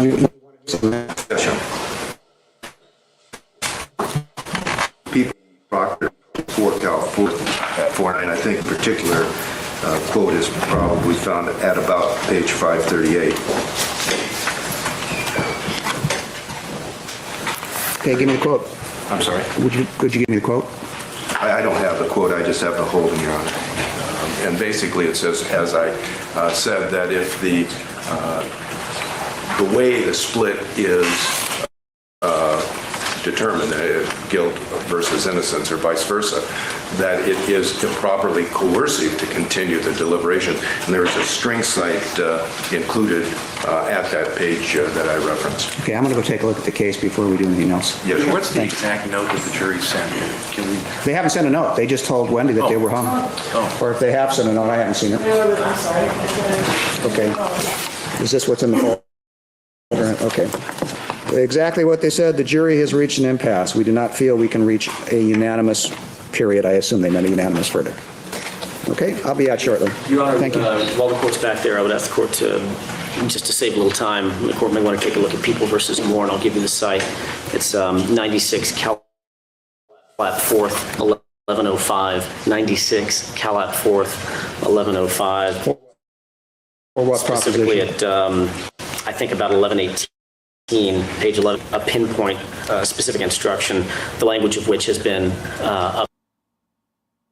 upheld post-Allen, the Allen instruction, which was problematic here in California. In this case, actually gives the language of what is proper for a trial court to ask the jurors to continue deliberations if the court reaches that conclusion that it needs to do that. I'll look at that as well. Okay. Yes, Mr. Rosen. Can I see the note? Sure. Thank you. Can I give the court one additional cite, please? Yes. It's People v. Carter, 68 Cal 2nd, 810, and the relevant language is at 816. Okay. Thank you. We'll be in recess. And, Your Honor, yes. During the recess, would it be possible if we can try to reach Mr. Reardon and perhaps sure. him in? Yes, absolutely. All right, back on the record. I think, Mr. Brennan, you and I were talking at cross purposes because I just don't think I heard you right, because I certainly can inquire how they're split numerically. It's just I never have the jury tell me which way they're leaning. But certainly, we're saying the same. We're saying the same thing. That's why I was so surprised. However, I was taking it a step further, just based on the federal jurisprudence that has held that a determination of even the numbers on each side of the issue can in and of itself be coercive if there is a substantial majority on one side or the other. And you realize the case you just cited specifically says that we're not bound by the federal system and in fact upholds the way California does it. That's what gave me the idea, Your Honor. The law is not a static thing, and we always want to make sure that due process proceeds apace. Okay. All right. We're actually saying the same thing in different ways. I've also taken a look at the Moore case, which the people cited, but I think it's premature to even worry about going there at this point until we find out what the jury wants, needs, or what their feelings are. So let's bring in, do we have the alternates as well? Okay, why don't you put them in the box first, and then we'll bring out the jurors. Now, present, juror number 10, you're the foreperson of the jury? Yes. You've indicated by a note that you believe that you are unable to arrive at a decision in this case? Yes. How many ballots have you taken? 4. without two numbers, can you tell me what the numbers are, how the jury is split? Do not tell me how many in favor of guilt or how many in favor of innocence, just the numbers. 7 and 5. 7-5, okay. As well. There are many things that the court can do to assist you. I can reread specific instructions. If you have an area of the law that you believe is troubling you, I can either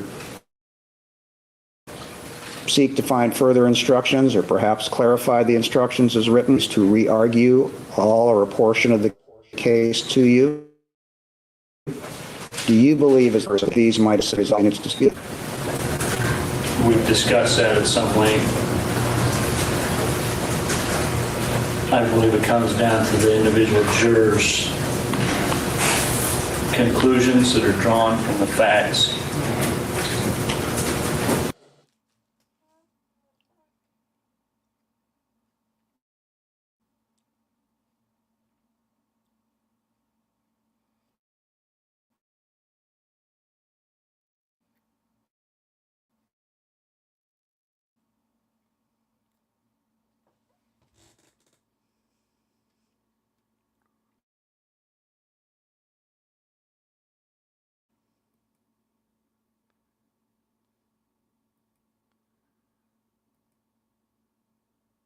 From the facts.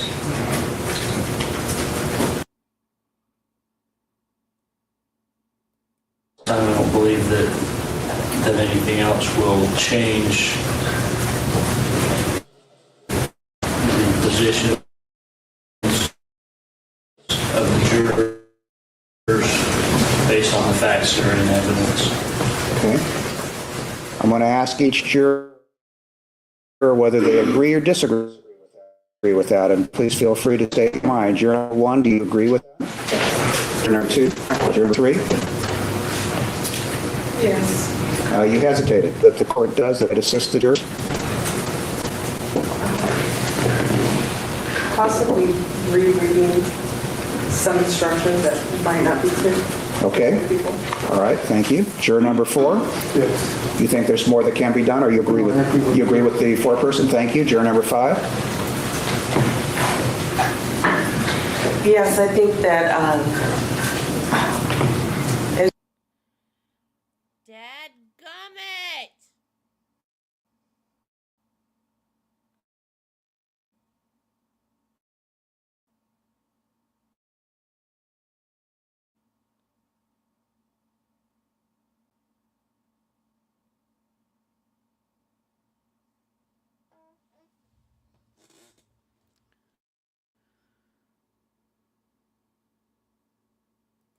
on a couple of the instructions. Okay. Juror number 6? I agree with the foreperson. Thank you. Juror number 7? I agree with the foreperson. Thank you. Juror number 8? I agree with the foreperson. Okay. Juror number 9?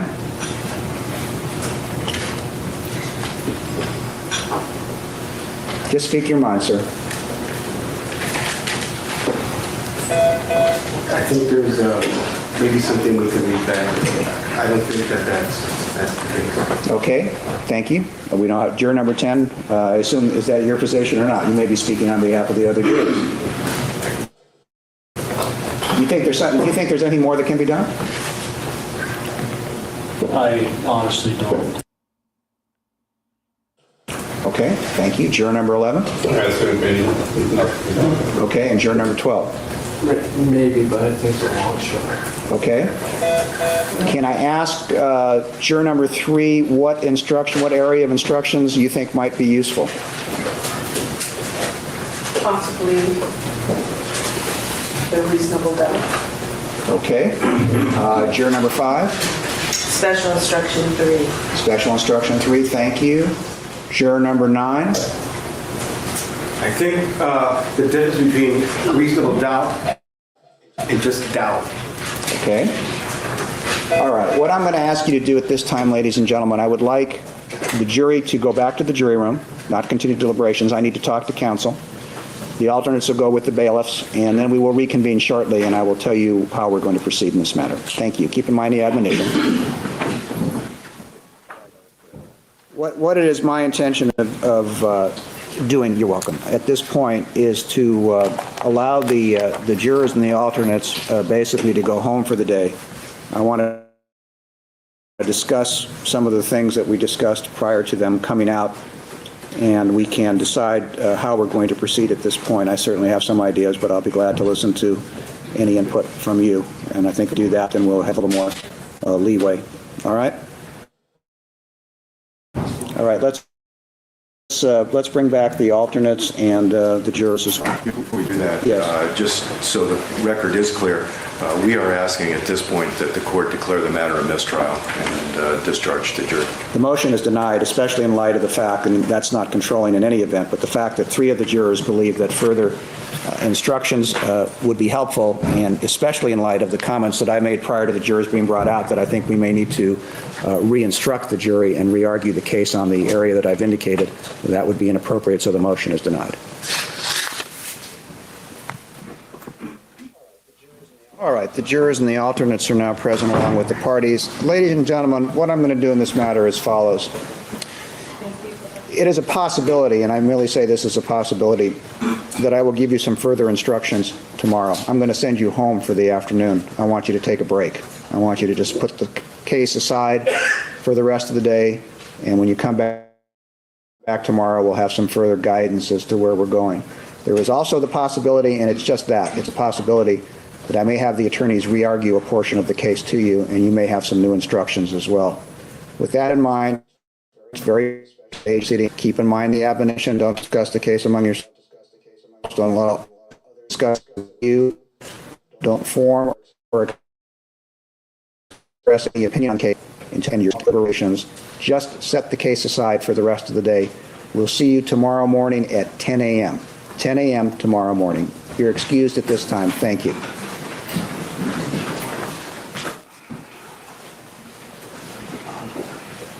It's going to be a little while because they'll line up at the elevator and it's take some time before they're out.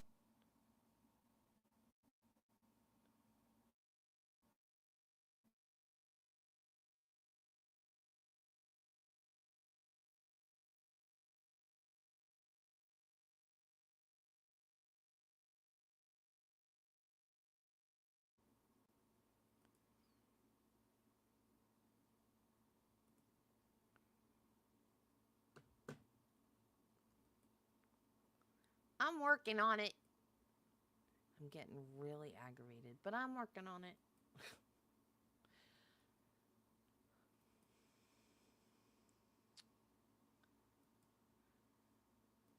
Yeah, I've never seen this either, Judy. Like, he's actually going to let them re-argue?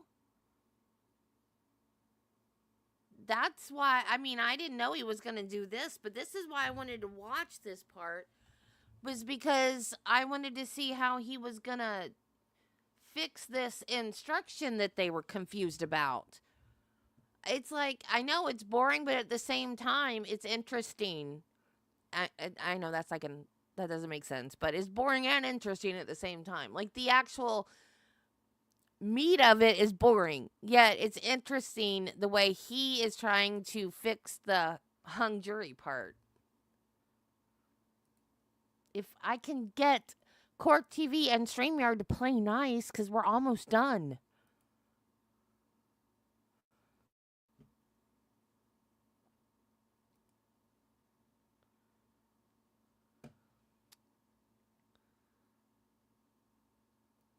Just close the door. Take care of that problem.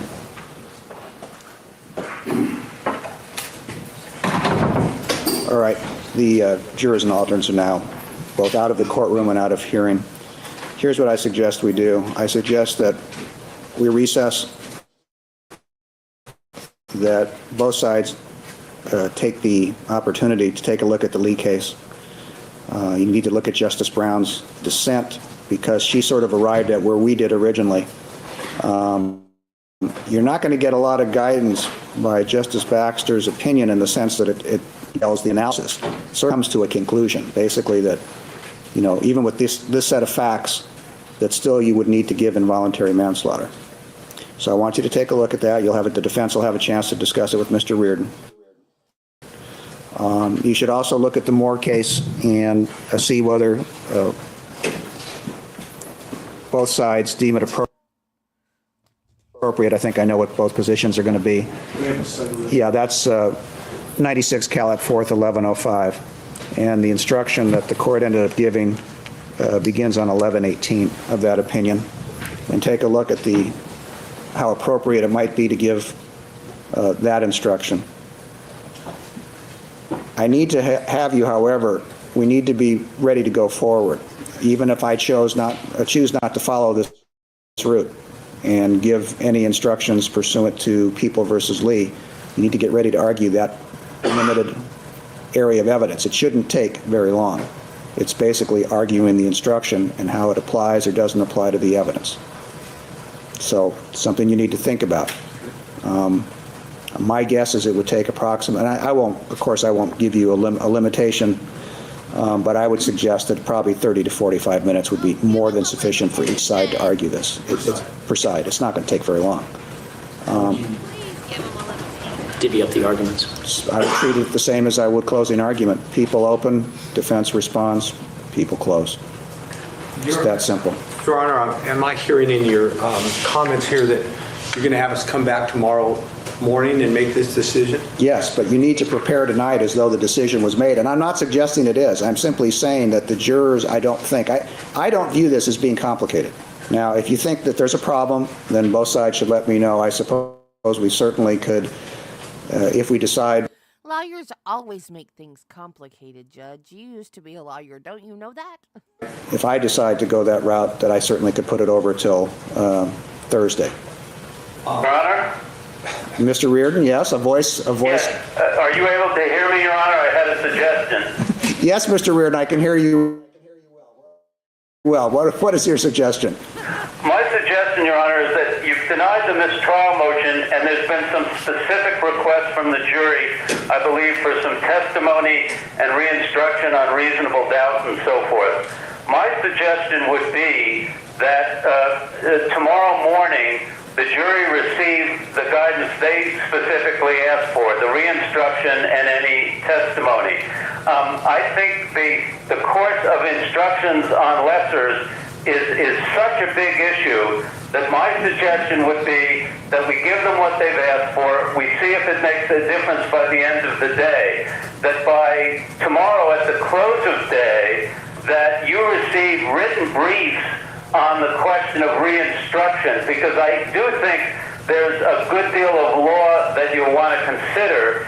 And then if the jury hasn't made a breakthrough by the end of tomorrow, that on Thursday morning at 9, we argue the issue of whether you're going to go ahead on the lessers. The cameraman is got the camera on the phone. Oh my God. I love Judge Fiddler, though. He just gets tickled at every little thing. Other judges would be so upset right now. If you decide not to, you decide not to. If you decide to, that would mean that the parties have had till Thursday to prepare their opening or their arguments on lessers. But I think the whole trial hangs in the balance of making a correct decision on that, and I think the court would benefit from getting written submissions that could be to the court certainly by tomorrow afternoon. Thank you. The bottom line is I'm not so sure that I need a written brief. I've already researched this issue when I found the case on my own. I think what the jurors were asking for was not rereading of testimony. I think what they were asking for was a rereading of the reasonable doubt instruction, or perhaps something more. The court it would never reword the reasonable doubt instruction. Basically, it is what it is, and that's all they're going to get on that matter. I'm not sure that by itself will help them, though I will be happy to do that tomorrow. If counsel feels that they need until Thursday to be ready for argument, if that's the way we go, I probably have no problem with that, assuming the jurors have no problem, and I have no reason to believe that they do. But time to prepare a brief, I don't think is necessary. The bottom line is, if the court should have instructed despite what the parties wanted, and I'll allow anyone to give me input on Lee or any other case that they find, I don't think I need written briefs for that. And certainly it appears to me that that probably is something the court is going to have to do no matter what. How that might affect the jury ultimately, I don't know. I'm happy to give them what they want this time, but 25 years of experience rereading reasonable, but it rarely has any great change, or have I seen any change in a jury's impasse based upon the rereading of the reasonable doubt instruction. Your Honor, could you now give us to Thursday to prepare argument, if we're going to do argument, re-argue the jury on the lesser offense? It's going to require us to split our effort this evening to first address the procedural question and then try to muster an argument. And I think we'd all be more comfortable, at least on this side of the table, if we knew we had until Thursday to formulate an argument in that regard. Okay, people wish to be heard? We're ready to argue tomorrow if it fits within the court's time frame. We could argue this tomorrow. I'll give you till Thursday. So what our schedule is now, we'll bring the jury's coming back at 10. I will have what my opinion is. We can argue as to the appropriateness of involuntary manslaughter, and then if the court decides to do that, we would be prepared to go forward Thursday morning. Thank you. One point of clarification. Yes. If the court does go in that direction, the involuntary manslaughter, will the court be giving a stone instruction? I may or may not. I'll take a look at it. There's two different versions, at least there were in CalJIC. I have to see what's in CalCrim these days. I think there's still two different possibilities of dealing with lessers, and in all likelihood, the court will give one of them.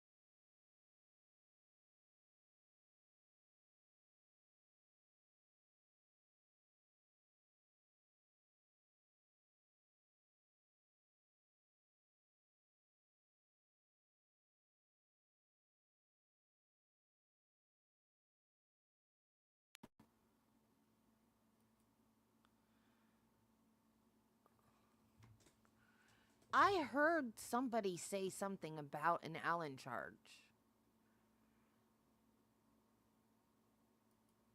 But I don't remember the context. Therefore, they must have it. I guess he's not ready to give it yet.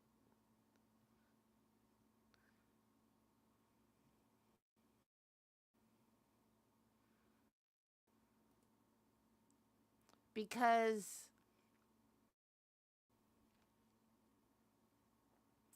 there's 2 or 3 of these I think 2, 3, and 4 of deliberation where it's outside the presence of the jury. So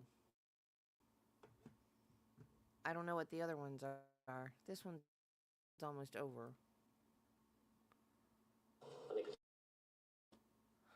Come on, StreamYard. I consider that part. I don't want to be hamstrung by part and parcel of arguing a lesser or any other crime. So I would also indicate that something you need to consider for tomorrow, whether or not, if I choose and I have no opinion tomorrow. So you need to think about that, and obviously it would have to be rewritten somewhat because it refers to Calgic instructions that are no longer. If anybody wants to have a proposed instruction, that's fine. You can certainly offer that, and we'll see where we are. So I'll see you at 10 o'clock tomorrow. Actually, I'll see you at 9:30 tomorrow morning. that's good. Okay, thank you. We're in recess. All right.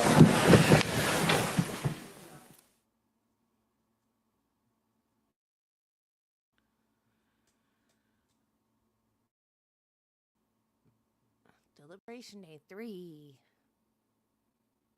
So this, and then the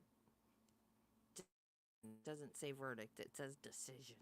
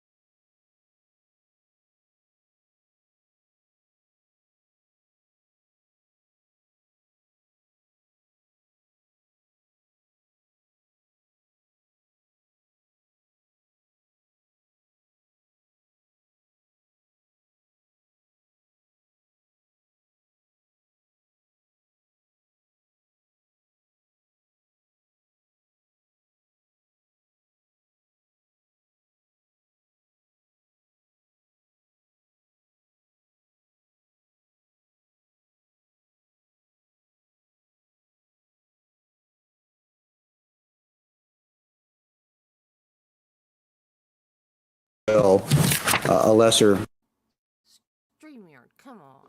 instruction of manslaughter in this case, which would then lead, if so, to question number 2, whether it would be appropriate at this point instruct the jury given the timing.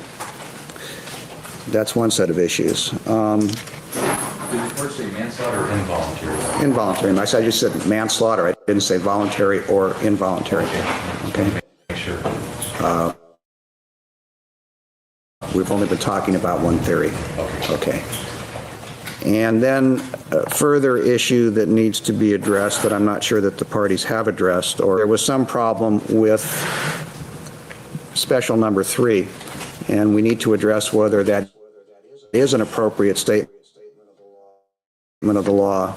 It is an appropriate statement of the theory of the people's case, at least as articulated during the trial, but whether it's appropriate and whether there's any remedy for that.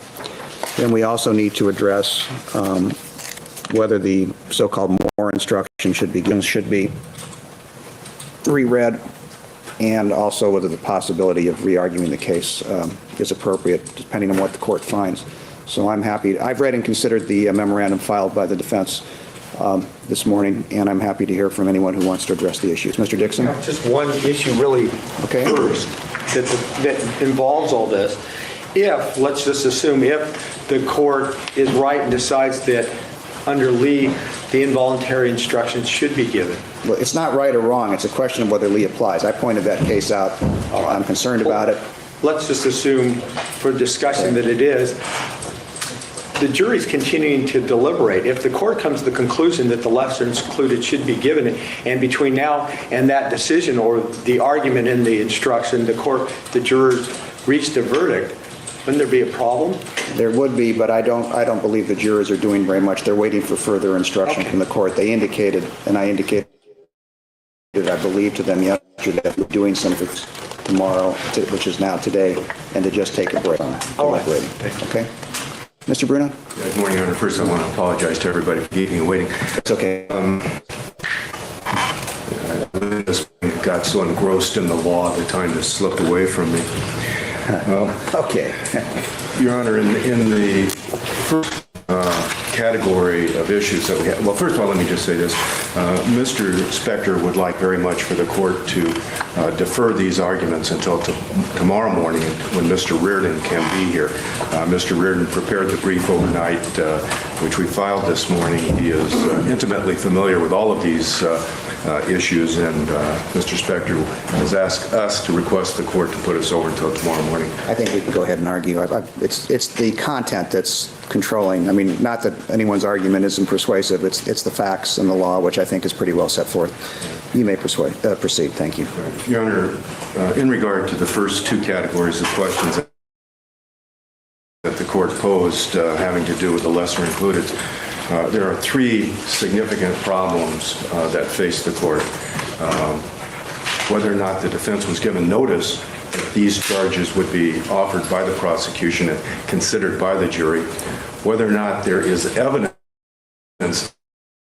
in the record to support the given, and then finally, and perhaps most critically, whether or not what appears to be an absolute prohibition by the Supreme Court on opening or reopening jury instructions after deliberations have significantly been undertaken.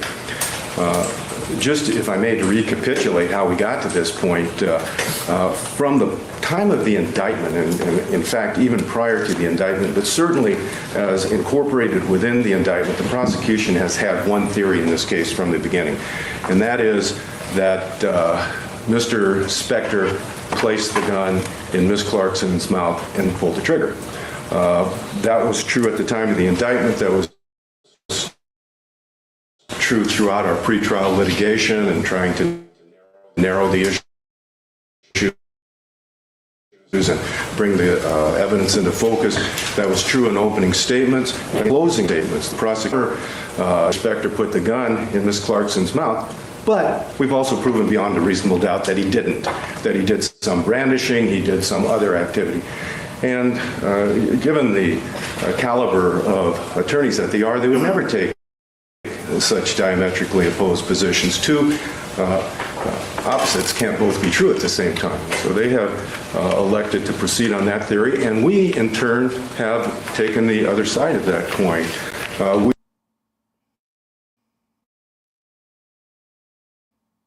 We have always taken the position that Mr. Spector did not cause the death of Ms. Clarkson, did not place the gun in her mouth, that she did it either intentionally or inadvertently based on the factors that have been presented to the court.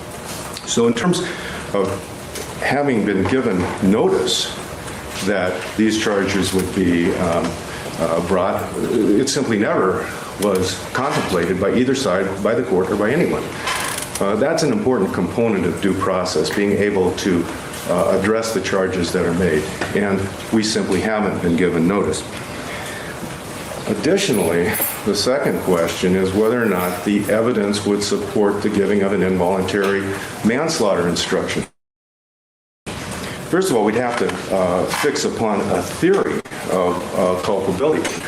Is brandishing the gun in this occasion?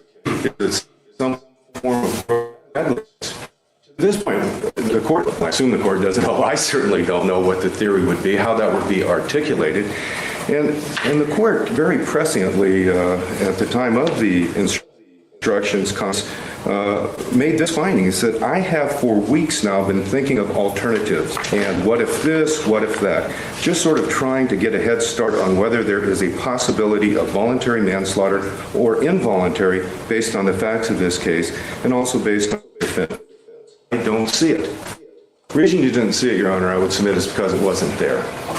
The court went on to say the problem with a sudden quarrel would be there is the reasonable man standard, which I don't think anybody would say has possibly been shown, which would mandate voluntary manslaughter. That's true.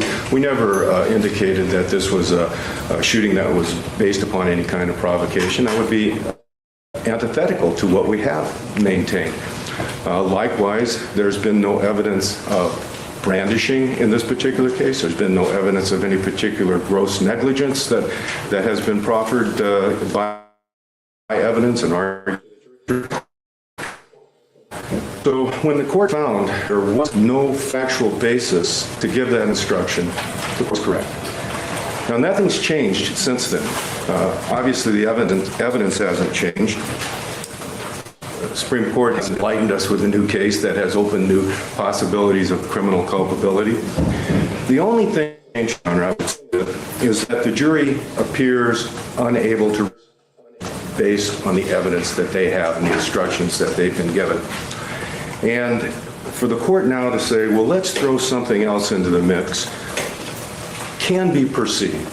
I don't think it would be intended, but it could be perceived as an effort to get a verdict, any verdict, because we've put so much time into this case. And I'd submit that that simply would be an improper thing to do and wouldn't be warranted by the evidence in this case.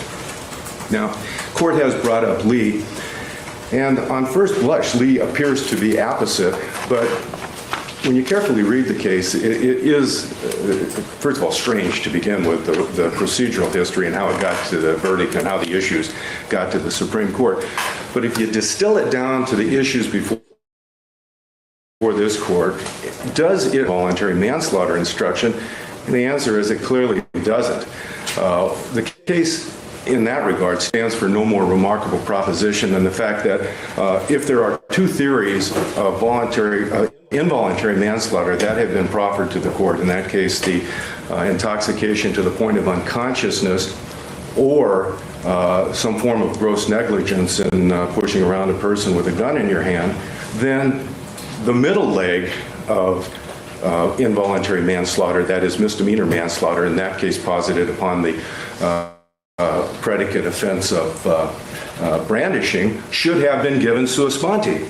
But the facts of that case fully supported the other two theories, and that theory for that matter. There was direct evidence of brandishing. There was compelling evidence of gross intoxication to the point of inability to form an intent to kill. There was also evidence of gross negligence, a drunken man waving around the gun. We don't have those theories in this case. They potentially weren't. The evidence doesn't support that. And Lee does not, on this record, give that involuntary manslaughter instruction. Finally, and probably most compellingly, the Jennings case, and I assume the court got the corrected citation. I did. That case simply is kind of a reiteration of the Stouter case that was decided at the beginning of the last century. 1904. Right. Yes. But sometimes the old rules are good rules,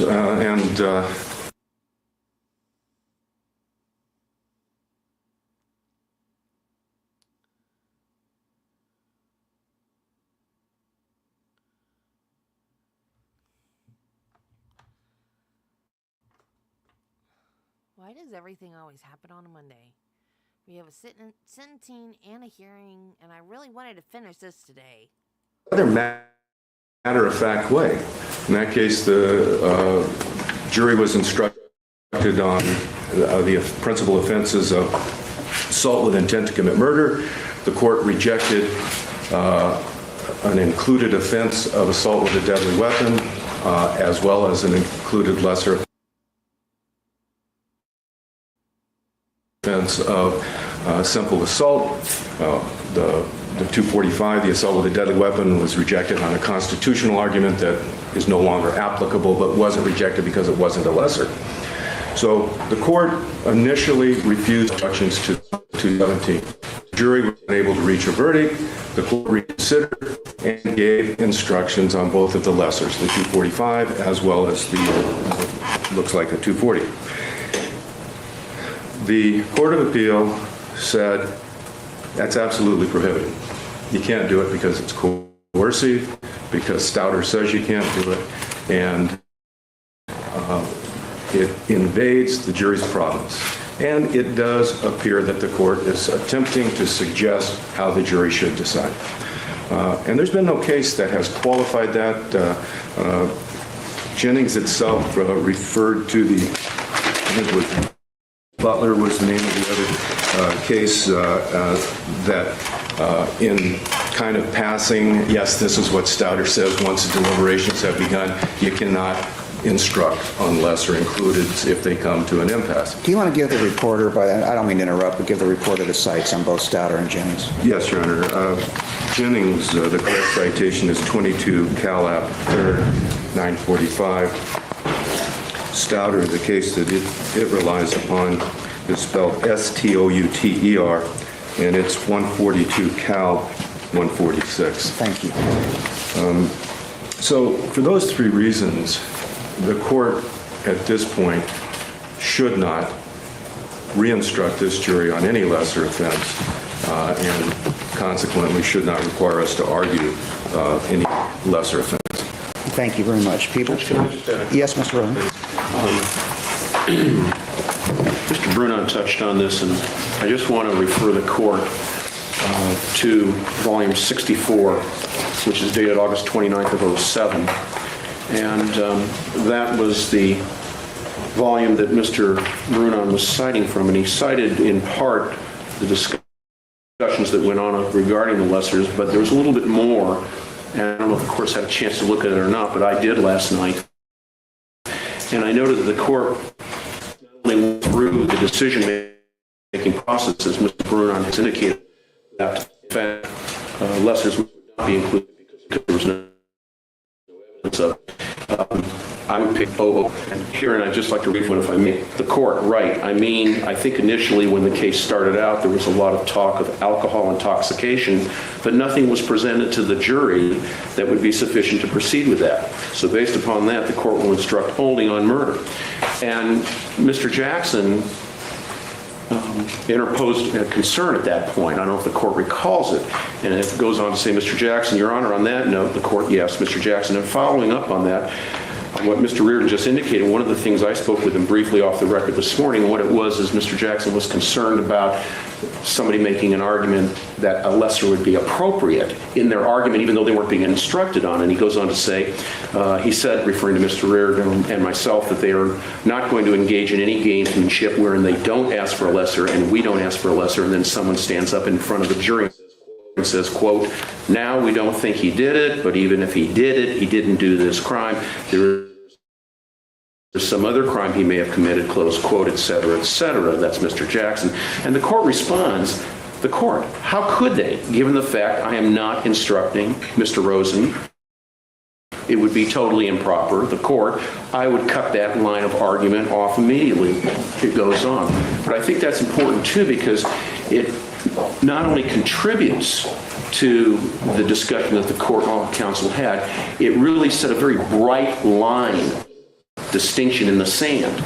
And one point that was made in the brief, and Mr. Brunon very eloquently touched on it this morning, I think it needs emphasis, is that, as Mr. Reardon said in this brief, and I think he wrote a very excellent brief, the point is that nobody, starting back in September of 2004, when this grand jury was convened by then Deputy District Attorney Doug Sortino, if I went back last night and I looked at his opening statement and I looked at his closing remarks, and there was never, ever, even over 3 years ago, the slightest indication that this case was ever going to be tried on anything other than the theory of second-degree murder supported by an implied malice consideration of the evidence. And he stated that back in September of 2004. Nothing changed during that time. Certainly nothing changed during the course of the presentation of evidence by either side in this case. And because of that, that's how it was defended, as Mr. Brunon said. We defended this case and responded to this case based on the government's theory from September of 2004. It never changed. Things may have been done, probably would have been done, in fact, would have been done quite differently had there been that consideration from the start. There wasn't. And you can't cure it now. I mean, the evidence is in, the arguments have been made.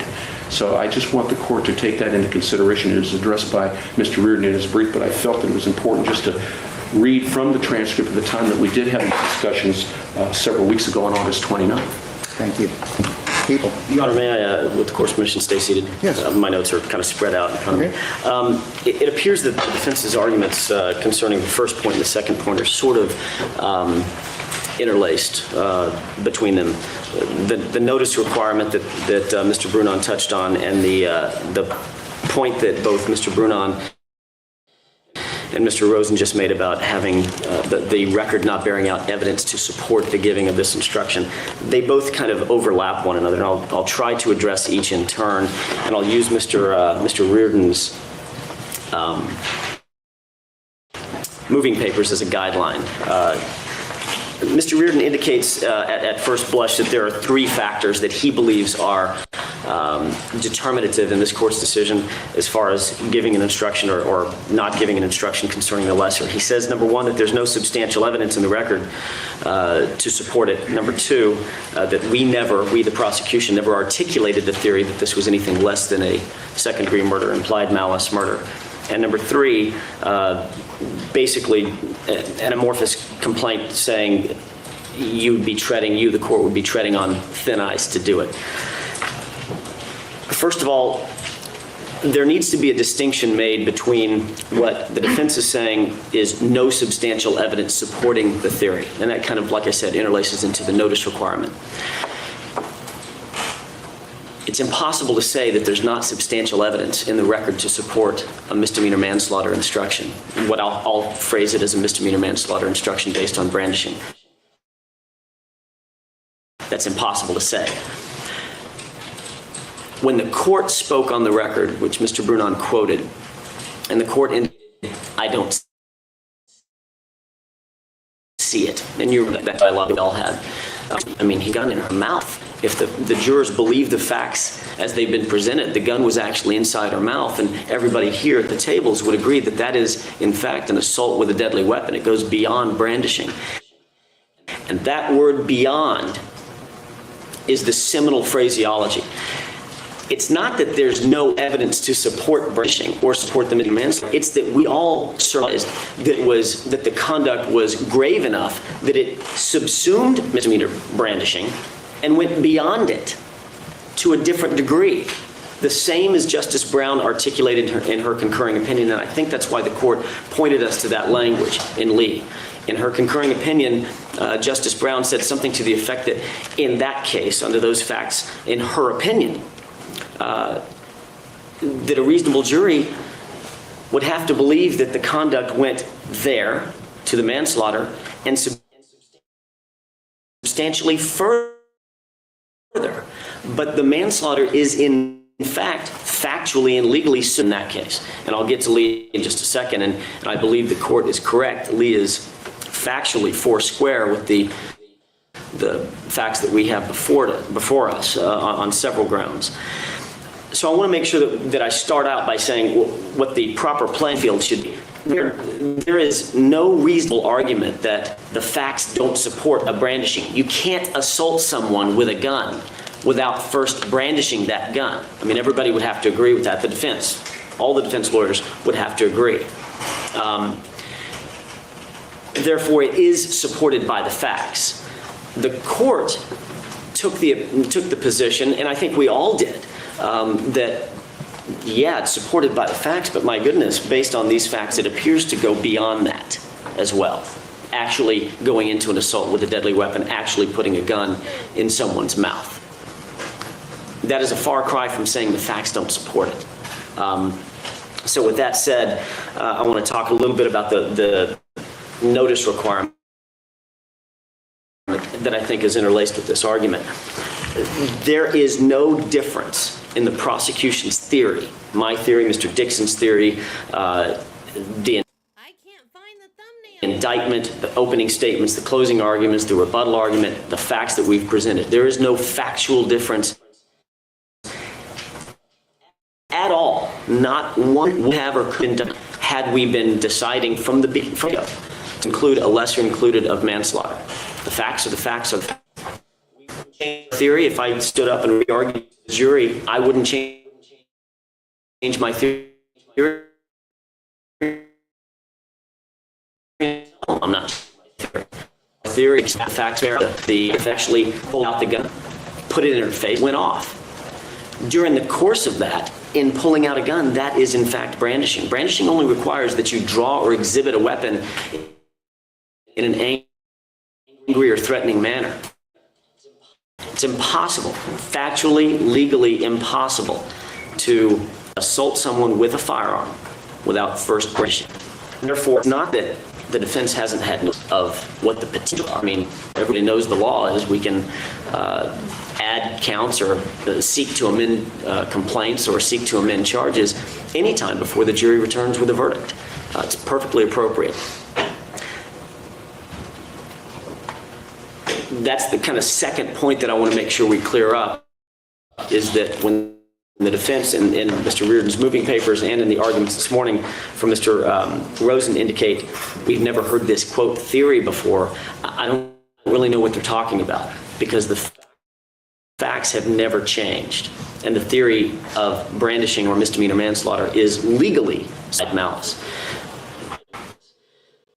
The difference between an implied malice murder and a misdemeanor manslaughter, involuntary manslaughter based on a criminal act, for instance, brandishing, is simply the single element of conscious disregard for human life.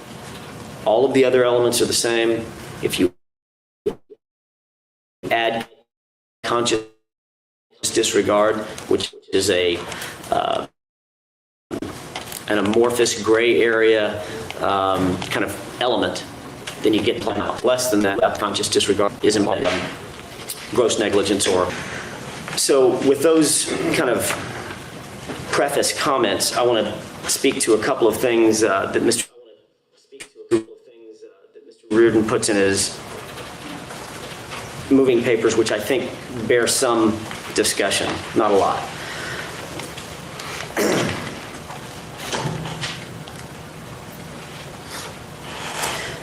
Mr. Reardon indicates, kind of to finish out his first point, that there is, quote, no evidence which would permit a reasonable jury to conclude that even if Mr. Spector held the gun in Ms. Clarkson's mouth, the resulting homicide was less than a malice murder. That is absolutely incorrect. Under a reading of Lee, Lee specifically addresses when the facts support something beyond but including the subordinate crime or the lesser included crime. And this is what Justice Brown was dissenting about, or why she was recurring opinion. She agreed with the holding but disagreed in that one element. And that's exactly what the Lee court, the plurality opinion, disagreed with on insofar as Justice Brown's articulation of what she thinks the law should be. They specifically addressed the arguments that are being made by the defense, the Lee court, and said, no, that's wrong. If the lesser included exists, and if it exists on these facts, it must be given, and it is error not to give it. With regard to Mr. Reardon's claim that Mr. Spector, that there's no evidence that Mr. Spector committed a non-lethal act that was the proximate cause of her death, that is absolutely incorrect also. The non-lethal act is the brandishing. A jury could decide that the defendant brandished a gun during the course of which the gun went off in her mouth. Plain and simple. No conscious disregard for human life, that is a misdemeanor manslaughter conviction. If they decide there was conscious disregard for human life and there was some other fact that persuaded one or all of them that there was something more that Mr. Spector did to put the gun in her mouth, then that would bump it up in that person's mind to an implied malice. Notwithstanding Lee, if the facts are so clear, why didn't you argue them, and why didn't you ask the court to include lessers? There were discussions held about that, and we all agreed that, in fact, a brandishing at that time, it was my opinion, and incorrectly so, it was my opinion that if, in fact, we all agreed that brandishing didn't need to be given, that we could concede that fact. The court didn't need to give it. If tactically or strategically we didn't want it, and the defense didn't want it, we didn't need to go there. That appears to be absolutely incorrect. Lee doesn't give us that choice. Lee says that if we don't give it and the facts support it, then that is error, plain and simple.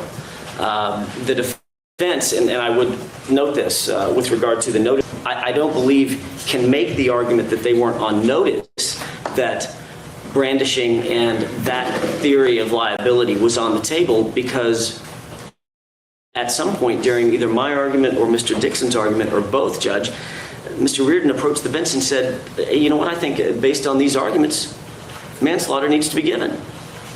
He's the one that said it. It's not like they weren't on notice that that was on the table or that was a potentiality. As a matter of fact, they asked for it. And the court decided... Excuse me, they never asked for it. That discussion came up with depending upon what your theory was and whether or not instruction 3 was given and in what form as to whether that might mandate slaughter actions, but the way it was finalized, they never asked for it. The first discussion, you're right.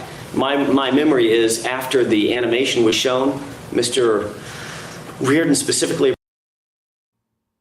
approached the bench and said, if their theory is something other than the gun was in her mouth, in other words, that animation shows something, and he didn't realize that the camera angle was simply from the mouth. That's right. But he said there has to be a manslaughter instruction. But ultimately, you argued back and you said that's not what the animation shows. That's correct. And that satisfied. That's correct. And I'm not saying the court was wrong by not giving the instruction at that time. I'm simply saying the defense can't argue they weren't on notice that those facts existed, that that was a potential. They actually asked, hey, look, if that's where we're going, then this is an instruction we need and we'd like to have. So it's, I just say that to say the defense knew that this was on the table at some point. And to answer the court's question pointedly, why didn't we ask for it? Because it was a strategic position, our strategic position at that time, that it wasn't necessary. But that is not taken into account Lee. And I believe that if, in fact, the court doesn't proceed with the course it's going on, that there may be built-in error by not giving the jurors the instruction. No, by not giving if there was a verdict, if this case were to proceed with the verdict, if the court was not to instruct on manslaughter, the theory and of invited error clearly controls this. That's one thing we talked about. And we concur with that. We're not changing our opinion. We do not believe the evidence supports involuntary. We're not asking for it. We're objecting to it. All right. Thank you. You may proceed. Thank you.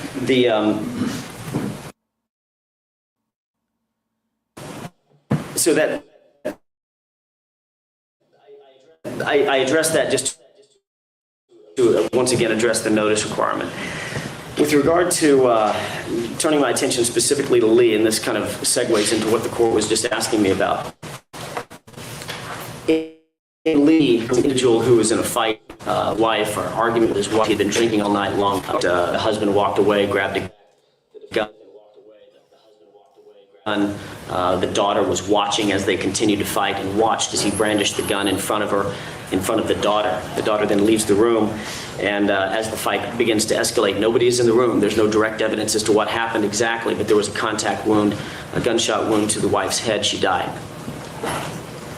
You have drinking, getting angry, a gun is withdrawn and utilized, and there's a contact wound to the head of another individual that's established through circumstantial evidence.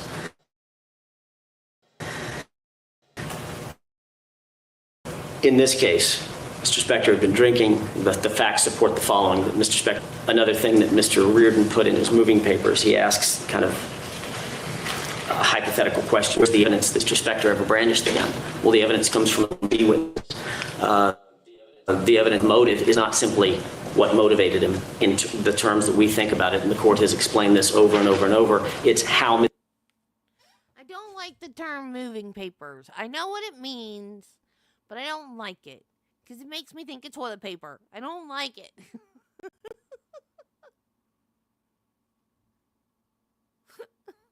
I'm sorry, I can't help it. It just does.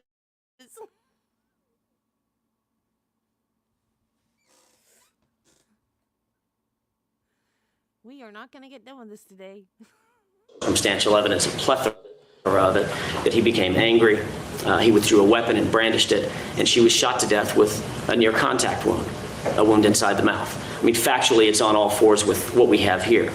And the court in Lee, Justice Baxter said, writing the plurality opinion, the court didn't instruct on misdemeanor manslaughter, an unlawful killing without malice in the commission of an unlawful act not amounting to a felony, to wit, a brandishing.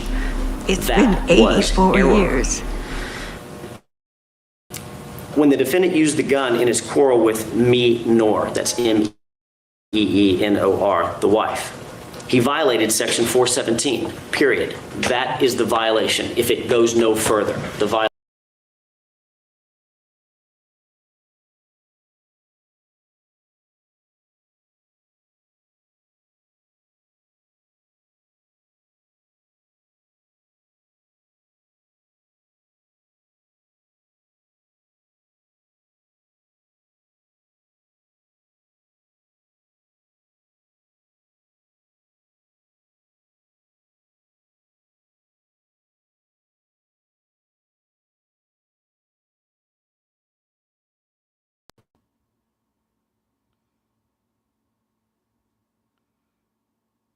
I'm sorry. That was my fault. Because I was trying to play this. That is still not going to play. It's a 5-second clip, StreamYard. See what I'm making? Okay, fine. Be that way. Don't play it.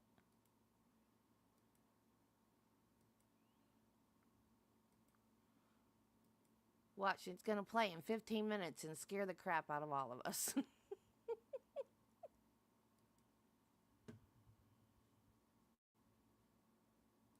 Confirm that the duty to instruct sua sponte on the lesser included offense is not satisfied by instructing only on one theory of an offense if other theories are supported by the evidence. And I think that's the seminal language that we have to look at, and that's probably missed when we discuss this at first. The question is not, is that the theory we're proceeding on? Because I'm not going to stand up and change my theory. Mr. Brunon's right. I'm not going to stand up in front of this jury and change a theory. If the court decides that it's appropriate to give this instruction, I will explain that crime is subsumed in the higher. That lesser crime is subsumed in the greater offense. The court says that obligation of the trial court exists even if the defense objects. Not just if they concede to it, but even if they were to object to it. And that's where I tend to think that we are beginning to get into very touchy territory if the court doesn't instruct on it.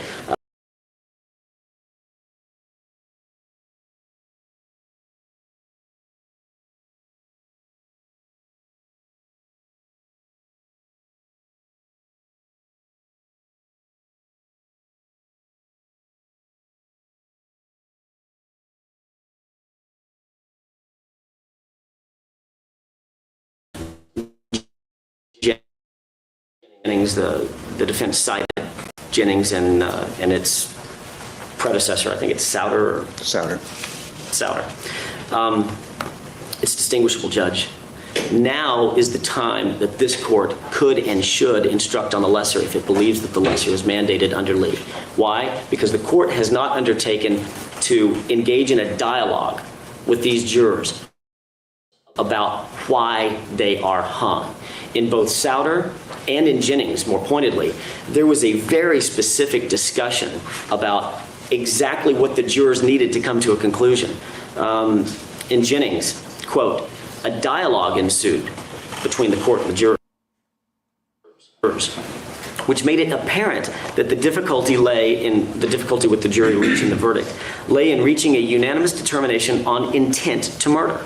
So then the judge took it upon himself or itself to instruct on that particular issue and give a lesser included offense that would answer that question. In Souter, it was even more obvious. Quote, and this is Jennings quoting Souter. Many of the jurors had practically told the court what their opinions were, and that if the instructions were changed so as to meet their views, they could find a verdict of guilty, contrary to the former instructions, meaning the original instructions. The project of instructing the jury for the first time after they'd been unable to agree for 24 hours, they might, notwithstanding the first instructions, convict the defendant of attempt was clearly an afterthought suggested by the statements of the jurors as to how they then stood, how the jurors then stood, and apparently intended to help them, not generally to arrive at a verdict, but to arrive at a verdict of guilty. That's not what this court has done. This court has not engaged the jurors in a dialogue to find out specifically what will help you reach a verdict of guilty or what will help you reach a verdict of not guilty. This court indicated before the jurors were ever questioned, before the court knew what split, if there was a split on this hung jury. The court indicated on the record, I have a concern about Lee. That is very different from what the Jennings trial court did and the Souter trial court did. They both undertook to basically impose a verdict on the jurors. This court, very distinguishable to those incidents, is simply saying, I believe that there is an issue that exists. It exists because of the Lee-Baxter decision, the Lee decision written by Justice Baxter. And having read Lee, I believe, and it's our position, the people's position, that the court is absolutely right. It is a mandated decision. I'm sorry, it's a mandated lesser included. We should have seen it beforehand. We didn't. But now is the time to fix it. I'll correct it again. I haven't concluded that Lee mandates that. I pointed out that it might. I'm arguing that it does. I'm simply making that argument that I believe, after reading Lee, I believe that Lee does mandate that there is a lesser included offense that's necessary given the factual scenario in this case and its factual similarity to the Lee facts. Thank you. Esteemed colleague, Mr. Jackson, is trying to make a sole purse here out of facts that will leave him to his barnyard sow's ear after killing that metaphor. Here's the problem. Notice is a different concept than sufficiency of evidence. The fact that the prosecution may have proceeded on different theories ab initio, but didn't, deprives us of the notice that we're entitled to. Everybody at this table knows, for example, that murder, charge of murder includes first degree, second degree, both by implied malice as well as felony murder. However, we also know that if the prosecution chooses to proceed down patient path, for example, that they cannot, at the time of jury deliberations and jury instructions, and certainly not during deliberations, change their theory to include felony murder. That's not just me saying that. That's Shepard v. Reese, which is cited in the pleading we filed. In that case, the prosecution proceeded throughout the trial, throughout the arguments and up to the point of instructions on the theory that the murder was premeditated. Apparently having an aha moment overnight, the prosecution asked the next morning to also instruct on felony murder. On writ of habeas corpus, the federal court said you can't do that. The defendant is entitled to know to defend against the felony. Well, that's the situation here as well. If the prosecution was intending to proceed on a theory that somehow, while Mr. Spector was waving the gun, it inadvertently or accidentally found itself in Ms. Clarkson's mouth and then went off without an intent to kill, they should have told us that so we could present our defense. The fact that they wouldn't have done anything differently is absolutely irrelevant. Would we have done something differently had we been advised of that theory? And the answer is yes. That's the notice point we had up until this point. Was that because over the past decade there has been some branching, therefore we branching in this case was struck on it, even though the court limited that evidence to motive, not common plan, not a conduct offense, but a motive, a state of mind, why he not in these circumstances. A distinction attempted to be obliterated the first time it was raised, but it is the basis of 1101 jurisprudence. You have to limit the evidence for the purpose it was admitted. Now, beyond that, what evidence of brandishing in this particular instance is there? None. Only speculation based on prior conduct. What evidence is there of gross intoxication to the point of unconsciousness? None. Prosecution didn't offer such evidence, even in passing. Their witnesses didn't say that Mr. Spector was so intoxicated that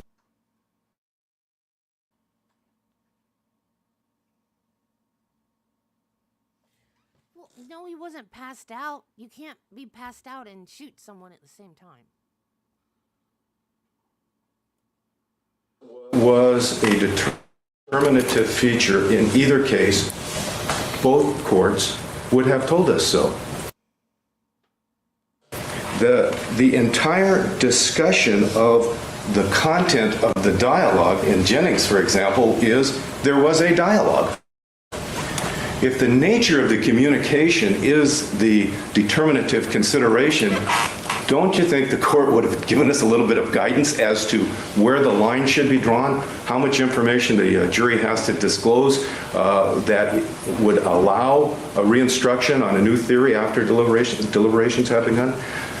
In Stouter, where there's a greater elaboration on the procedural history, the opinion in no way says, had the court made less inquiry, had the jury said less to the court, then this belated instruction of a lesser offense during deliberations would have been permissible. So that's an argument that's not supported by the case law.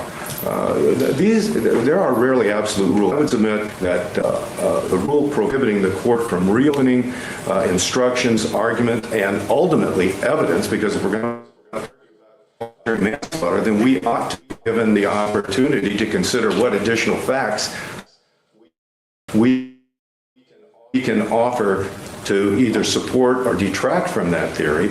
It's simply the error for the court to do it. Just Mr. Rosen, you're poised. Did you have something? No, I was listening to Mr. Bruno. It's a pleasure to hear him argue.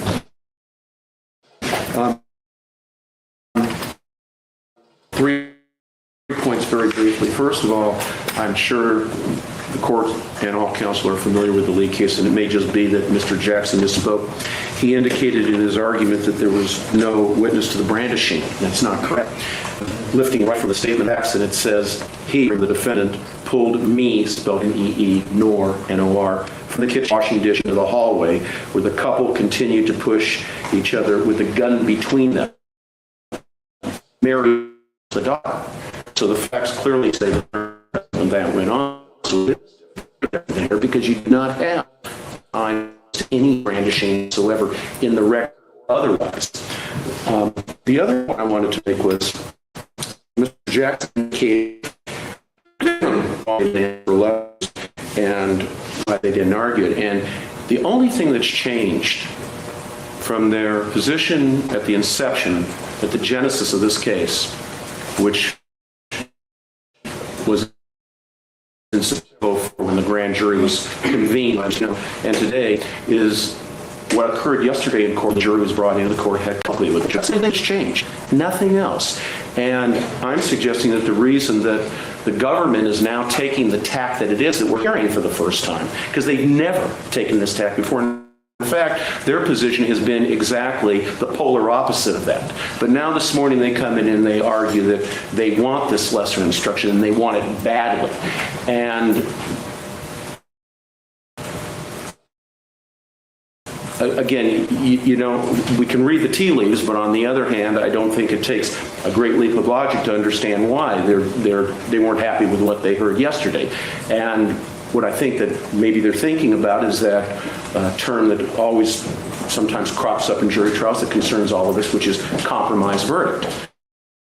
And that's of great concern because that is not a reason to go ahead and violate, as Mr. Brunon said, very clear, which is stated here in Jennings, because what it occurs is, if you look on page 12, the portion lifted from the opinion by Mr. Reardon placed in there, the quote, is very telling, and it's very concerning, and that's not where we want to go. And that's, Jennings, as we know, comes from this Court of Appeal, from this appellate district, and it really speaks volumes about that problem. I don't know how you resolve that problem in the light of Jennings. So I just wanted to make those few remarks. Thank you. Thank you. Do you want to add anything?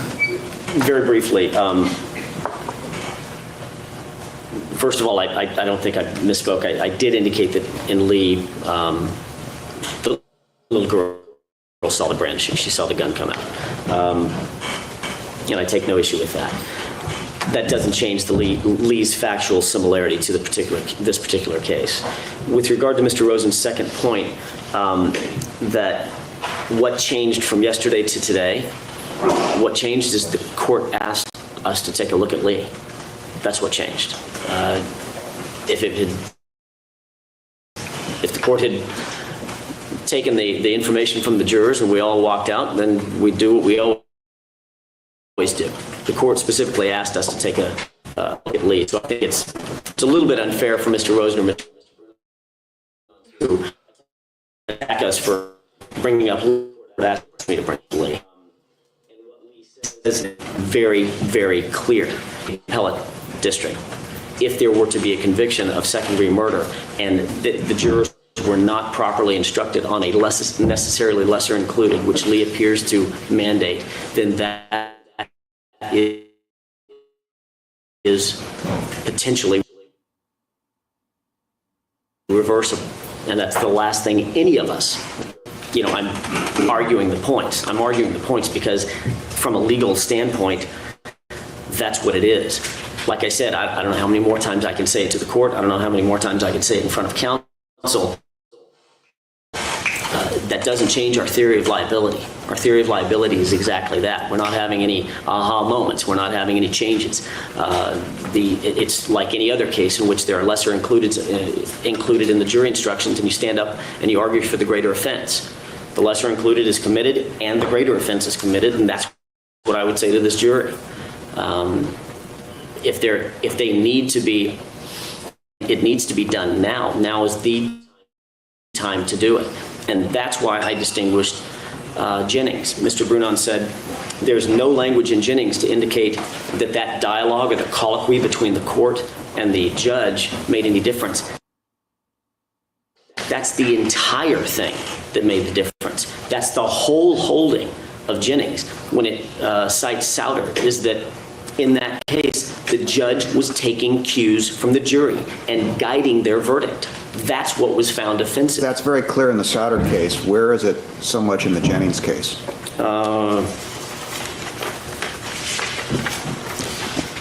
When they say a dialogue ensued which made it apparent to the court that the specific difficulty lay in reaching a unanimous determination of intent to murder.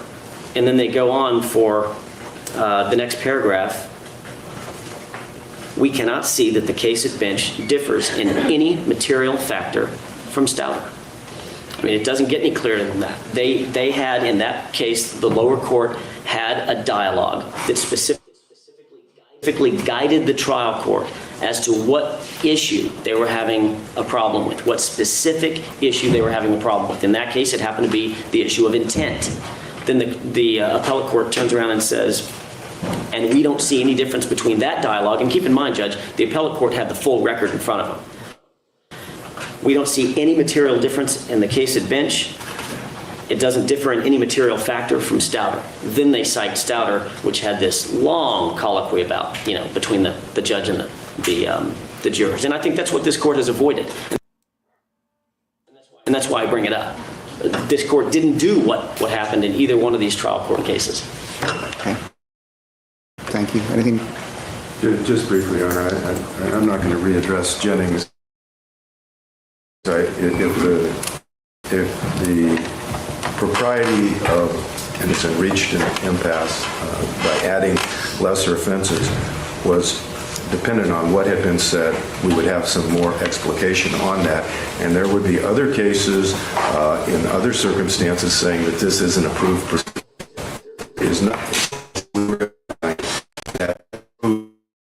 Giving up the jury had big opinions. In regard to the argument that the brandishing is subsumed, the placing the gun in the mouth, the manslaughter, the homicide. You don't have sound?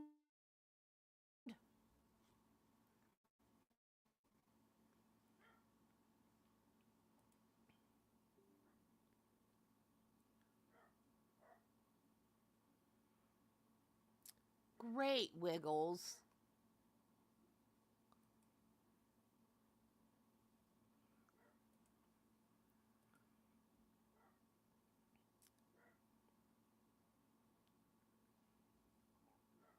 So to speak, it simply isn't. Placing the gun in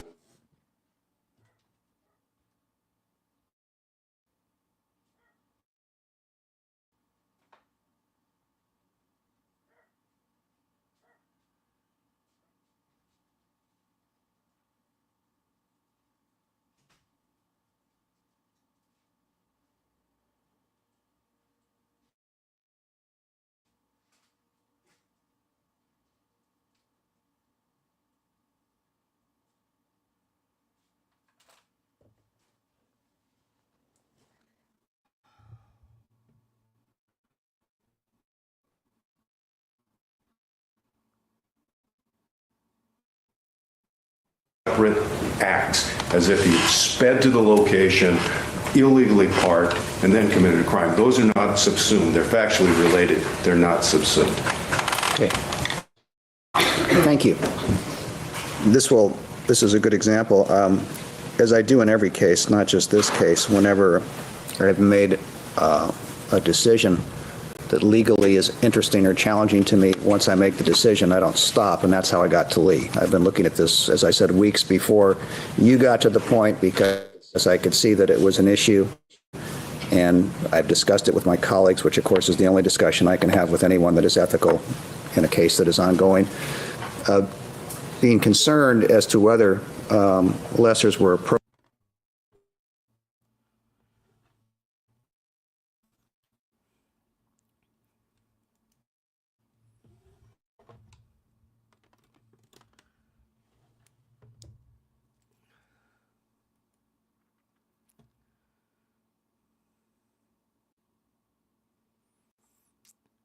Okay. We're going to finish this tomorrow. 5146. We are on part. Jury deliberations, day 3. Okay.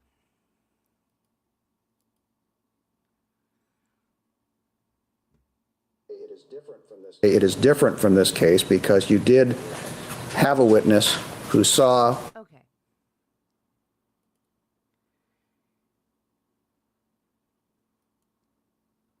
Well, come on, StreamYard. All right. Okay. Thank you, guys. I'm so sorry we didn't get finished with this today. I really thought we were going to, but I didn't know that we were going to have an emergency hearing in the Donald Adelson case. I sincerely, it says emergency motions hearing. I sincerely hope that this doesn't delay the trial. I've never heard of an emergency motions hearing before. I don't know what's up, and I'm a little worried. But this will redirect you right over. You guys, my hair has never looked this unhealthy in my life. I'm tempted to cut it off and start over. But this is the longest it's been in a really long time, and I like it long, and Travis likes it long. But look at how dry and okay, so this will redirect you to the Donald Adelson hearing. I don't even have a thumbnail up for it. It's just like my banner thingy, because I was not ready. Oh, okay, well, I was not ready for a hearing today. We were gonna get caught up on hearings that we had missed this week before her trial started. So I guess this will be the first one that we get to see. So I will see you over there in a few minutes.